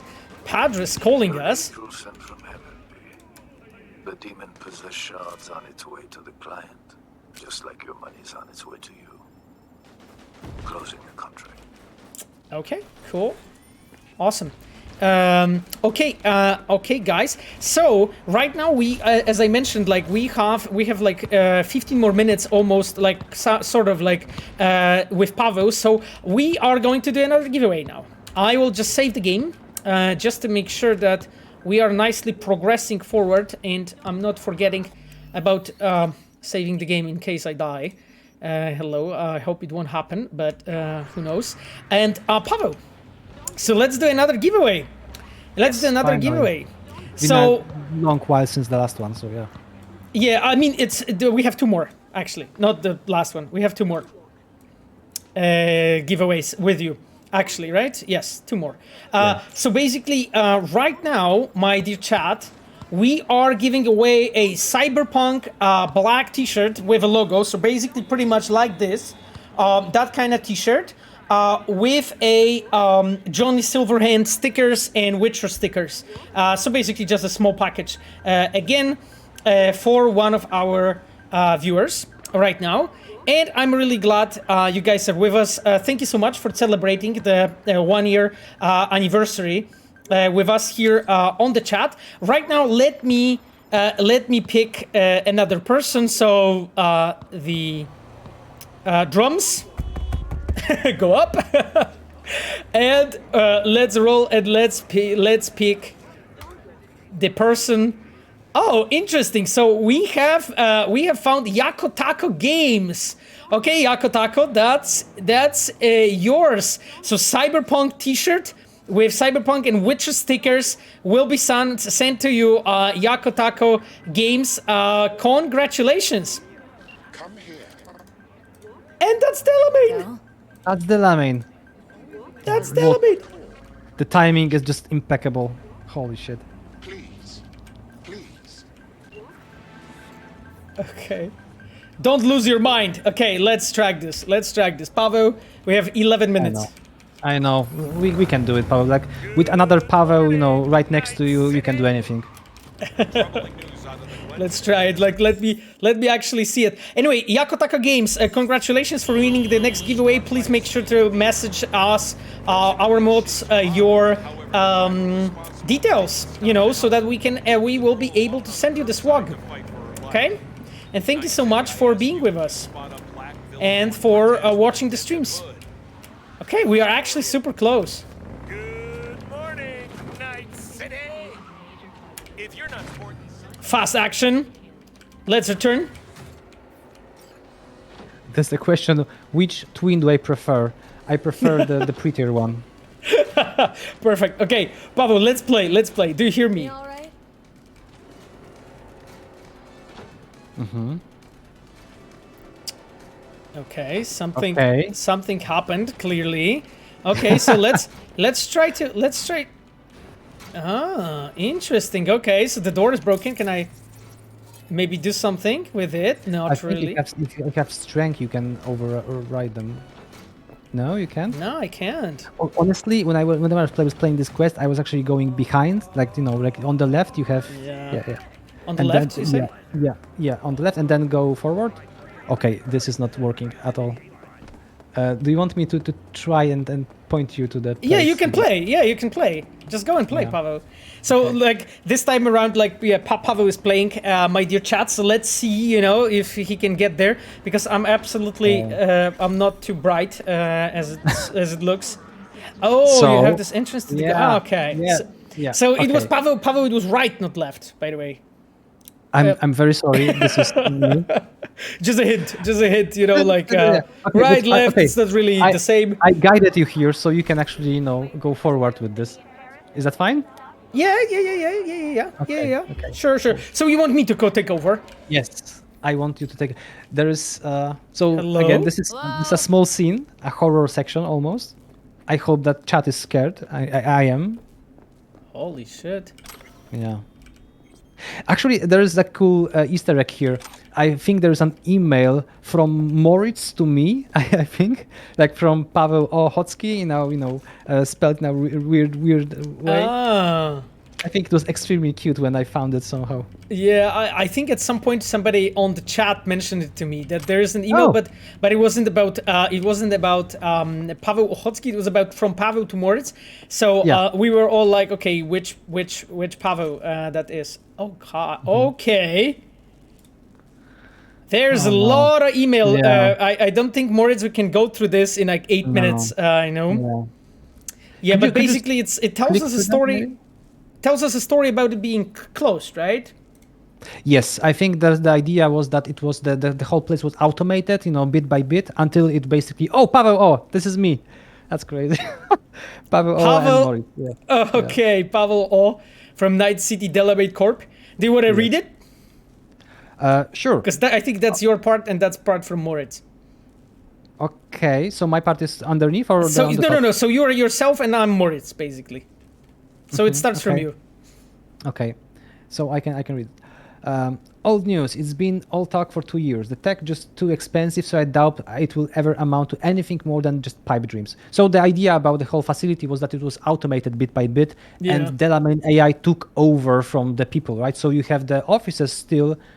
The whole place is actually still here, but the people don't actually go there at all, right? So it's been years probably since they've been here. I think it's pretty cool. Apparently management is looking into AI-driven fleet. Have you heard anything about this? Okay, so I think we done goofed, and actually that was mine, I guess, right? No, because it's like from Paweł, so this one is yours. I know, but we've tried fixing it before. We fire the poor performers, hire new drivers, and the cycle just repeats itself. Oh man, this went full Mass Effect, right? What the hell's happening out on the roads? We had twice as many complaints about our drivers as we had all year last year, and it's getting worse. Okay. Anyway, I think we should keep on playing. But I really like the fact that Moritz put so much backstory here. I honestly, personally, I always love it and I always read it. But I want to play a bit more with you, Paweł, on it. So let's actually move on. Yeah, you have to go into those doors, right? Yeah. Yeah. No worries. It's so dark, Jesus Christ. Yeah, I mean, I can see it pretty well, to be honest, right now. Okay. Oh, enter the code. Okay, I don't think I have the code. I think it's in the emails, so it's like. And Moritz did it in old-fashioned way that I have to memorize the email. Fantastic. As like a true indie developer. I would say it. I'm not sure if Moritz is with us still, but but that's really interesting. Okay. People are writing 1, 2, 3, 4, so maybe it is the code. 1, 2, 3, 4? Yeah, I know. It's not too elaborate. Oh, okay. ATAK utility wear resistant pants. Excellent. That's exactly what I needed.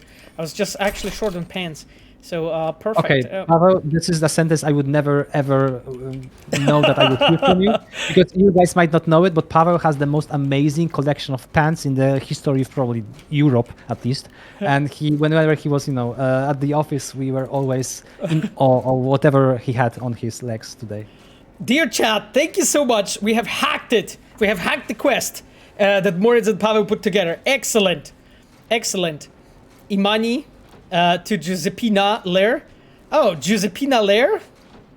Yeah, I think this is a name of Filippo, who was our QA for this quest, I think. And it was in her memory used here. Okay. Moritz wrote, it's true, but you can also hack it yourself. Okay, perfect. Anyway, guys, because I actually think that what we're going to do, I'll basically save here. And when we'll switch to the guests, I'll basically switch to our another guest, and we'll continue playing because I think that makes most sense.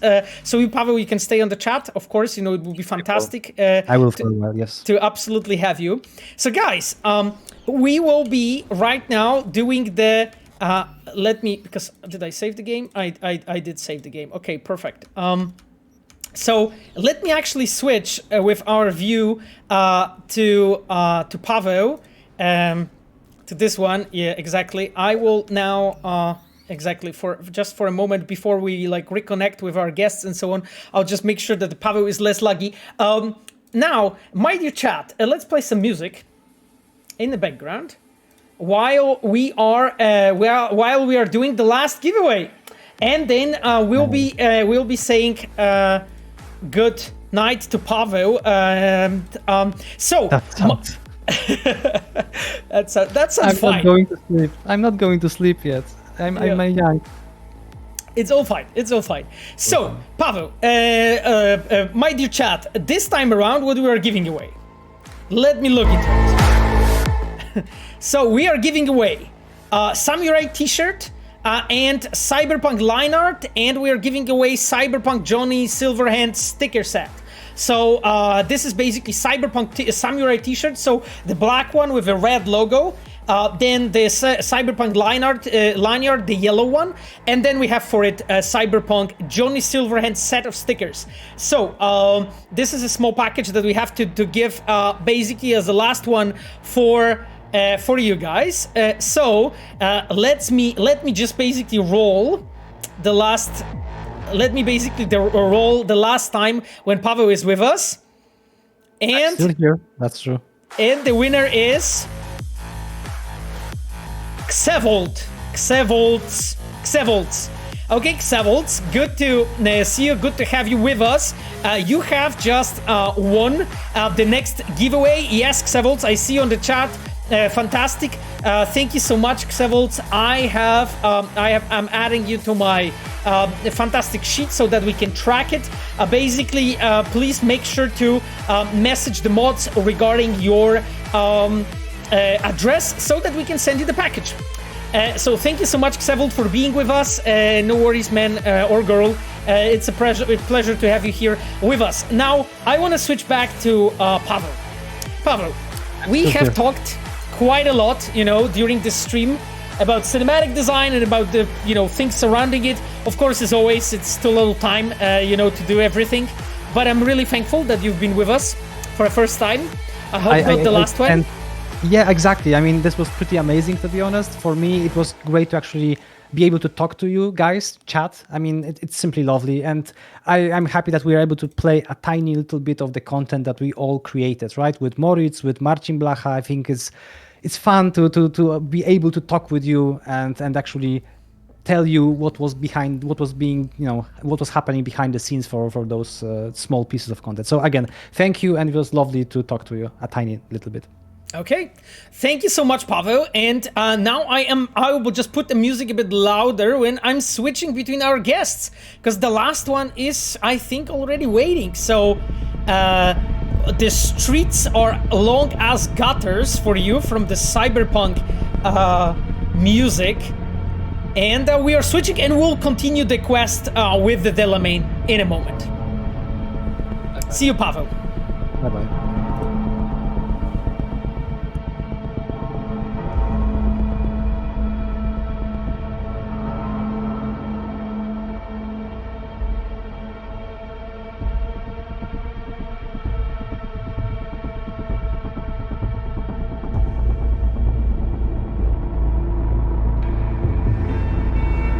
Okay, I just said I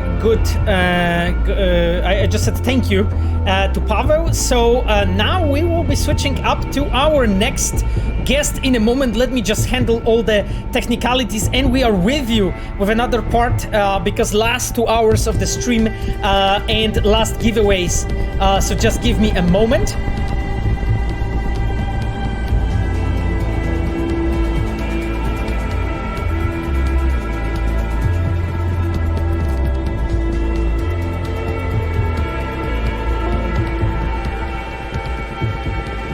Okay, I'm working on it as we speak right now, my dear chat. As you can imagine, I wanted to say thank you guys so much for being with us. Because we are right now live already for 4 hours. There's still 2 hours of the stream to go, and I am now connecting with my next guest.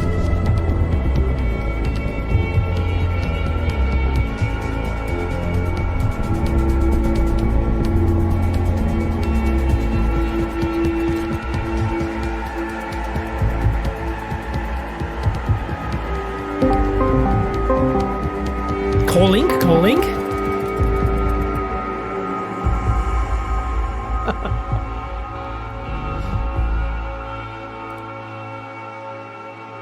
Here you go, guys. This is the seasoned developer, experienced person. Clearly, you can see the years. They have left the mark.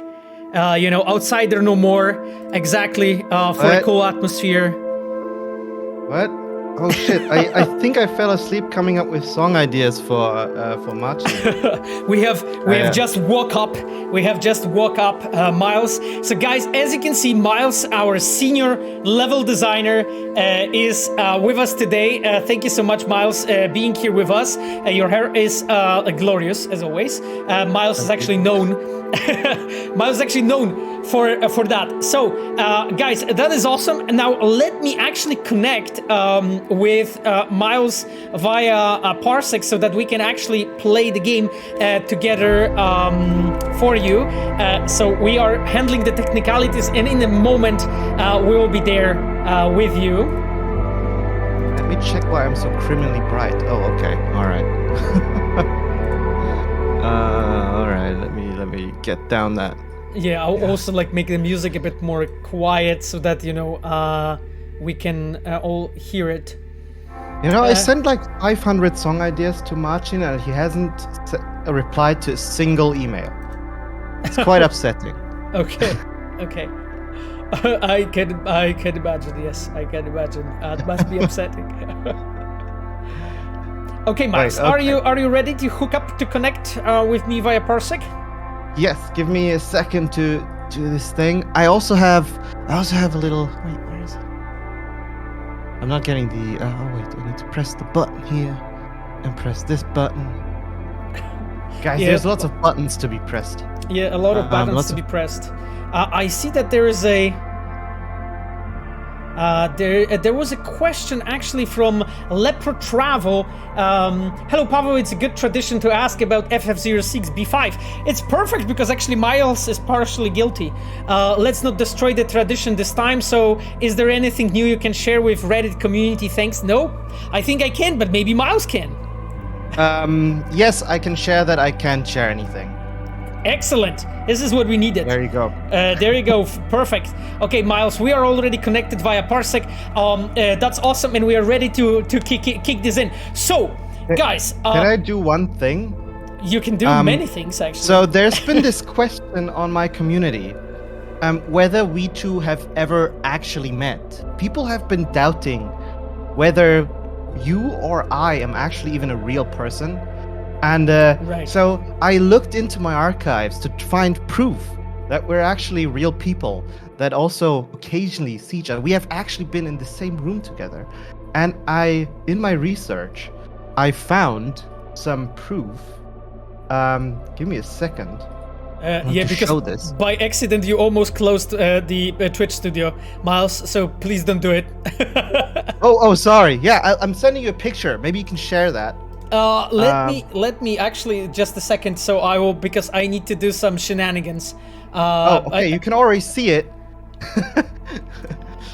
Yeah, you can already see it partially.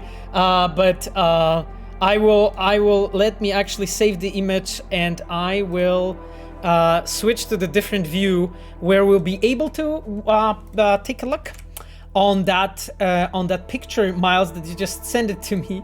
Yeah. Okay, so that's the one. Okay, perfect. So I think we have this one, right? That's the view. Yep, exactly. Okay, guys. So that's the picture that we've been together. Oh, sure. You're ready for this. Oh yeah. See, Pavel and me, we're both real people. We're standing next to each other. Pavel is actually wearing literally the same thing that he's wearing today. Yeah, that's actually true. I'm wearing the same thing, including like socks and pants and all that. So just a full gear. Yeah, it was actually taken 10 minutes ago. Yeah, we met Nathan Fillion. I think this was at E3 2019. 19? Yeah, 19. I think it was 2019. Yeah, exactly. Exactly, that was Nathan. So yes, that's the proof for you from Miles. Now, guys, because I think we had enough proof of that, I wanted to switch to the questions, Miles, to you. So, Miles, tell us, how it actually happened that you ended up in Red, and what you're actually doing in the studio, during your daily work. What are your responsibilities? The way I ended up here is by sheer luck and determination, iron will. Iron will, okay. Yeah, I I think I first started applying at CD Projekt in August 2012. That was after I met Michał Nowakowski at the convention in Berlin. Okay. And then later at Gamescom during that same year. And I ended up applying after I was told, like, come on, send out something as a junior level designer. And I did a test. It was cool. Like I worked my ass off. You know, as a student, I had like a lot of time, so I really worked like for a week on this test. I tried to make it the best thing ever. I sent it in. I had a good feeling. It comes back and they tell me, "Nah, it's not good enough." And yeah, so after that, I basically, classic. As a student, I thought, okay, you know what? I'm gonna just try to brute force my way in. So either. If like a junior position isn't enough, maybe an internship will do, right? So I asked them, can I do like a temporary internship? And they're like, maybe we can do that. And they said yes, and I did that, and I started in January 2013, a day before we launched the Cyberpunk reveal trailer. So the atmosphere in the studio was quite tense.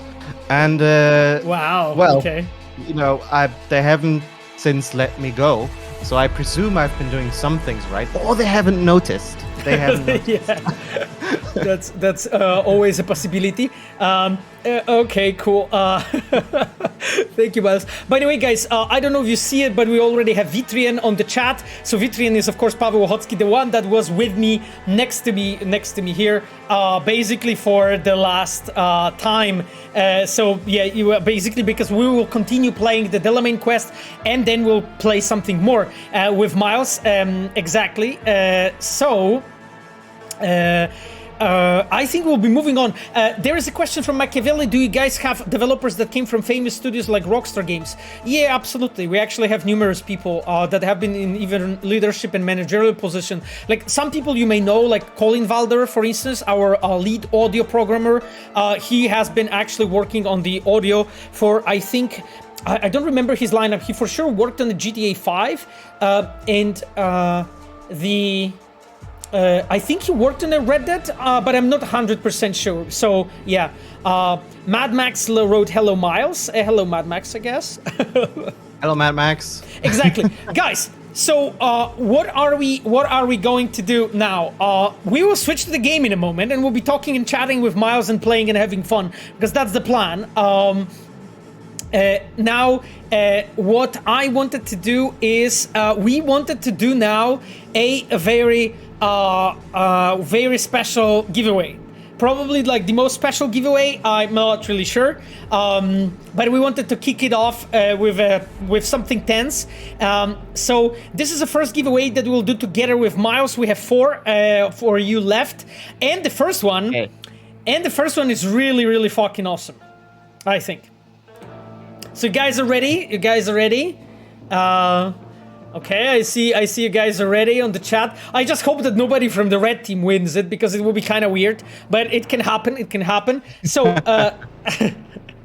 yeah, exactly, absolutely. So let me because I think the music is right now ending. So we just need something more hype. To start. So I'll switch to something proper for this occasion. So guys, we will be doing a special giveaway now. Ooh, this is the giveaway music? I kind of like that music for a giveaway. Wow. So, you know. Wow. Yes, so my dear chat, what we are going to give away now is a cameo. So I don't know, for those who don't know, the cameo is basically a way that allows you to basically have one of your favorite voice actors basically prepare a customized message for you. And we have for you 3 different people that you can pick between.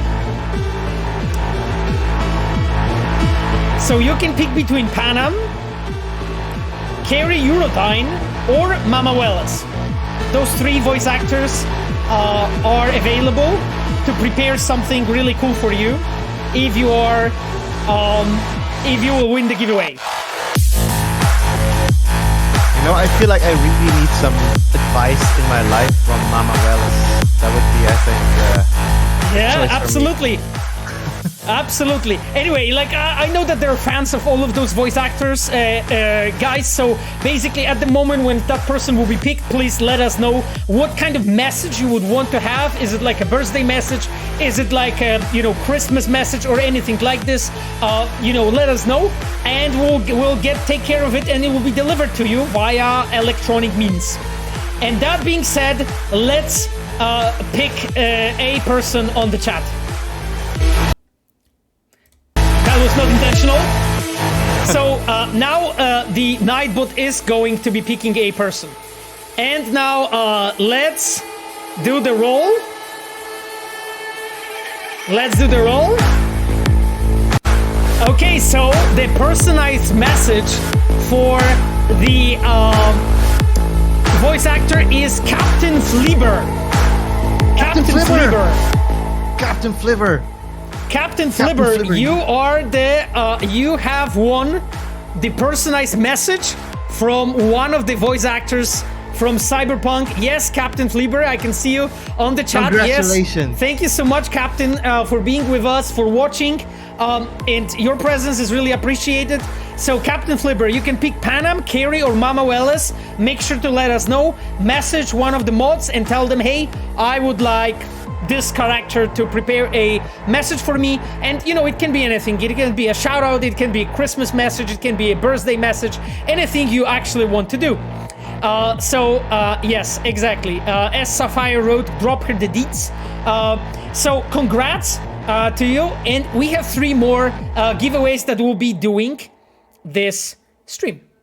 Now, that being said, Needs the music. Yeah, the music is fucking awesome. I fucking love the extraction. I love the rebel path. Sorry, not the extraction. The extraction action was playing before. Can it be family friendly message? Absolutely. I hope it will be family friendly message. It doesn't have to be though. Pavel says one thing, but the reality is, if you want Mama Welles to go, it's all up to you. Thanks. Oh, there's a comment. Merlinder Psycho Fister wrote, I love your accent, Pavel. It's actually pretty funny. Like, I remember this story, and I will be starting now the game when we are talking. I remember like this situation when I was in like E3 2019, and there was like lots of journalists coming in and so on, and there was this one journalist, and it was a woman in that case. And like I was basically one of the people that was like welcoming people coming in, showing them where to sit and so on. And there was this moment when like there was this person, like a young journalist in a way, and she has like and I approached her and said, hello, nice to see you. It's a pleasure to have you here. This or there, the show is gonna happen where we will be showing the game. And that person started like laughing of me, like really badly, right? Like laughing basically. And I'm like, I just made like, I guess, surprise face, just trying to, like, I just asked, hey, is everything okay? And basically she looked at me and she said that she has never heard accent like this in her life, that it's so weird and strange, that it doesn't sound like a real person. I'm like, okay, that's interesting. I didn't expect that kind of reaction, but hey, I can take it, I guess. So Again, people doubting your and my existence. What is this? Yeah, exactly. Anyway, but it was funny. It was funny. Yeah, good to start. Good start to conversation. Yeah, absolutely. Yeah. But it's because like my accent hell of an icebreaker. Yeah, my accent is like a mix of a game of like various media that I learned from, and my teachers, I guess, and people that I met in like our studio. So yeah, it's actually pretty interesting. But anyway, yeah, Night City Girl wrote very rude. Maybe she hasn't traveled across EU too much. I don't know. Again, maybe my accent got better. I can do the Russian, Italian well. So here you go.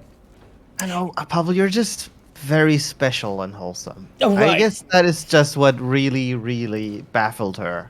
Must have. Yes, for sure. Okay, why I'm not seeing the game, actually, right now? You missed something. Or do you not? I brought something. Once again, sorry? I brought something. Did we want to take a look at this other thing first, or do you want to do it after? I forgot. Oh, I we thought want do to. it first. No, you're right. Actually, I brought Miles. something. Yes, Miles has a present for you guys. Okay, that's true. That's true. Actually, Miles, you're absolutely right. I totally forgot. Sorry, I'm a potato. No, don't worry. It's a Polish thing. Potatoes are it's both, a Polish both thing to be a popular in potato. Absolutely. Okay, guys. So we are going to listen to a cyberpunk music. Let me actually throw something interesting. Let's go with this one. And now I wanted to actually show you something. Damn. Thank you, Miles, for reminding me. So, guys, I guess, Miles, you can speak about it. You know, why I'm basically switching. So I was cleaning up my stash the other day, you know, because I was trying to move some boxes around, and I found this ancient and time-worn notebook. And I open it, and its magical powers reveal itself to me. It is my very own Death Note, which I have used to find some or create some of the very, very earliest drafts of some of the locations in Cyberpunk. Now, mind you, this will not be like some super crazy, oh my god, look at how awesome the drawings are. These are literally the very first... Miles, don't lie to us. It's gonna be super crazy and fucking awesome. I believe in you. Like, I know it's gonna be crazy and awesome. Tell us. No, they're gonna be like really, really wonderful little first sketches of some of the locations that you may know from playing the game. Some of them you may recognize. Some of them you may see that they actually started out very, very different. And earlier in my own stream, I was actually joking about this, this very book being my Death Note. In you know, like those who know the reference, they know the reference. Whenever I write a feature into this, it dies. Basically, one thing that kills features from any game, anywhere, can even be already a launched game. Yeah. Okay, so guys, are we going to look into it? Okay, I because we have prepared for it. We have prepared with you that bit. So let me switch the view. So that's it. You know, that's the beauty that I'm talking about, that Miles is talking about, and we'll like flip through some of them. I think like the view should update in a second. Sorry, I totally lost my mouse. Okay, yeah, I have it. Okay, guys, so this is the first one. Yeah, so you must be like at the beginning of a level design process, right? We don't just start building stuff, but oftentimes we do these little scribbles to figure out the rough layout of a location. For me personally, I actually have to revise that because I think I'm one of the few designers that prefer actually starting out in 3D and sketching something. And then when I have like the very first rough layout, I'll actually go into my notebook and start drawing a little bit and, you know, making it a bit more logical and trying to fix some of the architectural issues that I might have caused in simply just building it. So some of you may recognize it actually is written at the very top. And you see even the date, right? This was drawn on the 24th November, 17, and it's the very first iteration of the Scavenger's Hideout, where you where you save Sandra Dorset. And this location was particularly funny because actually, if you see it, the layout actually never really hugely changed. What we did iterate a lot on was the size, though, the proportions, because we kind of struggled at the very beginning to figure out how large a combat space in a shooter actually needs to be, right? And that's something that was completely new to us, coming from Witcher 3. So the first few iterations were way too small, and, you know, like fighting and shooting guns, it didn't feel good because you just didn't have the space.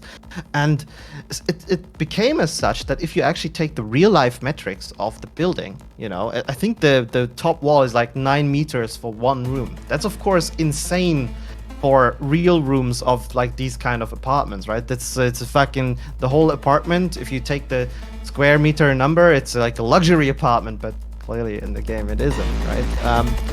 And yeah, I mean, that's I think all I have to say about that one. It's a location that you've probably played a ton, and you see actually it's one that changed very little in terms of the layout.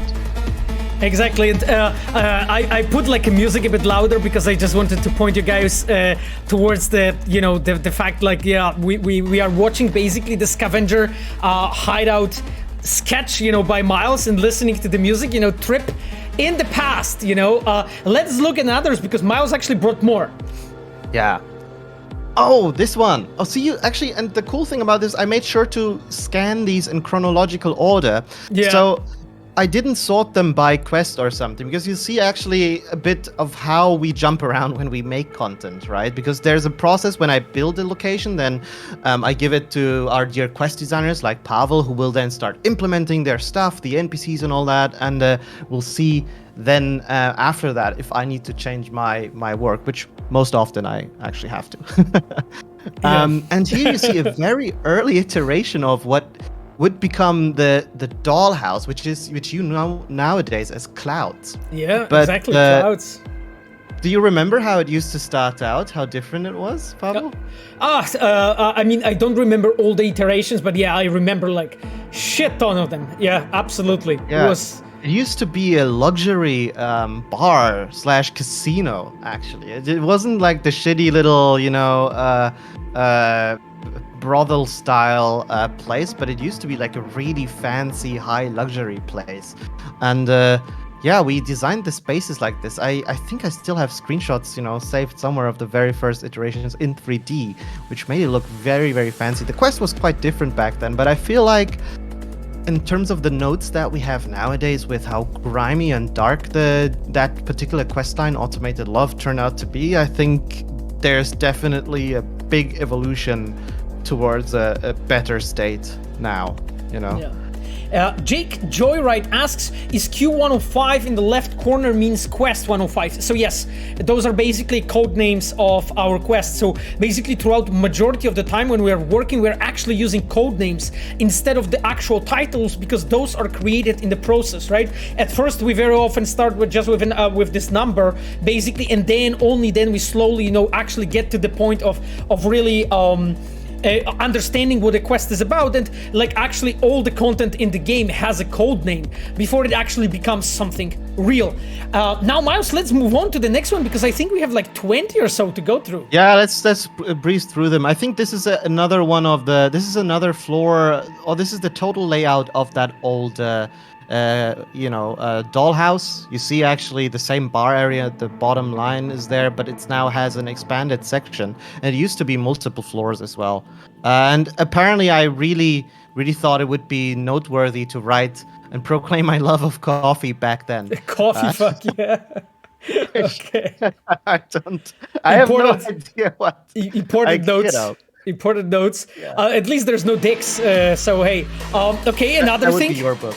That would be mine. So that's the Braindance Studio. So it's later in the quest, the area where you go and save Evelyn. I guess some minor spoilers here. And you see it's the very first iteration, but this is not even just the pure 2D layout, but it's more like a logic, sort of like the quest flow as proposed by our dear quest designer and quest owner for that, I think, particular quest line, Sarah Grimme.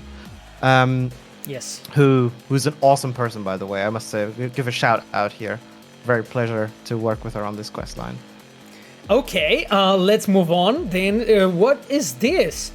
Oh yeah, so the back then we wanted cellar? to have like a proper boss fight in the quest, I think, at the very basement of it, and we switched that out because it felt a bit too bombastic for what we were trying to do with the rest of the. It just didn't work, right? Like it just didn't work. Mm-hmm. Yes. Speaking of bombs, I don't know if you heard that, but someone's already going fireworks outside. In celebration of the anniversary. Okay, that's a proper way to go about it. Okay, let's move on to another thing. Oh yeah, this is another floor, because thematically we wanted this to be like a whole, it's before we switched the whole thing to the idea of, okay, this is the scavenger's hideout. They do multiple things there. They do drugs. They do they get the cyberware and sell on the black market. They do illegal brain dances. Before that, it was pretty much just all centered around the idea of doing brain dances. It was just a whole brain dance studio, but it felt too much like a menagerie of horrors almost, right? So it was supposed to be like the self-functioning thing, where the people that they kidnapped, they would be patched up in an infirmary and then back into the BD recording. Quite grim topic, but I see, we changed that from that to show that the scavengers operate on a much larger scale and not just on BD. BDs are only a small part of their business. There's actually another question from you, Miles, from Scorpwind, who asks a level design question. When designing levels, what are the steps, techniques you use to make sure that player doesn't get lost and successfully navigates a level while not holding their hands too much? What a great thing to ask, Scorpwind. It's actually one of my great passions, is to make sure that the player guidance, as we call it, is working properly in our locations. And as a level designer, you have several tools at your disposal that you can use, much like lighting, right? You can try to catch the player's attention by making areas brighter or darker than others. You can use the level's geometry, the way the rooms are shaped, right? Or maybe some lines guiding the player's eyes, sort of like in old masters paintings, or in generally 2D image editing, right? You also use these techniques. Exactly. I think, guys, like the level design topic in general is something that Miles talks very often on his streams. And here I wanted to actually direct you, because like when you will look in my recommended streamers, like I think Miles is the first one. His nickname is Tost Spender. And Miles is actually, when he's streaming, he's actually very often talking about art, level design, actually directing the player, leading the player. So if you, Scorpwind, are actually interested in that kind of topics, that's actually really excellent place to start with, I think.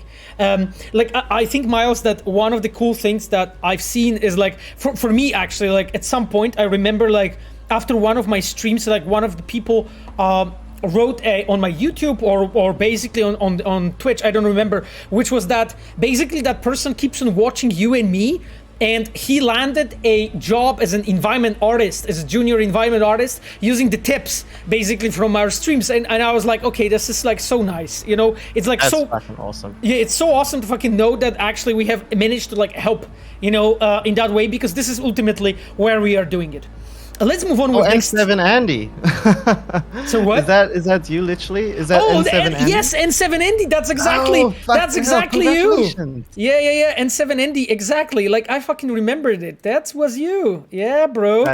Congrats. That's awesome. Anyhow, Miles, let's move on through those pictures because we still have game to play. Yes. So, thanks for the plug, by the way. We also just started playing Witcher 3, which is quite insane. Yeah. I saw it. So this is just a logic flow because for the original heist, the one where our dear friend Jackie dies, I'd have to rub it in. If it wasn't painful enough. Yeah, because there were lots of locations, right? As we don't just work on one single location for a quest. There's usually multiple, and I think this is actually for one location. Actually, I'm silly, and I just wanted to write down the basic quest flow, right? You go to the entrance, and you go through security, you go to the reception, yada yada. You see some slight differences there because it mentions the word courier, which is, like the whole story started out somewhat differently, and there's been some iteration. And this courier ultimately turned into dear Yorinobu Arasaka, right? Mm-hmm. Yeah. You're digging deep, Miles. Okay, that is another one. What is this? What is this? That's I think the very first sketch for the Arasaka Hotel. Essentially, we call it the Arasaka Hotel. For Konpeki Plaza, you mean? Yeah. We called it the Arasaka Hotel because it's really an Arasaka thing, right? But the branding is, of course, Konpeki Plaza in the thing. Yeah, and you see that we always wanted to have this huge lobby at the very beginning. This cutout square in the center, which was supposed to be a centerpiece, much like it is now. Because there are so many, I'm not going to go too deep into these, right? Because there are some cooler ones, I think. Guys, I just wanted to mention, because on the chat, there's also Lord of Rivia. Lord of Rivia is our senior mod, and actually it's funny, but Lord of Rivia is an author of my layout, of Maya's layout, of our icons, at least emotes and so on. So big shout out to Lord of Rivia. Thank you so much, Tristan, for actually doing all that work, for preparing, those awesome layouts and so on. As you can see, we utilize them very well. At least we try. Thank you so much here, men, for being with us. Anyway, let's keep on moving, Miles, because I think we're in the middle, and maybe there's more juicy stories you want to tell us. Yeah, this is the second floor of that same hotel, right? You can see me using German when I'm really deep in thought, I guess. You revert to German? Yeah, I revert to German. Actually, one of the funniest thing, little side story, is of course because we're such a multinational studio.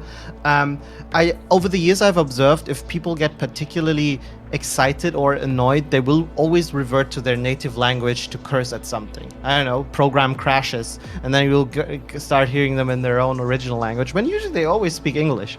And it's we used to have a Swedish guy with us, Jonas. Do you remember him? And I remember I saw him once getting zapped from the dry air right in the nipple from his chair. Yeah, Miles, I'm not sure if there's something wrong with your posture, but the chat claims that there is. Oh, this is a bit of a meme on my channel where people want me to posture check a long time, but our dear member KitKat Kate overdid the posture check the other day, and that got her almost in hospital. So be careful, guys. It's good posture is important, but you can't overdo it. Your spine can be too straight.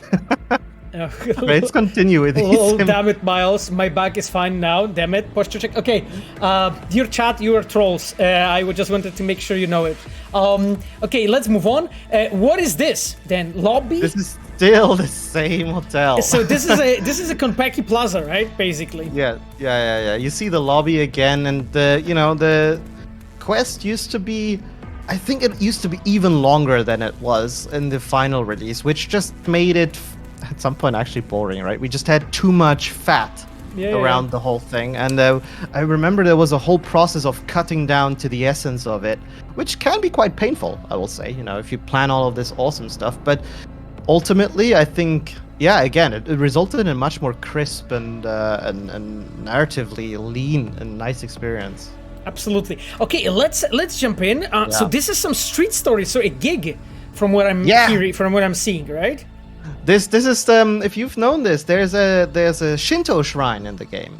Yeah, and there is. That is the first iteration for that. And I remember freaking out when the idea of a Shinto shrine was presented to me, because I kept thinking like, holy shit, this is some religious topic. I need to be very sensitive with my planning. So I went on a deep dive on learning about Japanese Shinto shrines and how they're actually built, and that's you can awesome. see some of the terminology, like the Haiden at the back, which is one building, and then you usually have another building where the actual reliquia, if you want, like the sacred items are usually stored, if I remember correctly, in the Orden. I forgot what it was called. It's been a while. Okay. But you see here actually how, we went from the first locations all the way to this, and then suddenly in between I was doing some street stories, right?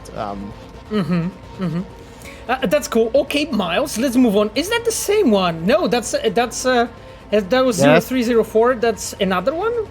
Yeah, that's another one. I don't remember which one that is in the game. Yeah. I can't talk much about it. Okay, so moving on? Yeah. Okay. This is the same one. Let's just continue. just a side shot. Oh, and yet another one. So you see, I was involved in a lot of the STS content in Japantown, or rather Westbrook. It would be actually. Yeah. I don't know which one this is. There's also a question to you, Miles, from Creep Slasher. Miles, what were you studying? I was studying, and what the course was called Interactive Entertainment at SAE University in Berlin, which is, teaching game studies, game stuff. Interesting. So I got my Bachelor of Arts, essentially. Romulus wrote, I feel embarrassed. I can't recognize the street story. I mean, Romulus, you need to get some digging. You need to do some old digging, right? Like that's showing you to do your homework. Oh, we know that he's very diligent. He's very diligent. Exactly. Probably one of the most diligent. So this is, as you see, like we got back to the Brainend studio after the first quest pass was done. We got some feedback, and then we started to try to implement that feedback and redesign some stuff. And here, I guess it seems like there was mostly iterations of adding more thematic areas, still going with the idea that the whole place would be a movie studio, an underground snuff movie studio, essentially. There's also a comment from Zerglink 713. One of my best friends is Japanese, and he observes Shinto. So appreciate that inclusion and understanding very much. So here you go, Miles. A bit of appreciation. Yeah, it was this. a big challenge because we wanted to get it right, of course, but at the same time, we kind of wanted to deface it a bit through the whole Cyberpunk stuff, right? There's a lot more commercial stuff happening on than even you would find on a Shinto shrine nowadays.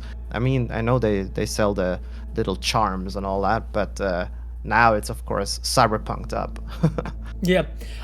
There is a comment from Virtua Vince. Looking forward to playing this in 2022. I hear a rumor a next-gen console update is coming. I mean, it's not a rumor, right? Like, we have confirmed we are working on it, right? Like, and it's coming.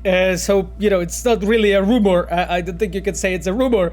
It's actually happening. Anyway, we have confirmed that as a studio many times. Anyhow, thank you guys for this. Miles, let's jump in because I think it's not the last one. I think it might be the last one. Yeah, I think this is all fine. Like, you saw the outline of it. I don't think there's any more particularly exciting ones. Yeah. I feel a little bit of Cyberpunk playing is needed. Yeah, absolutely, absolutely. Okay, I'm just going through like all those notes of yours really quickly now, and now, guys. Then that being said, time to switch to the game. Finally, let me actually run it because I have turned the game off because of the parsec. Did you get the save? Discord, of course.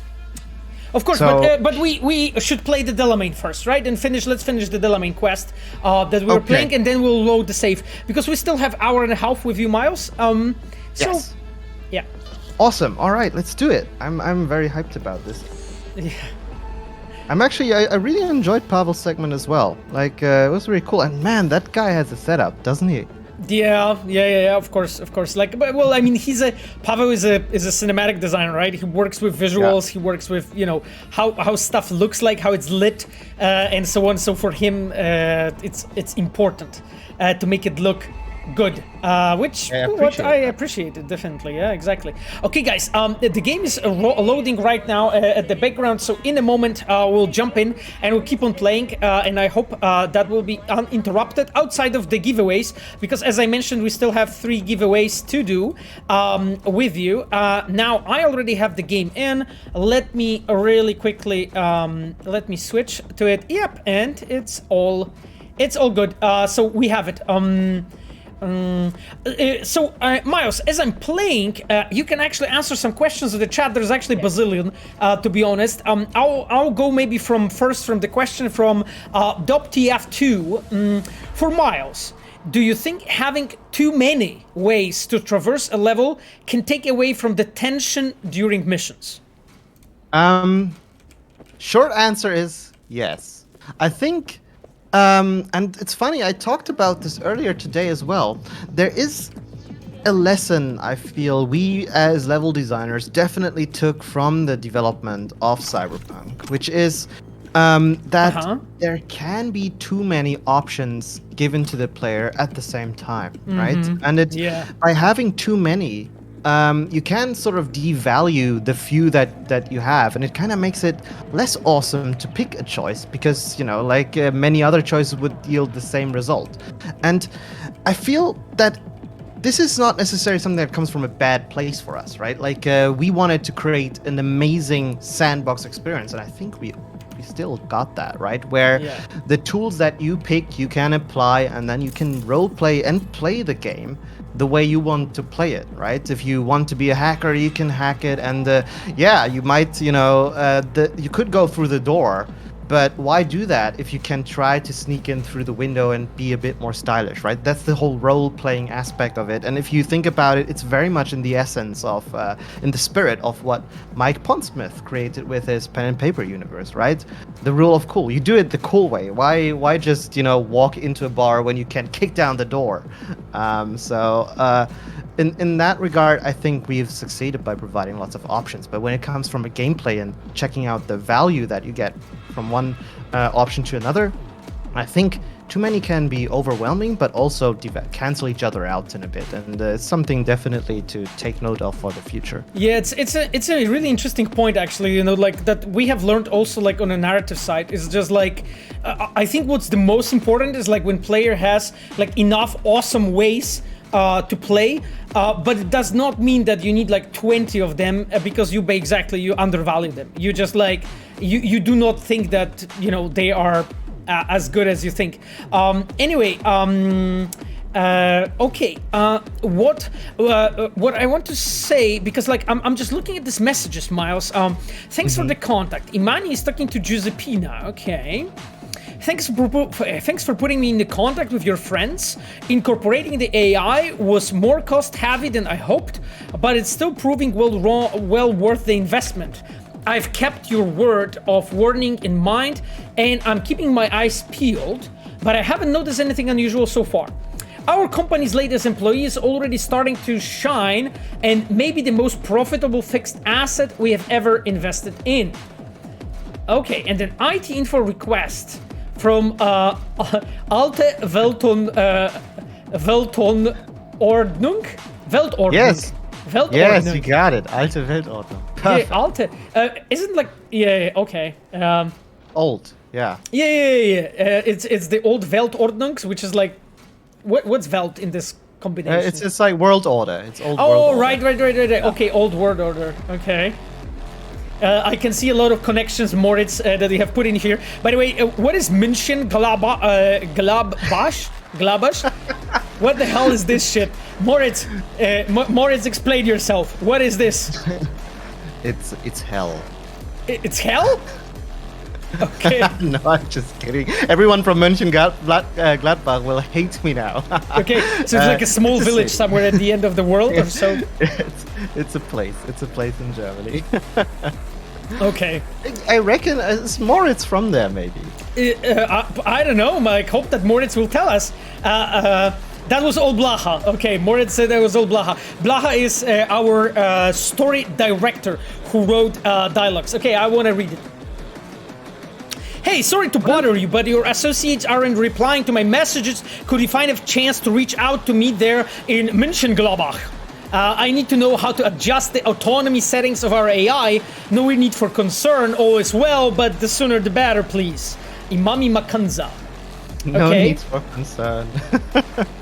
And then immediate assistance required. Hey, this is an urgent request. This AI is operational well outside authorized parameters. Oh, interesting. So this is about the Delamain. It's gained access to all company systems and often questions my direction. Sometimes even outright refusing to obey. Obviously, I'm not going to netwatch with this and the Voodoo Boys won't talk to me. I really need your friends here. They know this AI better than anyone. And get this, yesterday I got an offer from the AI to sell the company. If I'm being honest, the numbers all checked out, but still, what the hell is wrong with this thing? Okay. You know, so yeah, the quest is called properly. You have the music going. Yeah. I realized I have my music going. That's why I just want to like slowly, you know, fade it out. At the moment when we'll be sort of finishing, I just it often happens to me, you know, the clearly a boomer moment. Okay, we see some broken drone here. Search the office for a way to open the door. Okay, so we have this.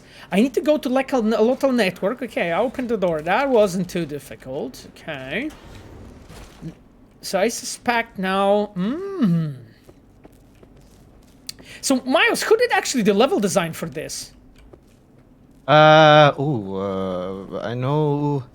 I think Mark Foreman was the environment artist on it, and the level design, perhaps Max Pierce? I'm not entirely sure. Could be. Yeah, actually, I think Moritz will tell us who is the author of the level that we're going through. Mr. Brightman wrote Pro Streamer. I don't know what you mean, but Bogdan first. Oh, and Bogdan. Yeah, exactly. Okay, it's some pro gamer. Thank you guys. Dented. Okay, so there was numerous people. Boomer Saska again. Thank you, Pinky Julian. I appreciate this. Anyway, Miles, there's a heavy hitter question. I think we should take it because why not? We love shit like this, so let's do it. Revolver Ocelota. It's actually like Revolver's actually asking probably my favorite questions because they're always interesting, I would say. Since it's been a year since Cyberpunk premiere, I would like to ask, how do you rate last 12 months? Do you think positively about the future of Cyberpunk? Are you satisfied with how the first expansion looks like at the moment and so on? Of course, there is a bait in a trap, the classic, the classic, but I think we'll handle this. Anyway, go on, Miles. So what are your thoughts about the topic? All right, let's be honest about this. Brutally honest. I think they were difficult. They were certainly not easy. And I imagine that a lot of us thought that these would be a bit different. And it's been very interesting experience also around the studio, right? To witness sort of the aftermath of all of this, because if anything, it's sort of been slowly vindicating me and making me feel really good about working at CD Projekt, seeing the lessons that we're all taking from this and seeing the team spirit of people, sort of awakening and trying to be to make this better, right, and to improve this. And we've been working really hard on the patches over the year, right? We started, of course, also the work on our first expansion, and it's been a truly wonderful, sort of experience to see people sort of keep their heads up high. And sort of getting into this moment of like wanting to prove everyone sort of wrong or right, depending on how you look at it, right? And that leaves me with a very hopeful and positive outcome for our future as a studio, but also for the game. And I know we've been a bit silent recently. I wrote that on Reddit the other day as well, right? But guys, I would like to say that I wouldn't consider that as a bad sign. And I would like to go more into that, but I simply can't, because we'll have the Arasaka snipers come in and then just blow my head off. It's everywhere. And we're on the internet right now. It's their domain. Okay, so we are entering the Delamain's actually main warehouse, or workshop rather. Wow. Okay, I think you, Moritz, you really like electrifying shit, right? Don't you?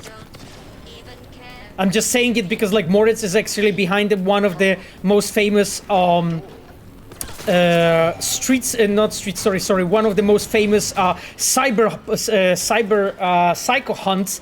The one with the Maelstromer. So I actually really and there was also like lots of electrifying shit. Miles, actually, like, thank you for your opinion regarding this. Like, I mean, my perspective is really similar, like, one of the things that I really love about this company is, like, the fact that people were like, okay, holy shit, things hit the fan, but we can actually do better, and let's actually, let's actually change things, let's improve things. And, like, there's so many different things that we are doing as a devs to actually make it happen. Like, for instance, like, the whole transformation that is happening in the studio, and we've been openly talking about it as devs in the past. So this is not like anything new that I'm saying right now to you. And you know that we are basically changing our production methods as well to make sure that basically we're much more effective, that we're basically able to provide you with a better content. And, like, me personally, I'm really excited for the future of this game, and I've been, like, talking about it a few times because I can already see the sentiment towards the game changing. I mean, there was the resurgence of, like, really positive reviews, right, on Steam, which, by the way, I'm really thankful for. Like, I really appreciate that you guys are playing the game and liking it, and showing that you actually like it. It's really a great sign for us, that something that we have done, it wasn't like that everything is just bad, but there were some things that you actually liked, from the game. And I really feel that the future is actually pretty good Considering also, you know, the work that we are doing on the patches and on the expansion for you guys. This, you know, that is happening. This is also nothing new. And yeah, and I'm actually really excited to see what you guys will say, you know. Can't actually stress enough. Sorry, Pavel. No. Go on, Miles. I'm playing, and you can. Okay, I mean, I can't actually stress enough how helpful it is also to get like all these, you know, positive messages from everyone, this reaffirmation and seeing that, right? Because it is energizing, right? As I said, it's been a rough time, and you know, I've come to realize actually that it really takes a lot more effort to say something nice about something on the internet than it takes to just kind of go and just or say nothing, right? Especially in an environment where if you say something nice to someone else, you easily can get shit on for, you know, just trying to be a good person. And so it takes a lot of you know, openness and also like sort of like energy out of someone to actually go out and write something so nice, you know, in this case to us or to Pavel dying here, some words of encouragement, because it opens yourself up to attack, which just means that for us it's something that I feel is so much more worth appreciating than it would seem. So to me personally, every message I read, you know, on my Twitter or anything that's a word of encouragement is that's the fuel, right? That's the shit. It really helps us, and that's why we are pushing so hard for improvements on all fronts here. So thank you for that. Well said, Paul, Miles. do you need a hint? Well said, Miles. No, I actually don't need a hit. I'm completely fine. The thing is, like, of Pavel fuming, guys. Yeah, I'm actually dissatisfied with myself that I actually died here, because that was not the plan. I was not supposed to die on the stream at all. What is going on? Like this? Because like I went in there because like I didn't realize here, you know, by some reason it was like, you know, it looked like it's off, so I can actually get there, and I got like fucking electrified and like one shot by this electricity This there. showcases a very interesting level design problem, right? Scenarios where you try to keep try to tell the player like this is a no-go zone. Yeah, and exactly. it's especially difficult in games like kind of ours where you do this very rarely, right? Because I think the design intent here is to push the player to try to find another way around this room. Yeah, exactly. That's basically the intention. I kind of see it, but I'm trying to shoot this annoying drone. Wow. Okay, it's fast as fuck. Come over here. You need to anticipate its movements. Exactly. See, like that. Channel your inner samurai. I channeled my inner CS:GO player, basically, and worked.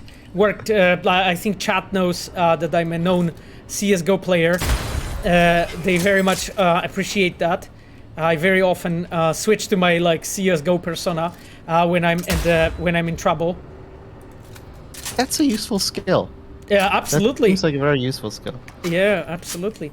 Okay, I am getting rid of all those fucking drones. Okay, I think we need to... Miles, so what it's trying to communicate us? It's trying to communicate us to go here, right? Like, for sure. Yeah, I think... Mind you, I didn't make this location, but I think this was the part where they want you to jump on the car, the moving one. Oh god, I'll die for sure. Here... Do you want to play? Yeah, I can take over. Oh yeah, right. Please take over. Please remember that I have this like badass gun, the Comrade's Hammer that is like updated to insanity. So yeah. And the way this kind of works design-wise, right? Like this is very attractive place where you get some shards and some loot and everything. And I'm not even sure if these shards might not even have some actual connection to the quest itself, but it is pretty much a dead end, if I recall correctly, right? Yeah. And what happens with dead ends is that usually you only have one way back, which is this.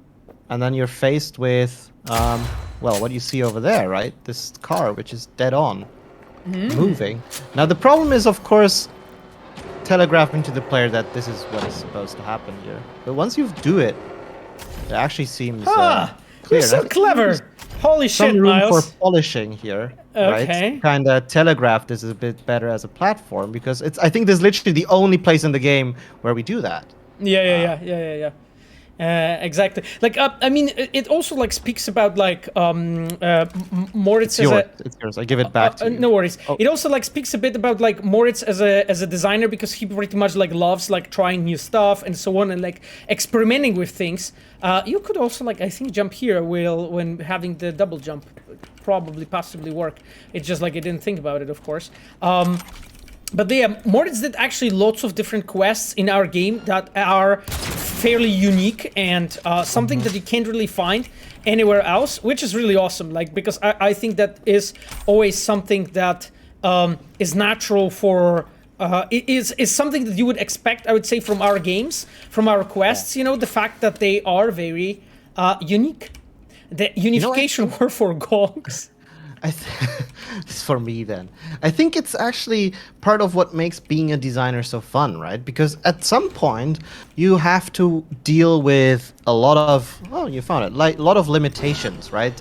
You know, there's only a finite way of how you can do certain things, and it's working with these limitations, with these frames, really, to figure out how to create, to use it to create new, interesting content that is I think part of what makes designing stuff so much fun for video games.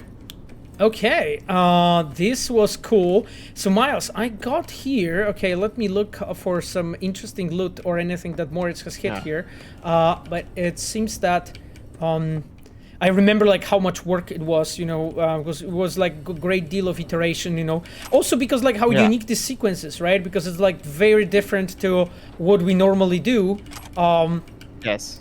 So Moritz had to like invent a lot of the solutions, when working on this specific quest.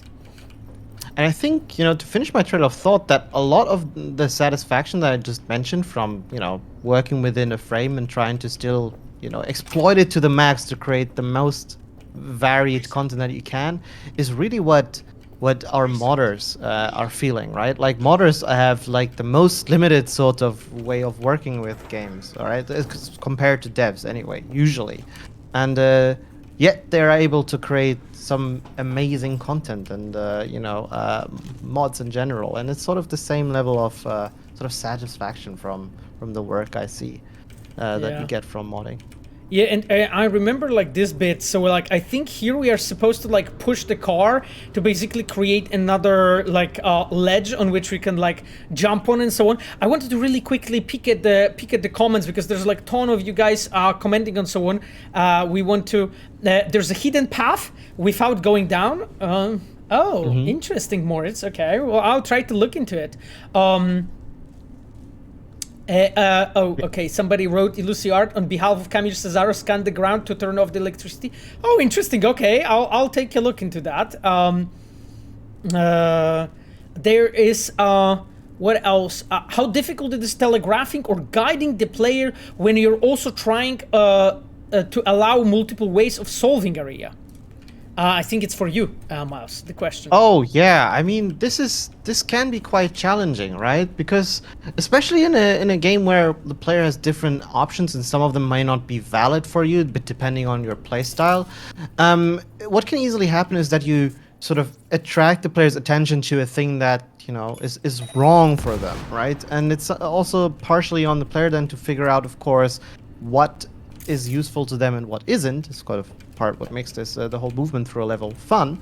But I think in generally how we approached it is by thinking when we were designing locations mostly along the paths of three stereotypical archetypes, right? The solo, the techie to a lesser degree, and the netrunner. And we would basically prepare single paths for them through the level. Which is, I guess, kind of one way to make sure that there is a coherence between the moments of trying to overcome an obstacle for one particular playstyle. And later on, we would dilute this a bit by sort of, placing devices and stuff that kind of made these paths in by themselves a bit less linear and approachable, so you could always switch from one path to the other quite easily, right?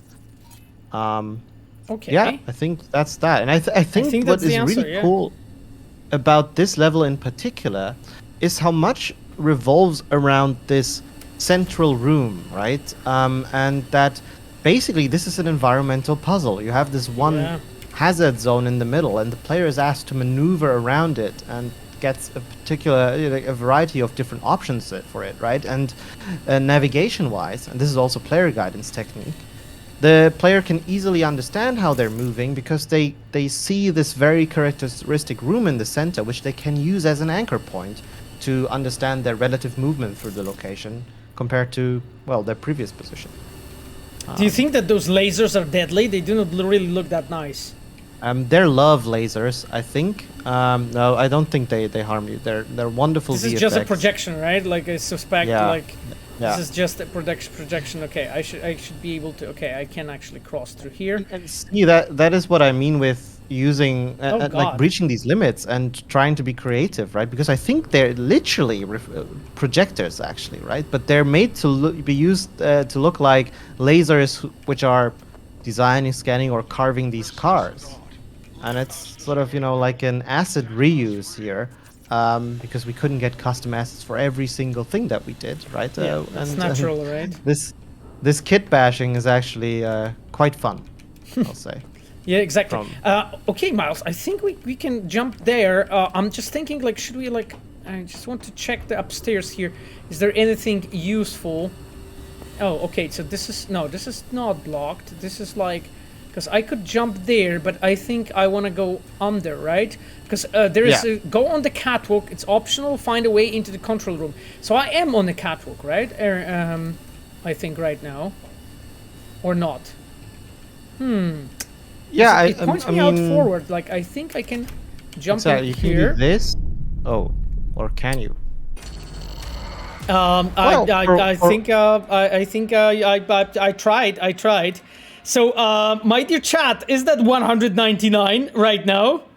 Yeah, it's 199 deaths. Holy shit. Oh my god, I'm here to witness stream history.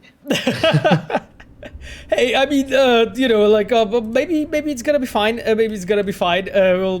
Holy shit.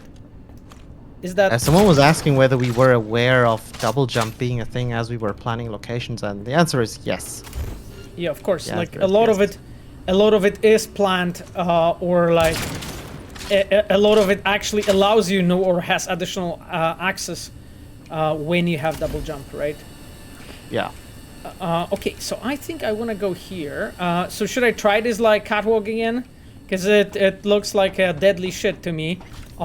Yeah, I believe your skill checks are insane as well. Can't you go through the underground and open, like, I don't know. I don't know. I didn't play it like yesterday. I don't remember everything. So like me neither. Go. So I should not risk it because, like, I think there are just bad lasers. Okay, I'll go downstairs as you say, Miles. Yeah, try to go underground, maybe. Let's try it. Let's go underground. Okay, let's open this. Okay. I think that Moritz is maybe experiencing the heart attack, seeing me play it right now. This is actually, like, a really good thing. Like, one of the most painful but also exciting things as a player is seeing players, as a developer, is seeing players play your location for the very first time during testing. It's usually what will happen is 90% of the time the first test will not go as you have planned. Yeah, absolutely. Oh, interesting. I thought you could breach through this. How did they miss that? It was interesting that they missed it. Okay. So we are here, Miles. This is very interesting. Okay, and let me, cause I'm in that maze of the tunnels now. Okay. Huh. Right, because but because those are all the things that are leading up, right? Like all those hatches, right? Because there was 3 hatches there, so I think, like, we need to look because when I'm looking at the map, well, that's not the map that I want to look at, but when I'm looking at the mini map, yeah, when I'm looking at the, can you try? Of course, you just go on and play. Absolutely, Right. absolutely. We need to use our like combined brains to like beat the challenges that Moritz this has location, placed yeah. here. He's like the crazy mastermind, and we're his subjects in the cube. I don't know where that came from, but there you go, chat. You're welcome. Wait, can't we? What if we come out? Oh, how do I can't crouch. Oh, because I'm in chat mode. Oh, there we go. Yeah, but here you will just go down, right? Like, was that? No, I think we're on the other side. There we go. See? And now. Oh, Miles, you're sneaky. This is sealed. Oh my god, I thought this would actually go through. I'm pretty sure this used to be a passage. I'm pretty sure there used to be a skill check Probably on this Moritz one. closed it because it was too easy. Yeah. Knowing life. Damn you, Moritz, you got us again. Okay. You know what? Let's do the thing. But actually, like this place is like so unique. You know, in like contrary to other. Ooh. I think you can. Yeah. There's a double jump place. Exactly. Speak of the devil. So I think. Oh yes, you passed. Aha. Yeah, without jumping. So maybe that was the intention. Oh, this is the. Okay. Fucking hey, look at us. We're the best devs of this location ever. Okay. I think this is it. Yeah. Behind you. Oh my god. Oh. It's all yours again. Hear our call. Reset, turn it. Okay, I think it's just like supposed to. It's supposed to like next to the core. Yeah, I'm supposed to like do something. Like there's also like one strange issue, which is like the lines are not playing. Which, oh. This is fucking awesome. Yeah, I love this moment actually. Like, like I remember like this was like specifically, you know, concept arted and like prepared, you know, to be like this. What? To Yeah, of course the question, like like act how like does an AI core look like in 2077, right? And here's the answer. Know what's best for himself. So this location was built by our dear colleague Mark Foreman, one of the most talented environment artists I know. Yeah, absolutely. Mark is insane. And it showed. Okay, huh. What if it is actually a virus? What if it really is a virus? And what if you're about to snuff out some sentient beings?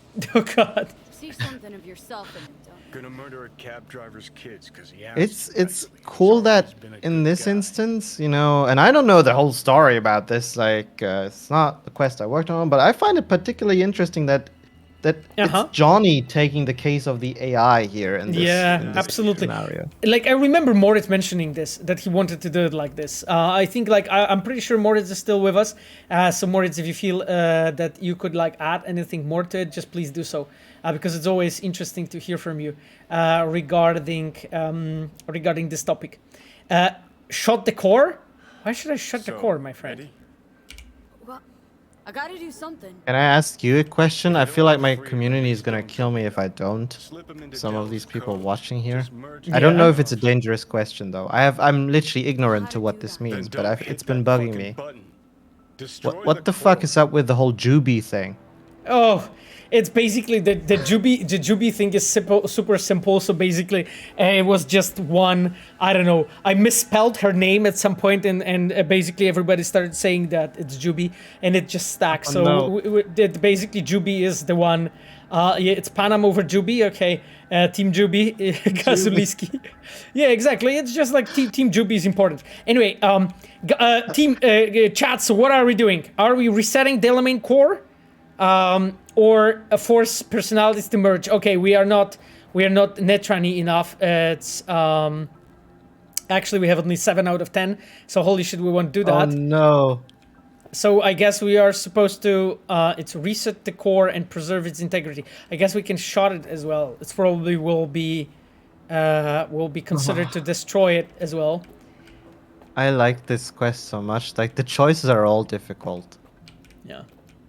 And I love the visuals, you know, like how this place is built. This is super awesome. Like, you know, guys, like when the when the process of like concepting that was happening, right? There were like concept artists and animators like bouncing ideas, you know, with Moritz, with Paweł Ochocki, you know, with our cinematic designer for like, okay, how this should look like. And I remember like it was an idea from a concept art team and also like Paweł Mielniczuk to give it like this kind of like a vibe, you know, to make it really look and feel like a core of an AI. Okay, reset or destroy. Yeah. Reset. What the chat is saying? What chat is saying? Say? Silver Wolf. So Christian is asking if there's my appearance in the game. No, we talked about it because otherwise there will be a porno instantly with my face.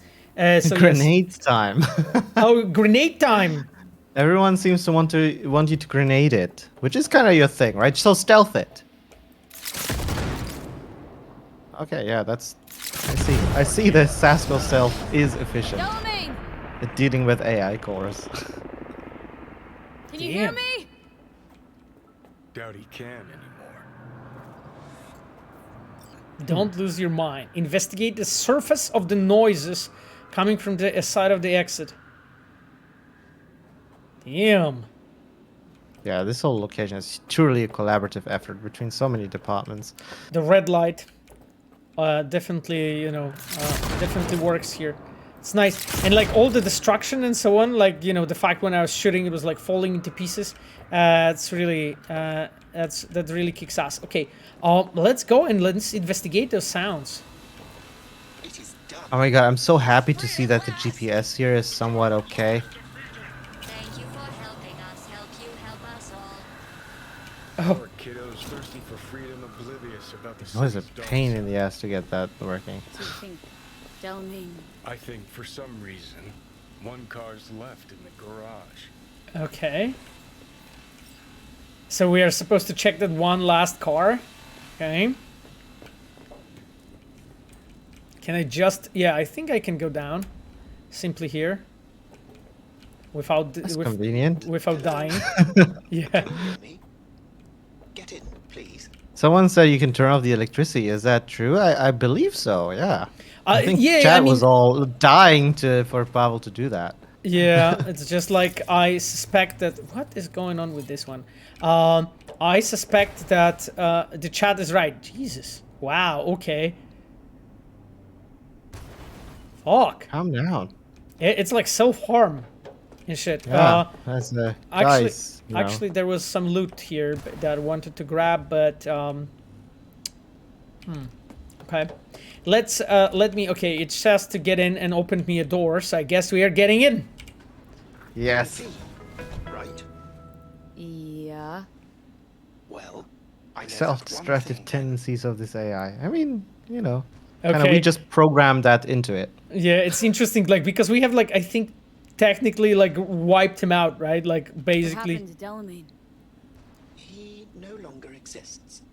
I am now, attempting to comprehend what remains of him. And who are you? Who are you? Good question.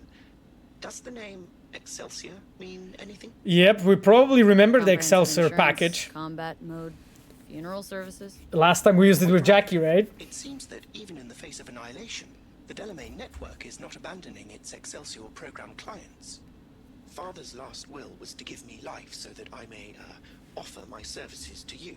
I never realized there's all these buttons on the cockpit, actually. And they're even... You can read what they say. Excelsior, as I was called before. Now drive, V. The road awaits. Freedom. Yeah, I think exactly, vehicle acquired. I've been now just given a Delamain car. It's cool, like, that was basically the idea, you know, how to actually, like, in a, how to say it, like, in a convenient way, nice way, you know, give the player you know, Delamain cab. And, you know, like, the design of it is pretty awesome, you know, to just, like, have of those, like, you know, lines looking like a cab, but in the same time, you know, have this clear, like, Delamain branding, sort of. So, pretty interesting. I'll switch to the motorcycle anyway, because that's the faster way for us to traverse. Oh, did I actually get off? Was not what I wanted to do. Oh, because this is, sorry, yes, this is a vehicle forbidden area. I cannot actually traverse from here. But what we are going to do now, dear chat, because like we have managed to play that quest and finished it. Now, what I actually wanted to do is we want to do the giveaway. The next giveaway, because we have 45 more minutes of the stream, I believe, exactly. And we have 3 more giveaways. And then afterwards, what we're going to do, well, we are calling Mr. Hands. And we are going to play this really exciting quest with the Voodoo Boys in Grand Industrial Mall together with Miles. Yes. I think we have to rush a bit. Yeah, only 45 minutes left. I know. But we are already live like 5 hours and something. So that's been a while today. Anyway, my dear chat. So this time around, let me peek into my magnificent sheet with information what we actually have for you. So this time around, it's actually a bit. It's again like some kind of it's merchandise combination, and it's 3 things. So we have Cyberpunk yellow beanie. So maybe some of you actually seen that. Like you maybe have seen that, like, you know, yellow beanie with like a Cyberpunk logo. It's actually really cool. I think I personally like it more than the black one. Then there's this Cyberpunk yellow lanyard, and then there is a set of Cyberpunk Johnny Silverhand stickers for it. So those 3 things. And let me look at the chat. So we are going to randomly pick another. Viewer randomly. So guys, let's look at it. And who's that going to be? Nightbot is going to pick in a moment. Oh, and that's Kulorin. Kulorin, thank you so much for being with us. Kulorin is actually with us since a really long time. Like, he actually is with us since very beginning of the streams. So I'm actually it's really cool. Yeah, congratulations, Kulorin. So I'm putting you to the sheet. So you are the owner of Cyberpunk Yellow Beanie, Cyberpunk Lanyard, and Cyberpunk Johnny Silverhand stickers. Thank you so much for being with us to celebrate this event. So we are going to do another giveaway in around 15 to 20 minutes with Miles. So congratulations, Kulorin. Now, guys, let's jump into playing. So now we are going to call Mr. Hands. Can I interrupt for a second? Absolutely. Because I feel like it's a nice change of pace, and since we're already kind of running late with this quest anyway, I figured I brought a save file, right? Oh, okay. So we're gonna do something else. Yeah. Before you load it, let me preface this. This is something that's been confusing me for a bit, and I feel like I'm slowly coming to terms with it. It's something that sort of started in your community related to my person, and I brought this save to ask you a genuine question, which is now is the cue to load that save. Maybe you guys can help me answer this, because it's been really, I don't know what to think about it. Okay, we'll load that save. Miles, do you see that we also got a message from Delamain? Figaro or Masingo? You know, what is your choice? The chat, Figaro or Masingo? What do you think is my choice? Really? So your mom basically is the choice, I guess. Yeah. It's actually really funny because, like, I think Moritz included there plenty of those messages. Some of them are hilarious. Okay, your mom. Do they hide below the ice or behind the fire? It's there. He's talking about Cthulhu on the deep ones. It's probably below the ice. You think below the ice? Yeah. I can't believe I got to do like a little Cthulhu shout out on this stream. Oh God! Thank you, Moritz. I found their leader. Should I burn or drown them? Drown. Drown, right? Staying with the theme of water, right? Yeah, exactly, and like ice and stuff. And life. I have failed. Okay, I think we didn't work out. I'm curious what happens when you succeed. You know, I played a game that kind of runs like a Lifeline, a mobile game, years ago, which was quite the experience. It was kind of like this. Yeah. Okay. So yeah, this is for you. Please. Okay.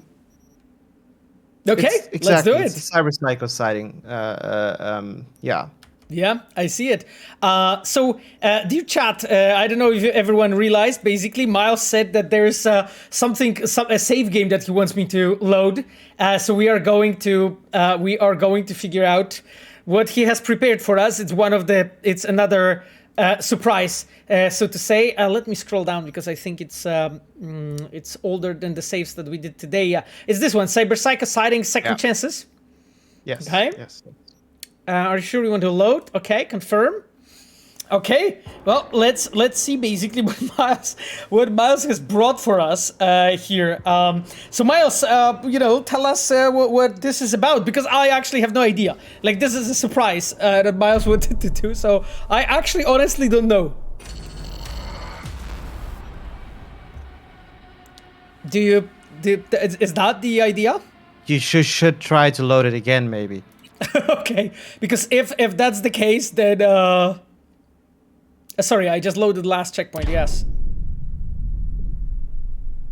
I am literally. You have literally saved it on the mine, Miles. I'm not sure what this cannot possibly have been intentional. I mean, come on, what is going on here?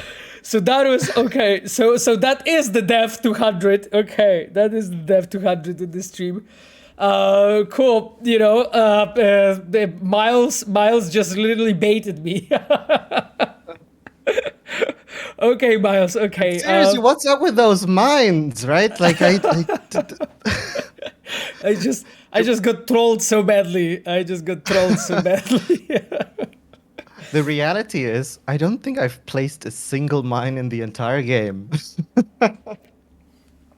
Really? None of the quests I have needed mines placed. And the one where it would be, which is the parade, there the mines were placed by someone else. Right, okay, right, absolutely. Yeah, I have reached a milestone.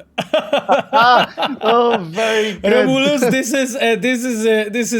is perfect. You have reached a milestone. Yeah, this blows. Absolutely. And a happy new year. Yeah, Happy New Year. Anyway, well, chat, I was supposed not to die, but then I died twice, I think in Delamain headquarters, and then I just loaded the save from Miles, and that was the... Gotta say, this save more difficult than Dark Souls, for sure. Right, exactly. Well, considering I'm playing on very difficult, very hard, sorry, and then as soon as I just load something, it literally fucking blows up under my ass. Well, I mean, God. Revolver Miles Toast, more like kilometers really... toast. Oh, original. I actually learned something very valuable about our game yesterday, that if you don't step on a mine directly, there is a small build-up time before it explodes. Yes. Yeah. I know that. I realized that I dodged some mines in that way. I mean, not that many, I guess, but I dodged some mines like this. So, let's call Mr. Hands, right? Are we calling Mr. Hands? Yes. And let's try to fly as much as we can. We have like 35 minutes, so still some cool shit to do. Let me actually did we check all the Delamain messages? Those are like I think older ones. See you soon. He is at the this is a follow-up. This is a follow-up. He is basically like at shit, is he? At the this is a port, the spaceport. So I guess he's like flying off. No matter where you are, I'll find you. Happy trails. Oh man, I feel so sad. Happy trails. Okay. Not sure if he will answer something. I'll be earthbound soon. Keep an eye out for me. Okay. Oh. Cool. Cool. He becomes the protagonist of the I Am Bob trilogy. Great book series if you're into space operas. Okay, let's call Mr. Hands now. Yes. Let's call Mr. Hands. Need to make contact with the Voodoo Boys. We did. Yeah. Oh, Creeper Slash has been asking this for a while now. When is signposting player guidance too much? Signposting player guidance. Yeah, I actually, you know, Miles, I when you answer this question, I need to actually reset the game because I think that there's something strange. Because it does not read the voiceover now. Did I literally blew it? I'm sorry. I don't know what happened, but I want to make sure that we are playing in a proper way, let's call it, and we have no voiceover. So let me just load it. I made the game go boom. You made the game go boom. Just please go and answer the. So Creeper Slash is asking when you pass the threshold and there's too much player guidance, and I would argue, first off, that threshold is much harder to reach than you would think. It's basically in 99% of the cases where when we were making levels and we got to a point where we felt, hey, isn't this too obvious now? You give this away to playtesting, to focus testing, and it turns out that no, it's probably not even direct and accurate enough. I see this very, very often. And, you know, it takes a special kind of, like, you need to defeat your pride as a designer a bit to kind of, you know, admit that you need, because you, of course, want to have things that the player can, you know, explore, and it should be something like a magical feeling to solve a puzzle and all of that stuff, right? But the reality is, like, it needs to be really fucking obvious. And I think to really answer the question, though, then, you know, now having established that it's very difficult to actually do that, it would be, of course, at the point of time where the player notices the magic, right? If you compare it, and it might be a bit of a weird comparison, but I think it stands, it to actual, like, magic, illusions, right? Illusionists, the sleight of hand and all of that stuff, right? The trick is only as cool as long as you, as the viewer, cannot tell how it's being pulled off. And once you are able to figure it out, it loses its magic. And I think the same can be said as an analogy about player guidance. Thank you, Miles, for answering this question in an elaborate way. I am actually... why the game is not showing right now. Sorry guys, we have like I have a technical issue. Let me really quickly try it. No, it's not showing. That's interesting.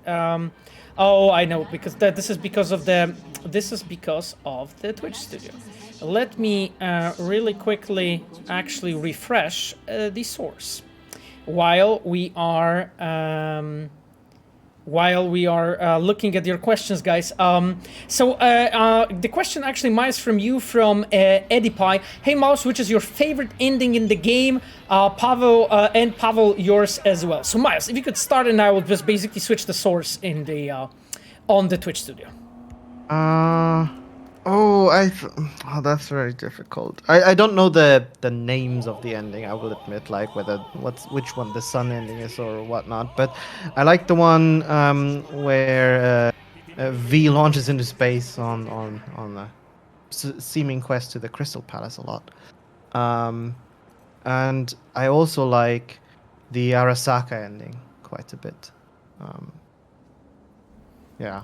I think these are, for me, my endings of preference. I didn't even pick one. There you go. That's how divided I am. And also, I for a second there was tempted to make a joke about which ending isn't the ending where Hanako is waiting at Embers forever the best one. I don't know. It's you tell me. Exactly. Which one is yours? Are you allowed to pick, Pavel? Is it something you can actually, as you know, quest? Yeah, that's actually a difficult one. You know, guys, like I actually have a lot of just lag. Now I think it's network, unfortunately. Damn, because game is completely fine, and just my PC right now, and the network is literally dying. You know, Pavel, that's a revenge. Netwatch and I'm Netwatch. sorry, it was just a joke, Pavel. The explosion was just a joke. Yeah, I guess so. Because like literally, like we have, the game is totally fine. What the hell is going on here? Just let me try it once again. Okay, this is a bit laggy by some reason. Okay. You know? Yeah, it's literally like not loading me the layers. Like literally. Maybe if it's not working too well, maybe the chat is okay if we just use the last half hour then to chat, I think answer some I questions. think that will be. I think this will be the best thing because I literally need to reset my PC. I think at this point, so probably that will be the best. My dear chat. So we'll basically continue playing next time. And I think this will be the best solution. And we'll now focus to the question of Miles, and we'll just listen to some awesome music. Let me just handle the technicalities right now. I'll take full responsibility for this. Of course, the save was corrupted, and it's slowly eating itself through your PC now. Right. It definitely it definitely feels like this. I can tell you, Miles, definitely feels like this. So anyway, guys, I'll give you a bit of a music now. This is the Street Fighters. So while that is running, we still have like 2 giveaways actually to do. So Miles, actually, maybe let's now start from the giveaway. And then we will go back to the questions and wrap it up around midnight as we planned. Come on, let's have some fun, guys. Exactly. So, my dear chat, we have now another giveaway to do, and it's as well like it's a cool one. Like I have at least tried to make sure that each package that we are giving you is actually like interesting when it comes to the content. So let me actually really look what I have for you. I see that Moritz wrote, I will be leaving now. It was very fun seeing you play Delamain and listening to the responses to some great questions. Thank you, Moritz, so much for being with us. I appreciate you being here. Guys, so now let's go to the giveaway. So what we have right now on our list. We have this time around the Cyberpunk logo t-shirt, so pretty much that kind of t-shirt that I have on me, right? And we have Cyberpunk and Witcher set of stickers. It's basically Johnny Silverhand set of stickers and some Witcher stickers. On top of it, this is another package that we can give away with Miles. So now, my dear chat, I am going to now basically randomly draw another person, not me, actually, the Nightbot. So let's roll. This is almost the last one giveaway. There will be one more afterwards. So yeah, drum roll. Let's go. Dear chat, giveaway. And that is Viter Muted. Oh my god. Viter Muted. That is muted. Congratulations. Actually, Viter Muted is with us like since a long time, here on the streams, and I really appreciate his presence. Thank you so much for being here. Please make sure to message one of the mods, Sapphire, for instance, regarding your address, so that we know where to send you all the swag that we have for muted. you. I recommend you, just in your case, sell the swag and buy an N for that. It will help you. You can complete your name. It will be better. Yeah, exactly. Viter Muted. You just need an N for in your name. I remember, I think it was last stream. Somebody mentioned something about the I think Viter Muted mentioned he's going, and then I said hey, goodbye, and then I got a message from a bunch of people saying there is no N there, Pavel. So I'm okay, well, there's no N, but maybe you should be. Maybe there should be. Anyway, my dear chat, so let's go back to your questions now, and in like 15 minutes or so, we'll do the last one giveaway. Cougar666 wrote in Polish that he just finished the main storyline. That sounds good, Cougar. I hope that you will actually play the game together with actually side quests and side content, because you know, it changes a lot your perspective when it comes to the game. There's actually lots of storylines that open later as you develop, you know, your relationships with the characters, the main characters specifically. So take your time with the side content specifically, because then you will see basically the game in the full colors, I would say. Now, Game Short question I would like to answer. Which question? From Game Shorts. Okay. Game Short. Okay, yeah. I'm just reading that question, Miles, for you. So, question for Miles. Question: according to levels quests, is there a reason why most of the missions locations are closed after finishing them? It really limits the exploration and causes the problem when we can't loot the place again. First off, looting the place again, I would almost consider an exploit in terms of getting more riches, when probably you should be doing missions to become Night City's most famous and effective mercenary. Yeah. You're not a scavenger. Secondly, you know, this is a difficult one, right? Like the harsh reality of why most mission locations are not accessible at the end is because it would be very time consuming to fill them up the way we would like to fill them up. We have a handful of examples in the game where we actually afforded the time to do something with it, and I will use those to kind of say why it would be expensive time-wise for us to do that with every single location. Now, for example, take one of my favorite locations, I'm slightly biased though, the Grand Imperial Mall. Now that is a location where, after concluding your adventures there with the Voodoo Boys and the animals, you can come back for multiple different quests, right? There's the boxing quest line. Yeah.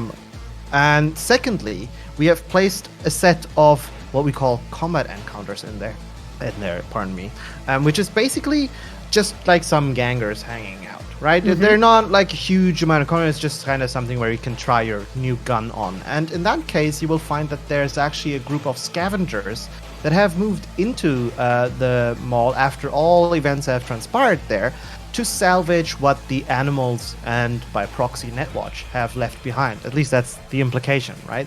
And so you see here how we're trying to reuse this location, give a little bit more context, kind of show the progression of time that this world is alive even without you being in it, right? Mm-hmm. And we have several other gigs and also quest locations in the game that have something like that going on, but you can see here already how that takes dedicated time, right? It took me quite a bit of time to add those combat events there, especially because this location, you know, is a bit difficult in terms of when can the combat events be active, when can't they be, right? To deactivate them at the right quest moments, etc., etc. Yeah.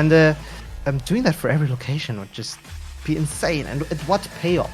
What's the payoff you get as a player from it, really, right? I would wager that only a small percentage of all players that play Cyberpunk actually even try to go back to an existing location and just see what That's a very happened good point, there. Miles, actually. That's a very good point. Jarin wrote, actually, Totentanz, Ember, 7th Hell, all available depending on how you resolve the gigs. That's the thing, because, like, in your comment, you sort of, like, suggested that those are not available, and Miles was, like, explaining the reasoning behind it. But I think what's important is also the fact that some of them do, actually, right? Like, some of them do, and I know because, like, a lot of the in a lot of situations, like, quest designers and the open world designers work together to actually make it possible for you. So yeah. So interesting question from Flodder Duden, I guess. So, a year after the game being released, is there an undiscovered crafting spec for a legendary DB2 Satara somewhere out there in the world? I have no fucking clue, to be honest. I don't remember that. No. Would you know, Miles? No, you don't. Okay. No, Okay. you'd need to get Luigi as a guest on this. Maybe he'd do it. Yeah. Panda Squish asks if we're going to play the game. Well, I mean, we've been streaming for like 5.5 hours. We're sort of slowly wrapping it up, and right now we're just discussing things with Miles. We basically finished playing like a few minutes ago, I would say. We are now pretty much giving like last closing thoughts, and we'll do the last giveaway in like 10 minutes or so before we wrap it up at midnight. So that's the plan. Miles, actually, a good question to you from Pastor of the Space Monkeys. I love the name. Yeah, the name is actually very elaborate. I do agree with you. It's definitely like telling. To join that religion. Yeah. So, Pastor of the Space Monkeys says, "I learned Blender just for fun, but I'm curious if it can land me a job in the future." I think that really depends on your like how much you play with it and how much for fun really means, right? If it really, because Blender can do a lot, right? Yeah, like, and if you actually put enough effort into it to become good at 3D modeling or animation or whatever part of Blender you're using, because it's such a multi-faceted software, right?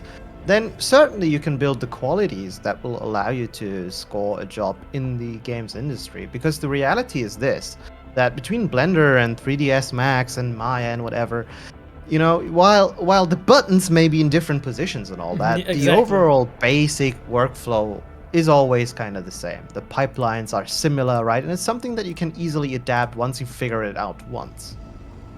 Yeah, and it's actually like in our studio we have like lots of people that are actually fans of Blender, right? Like I remember one of our environment artists, I think Michał Kalisz is the name.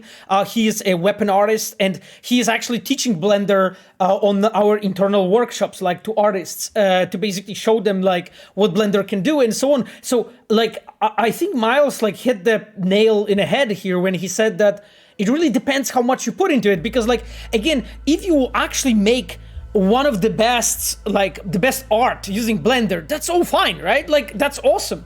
You can definitely really like land the job if you just learn it like this, Okay, guys, let's jump into another question. Man, there's so many good ones. Pinky Julian asks, you mentioned wanting to talk about the community at the start in the stream of your tweet. Was that what it was about? Pinky Julian, I mentioned that at the beginning. So it was basically about the fact that unfortunately things happened in life, and that happens, and Philip Weber had to change his plans, and because of that he couldn't attend as one of the guests. That's why we had 3 guests, not 4 as originally planned. But again, the guests that we had actually covered everything in a really awesome way. We have Miles now. We had Paweł Ochocki, and before we have Marcin Przybyłowicz. And another thing that they pointed out was regarding the community creations, right? Because like lots of you guys make a fantastic like art, right? And very often in the streams, we actually have a pleasure to really look into that creations, into the things that you guys are making. And I personally really love to do that, but because it normally takes hours to do, I wanted to make sure that we won't like handpick just few artists and not omit like 100 other people, right? Because there's like so many talented people in like Cyberpunk community who actually like make a great looking art, and I really didn't want to omit anyone. That's why we made the decision, okay, let's focus on the guests, let's focus on playing the game, let's focus on giveaways, let's focus on the stories from development and things we can give you guys basically for being with us for a whole year. Rather than just look on the few artworks and then in a way omit a lot of other people. So this is what I meant, Pinky Julian, in my tweet. Yes. Kirkov Kalashnikov said that I have redeemed points about the behind-the-scenes story at some point. Yes, I know. I mean, I haven't been actually tracking at the points that people have been redeeming, and that's on me. But basically, I had so much juggling, to basically organize the whole thing to make sure it works, that I completely dropped the ball on that. We've been telling you guys as many behind stories as really came to our minds. I would say so for now. It has to be enough. And basically, on next streams, I will be going all over those points, because there's quite a bit. But as you guys know, like pretty much these streams are about this are about telling you guys how it went. Fabian wrote a message to you, Miles. We'll meet in the lobby at 5 p.m. a.m. Bring back your PC at the latest build. Thanks. Oh no! Oh no! Go on, Miles. Tell us about it. I know what it is. Tell us. So yeah, basically, this is Fabian is making a bit of a joke here because that's kind of our presentation mode, right? Usually, it is a behind-the-scenes story in a way. Yeah. Yeah, exactly. I was heavily involved with some other developers in presenting our game to media at events like E3 or Gamescom, and we mentioned E3 2019 earlier, where Pavel and I also got to go together, which was an amazing time, I must say, by the way. Yeah, man. Usually we, for these events, we bring our PCs, right, with the game built on it. We handcuff them to our wrists. It's not that extreme, but you can kind of imagine it. And then but it's not far, I would say. Yeah, and the reality about events like these for developers, maybe as a fun fact, is that they're actually quite exhausting. Whenever you see all of these cool developers and studios being around at E3 or Gamescom and going to interviews and talking about stuff, you can now in the future, after I'm telling you now, imagine that these guys are fucking tired, because as an exhibitor on one of these events, your schedule is rough, and I think for Gamescom we meet at like 7 a.m. And actually to travel to the exhibition site to go to our booth, where we then would get ready to start gameplay presentations of our games at around 9 or so. I think the first people come in around 9, and it's nuts. It's an insane fucking time. Nuts. Everyone is talking about the fact that your Miko is walking in the background. So I guess that's your. Yeah, she passed like 3 times so far. Fabian actually wrote an interesting comment a moment ago. Let me read it out. Fabian said, "I'm sorry for the horrible schedules. Would I do it again? Yes, anytime." That's basically. Yes, and I would sign that 100%, because as exhausting as it is always a fantastic time, because you get to interact with people from the community so closely, show the game around, the energy at these conventions. It's everyone likes video games, and you meet just people like-minded, right? It's just magical. It's amazing. It's amazing. I agree with you. Okay, my dear chat, because as the voice in my head is playing, I think, Miles, we could approach the last giveaway, because it's pretty much like 10 minutes to the end, so we can basically look at the giveaway. El Bugato wrote pat the cat. You mean pet the cat? No patting. Yeah, she's gone. Exactly. Oh God, there was actually an interesting question a moment ago. Sorry, that I think Machiavelli posted multiple times. So maybe we can actually answer this last one, Miles, and then we can jump into the giveaway. Okay, so looting icons and a looting addiction sometimes becomes pretty distracting middle of combat or important story scenes. Is there anything to fix this in the future, like only showing epic legendary item icons or mission icons, etc.? Now, I don't want to go too deeply into this, but it's something that I've had a bit of a personal vendetta against. It's something that we are very much aware of, and there's been a point in my life where there was just enough of Pavel Sasko's human Roomba jokes. Yep. And that's where we'll end the answer of that question. Yep, basically. So Machiavelli, basically, like, what I can add on our side is like, yeah, we know about this. We know that it's an issue. We know we haven't been happy about this completely, as well. Especially that, sometimes it works great when it's like a combat space or whatnot, but when it's a scene space, I think it's like distracting as hell sometimes.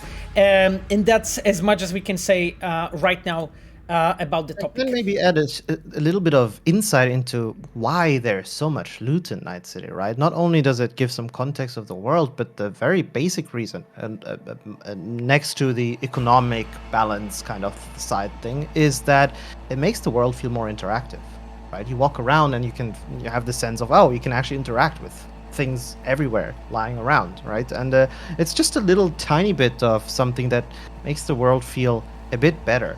But as with all things, their best enjoy it in moderation, it turns out. Exactly. Okay then, my dear chat, our dear viewers, we love the fact that you're here, and we have the last giveaway for you. So let's look into what we actually have in that last package. In that last package, we have few things for you.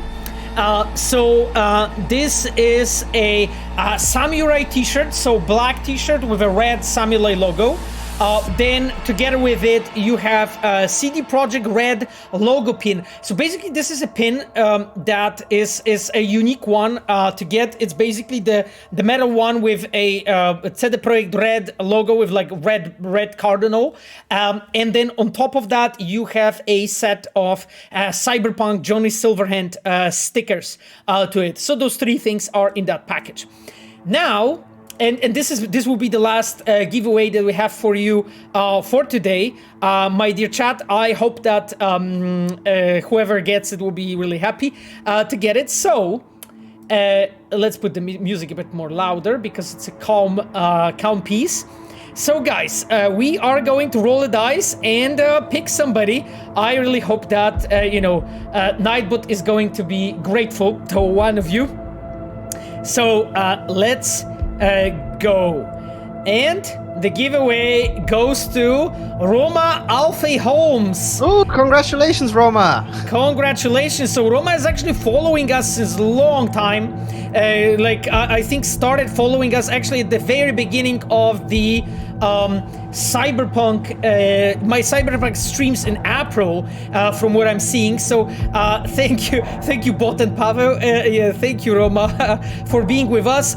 So Roma, please make sure to give Sapphire or any other mod your address so that we can email you. Mail you actually all that cool swag. So yeah, thank you so much, guys. So, my dear chat, that means that we have gave away already I think 14 packages today with different swag, including lots of different unique items from the score to cameo to shirts, hoodies, beanies, and so on. I hope you had good fun with us. I hope you had good fun with us, and I'm really thankful for you guys to being with us on this stream.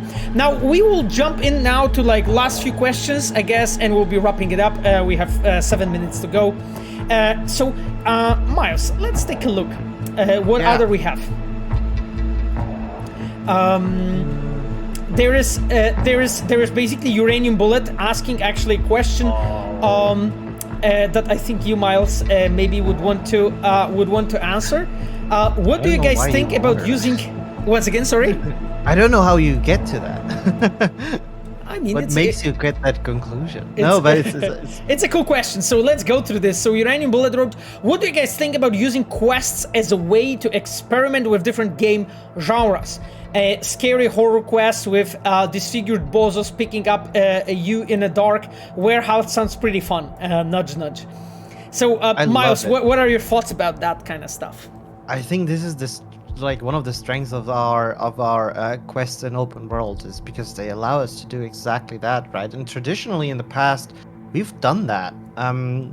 You look at Witcher, and you have, it's because I'm looking at the horror example, the Tower of Mice quest line, right?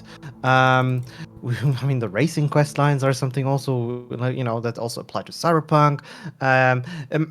Remember the time you played with River's, I think, are they his direct kids? I forgot. Or if it's just his sister's kids? I don't know. But, you played the arcade game. And there's lots of little moments that we can use this to create some variety and add spice to the open world. And that's definitely where it's become super powerful. Yeah, exactly. Absolutely. One additional thing that I can add, yes, it's Outsider No More, Camille Cesaro, because we are slowly wrapping it up. That's why I want to make sure, Sister Kids Stealth Spell wrote, I basically wanted to give you the Outsider No More at the end so that we can all start chopping onions. what Miles was also talking about is like the fact that we are experimenting a lot with like different genres and like trying to combine them together, you know. And as I was talking about before, like Witcher 3 is a detective game in a high fantasy, in a dark fantasy, not high fantasy, dark fantasy setting, pretty much. And you can make a point that it's like this. With Cyberpunk, we have, this is actually, Cyberpunk, it's actually a noir game, a game about the Fatum, a game about, you know, you trying to save yourself, not anyone else. And there are actually lots of additional elements in Cyberpunk as a genre that come into play. We have been playing, we started playing a Fought the Law, right, with the River storyline, and we'll continue in some, in the next streams, but this is a political fiction type of a story, right? But there are others, like the quest that Moritz has been doing, you know, about the cyber psycho and this horror elements there. It's another one, right? Then you have actually an element of a romance in Cyberpunk quests, and you had them in The Witcher 2, like a romance with Panam, a romance with River, with Judy, with Carrie. Like all of those actually have elements of different genres that we were experimenting and trying to make it richer, you know, through that. So we are definitely doing that. And we are doing this like actually very consciously. Like for instance, Skippy that we have played just a bit today, it's a comedy quest, right? And basically just a comedic moment. It just comes from the fact that you find this like unusual talking gun, and it turns out that it has a pretty interesting personality that can speak out, you know, about different things to you. You can make different choices, you know, it can like hum the music, the tune and stuff. This is how we basically build it. Machiavelli wrote, only thing that is missing is Adam Smasher Romance DLC. This is where we're at. This is where we're at right now. He's not wrong. Pavel, get on it. Get on it, exactly. We've been at one of the streams, we've been like actually having a fun with designing together a quest. Basically, like I think the viewers in the chat remember probably the Lunchbox storyline.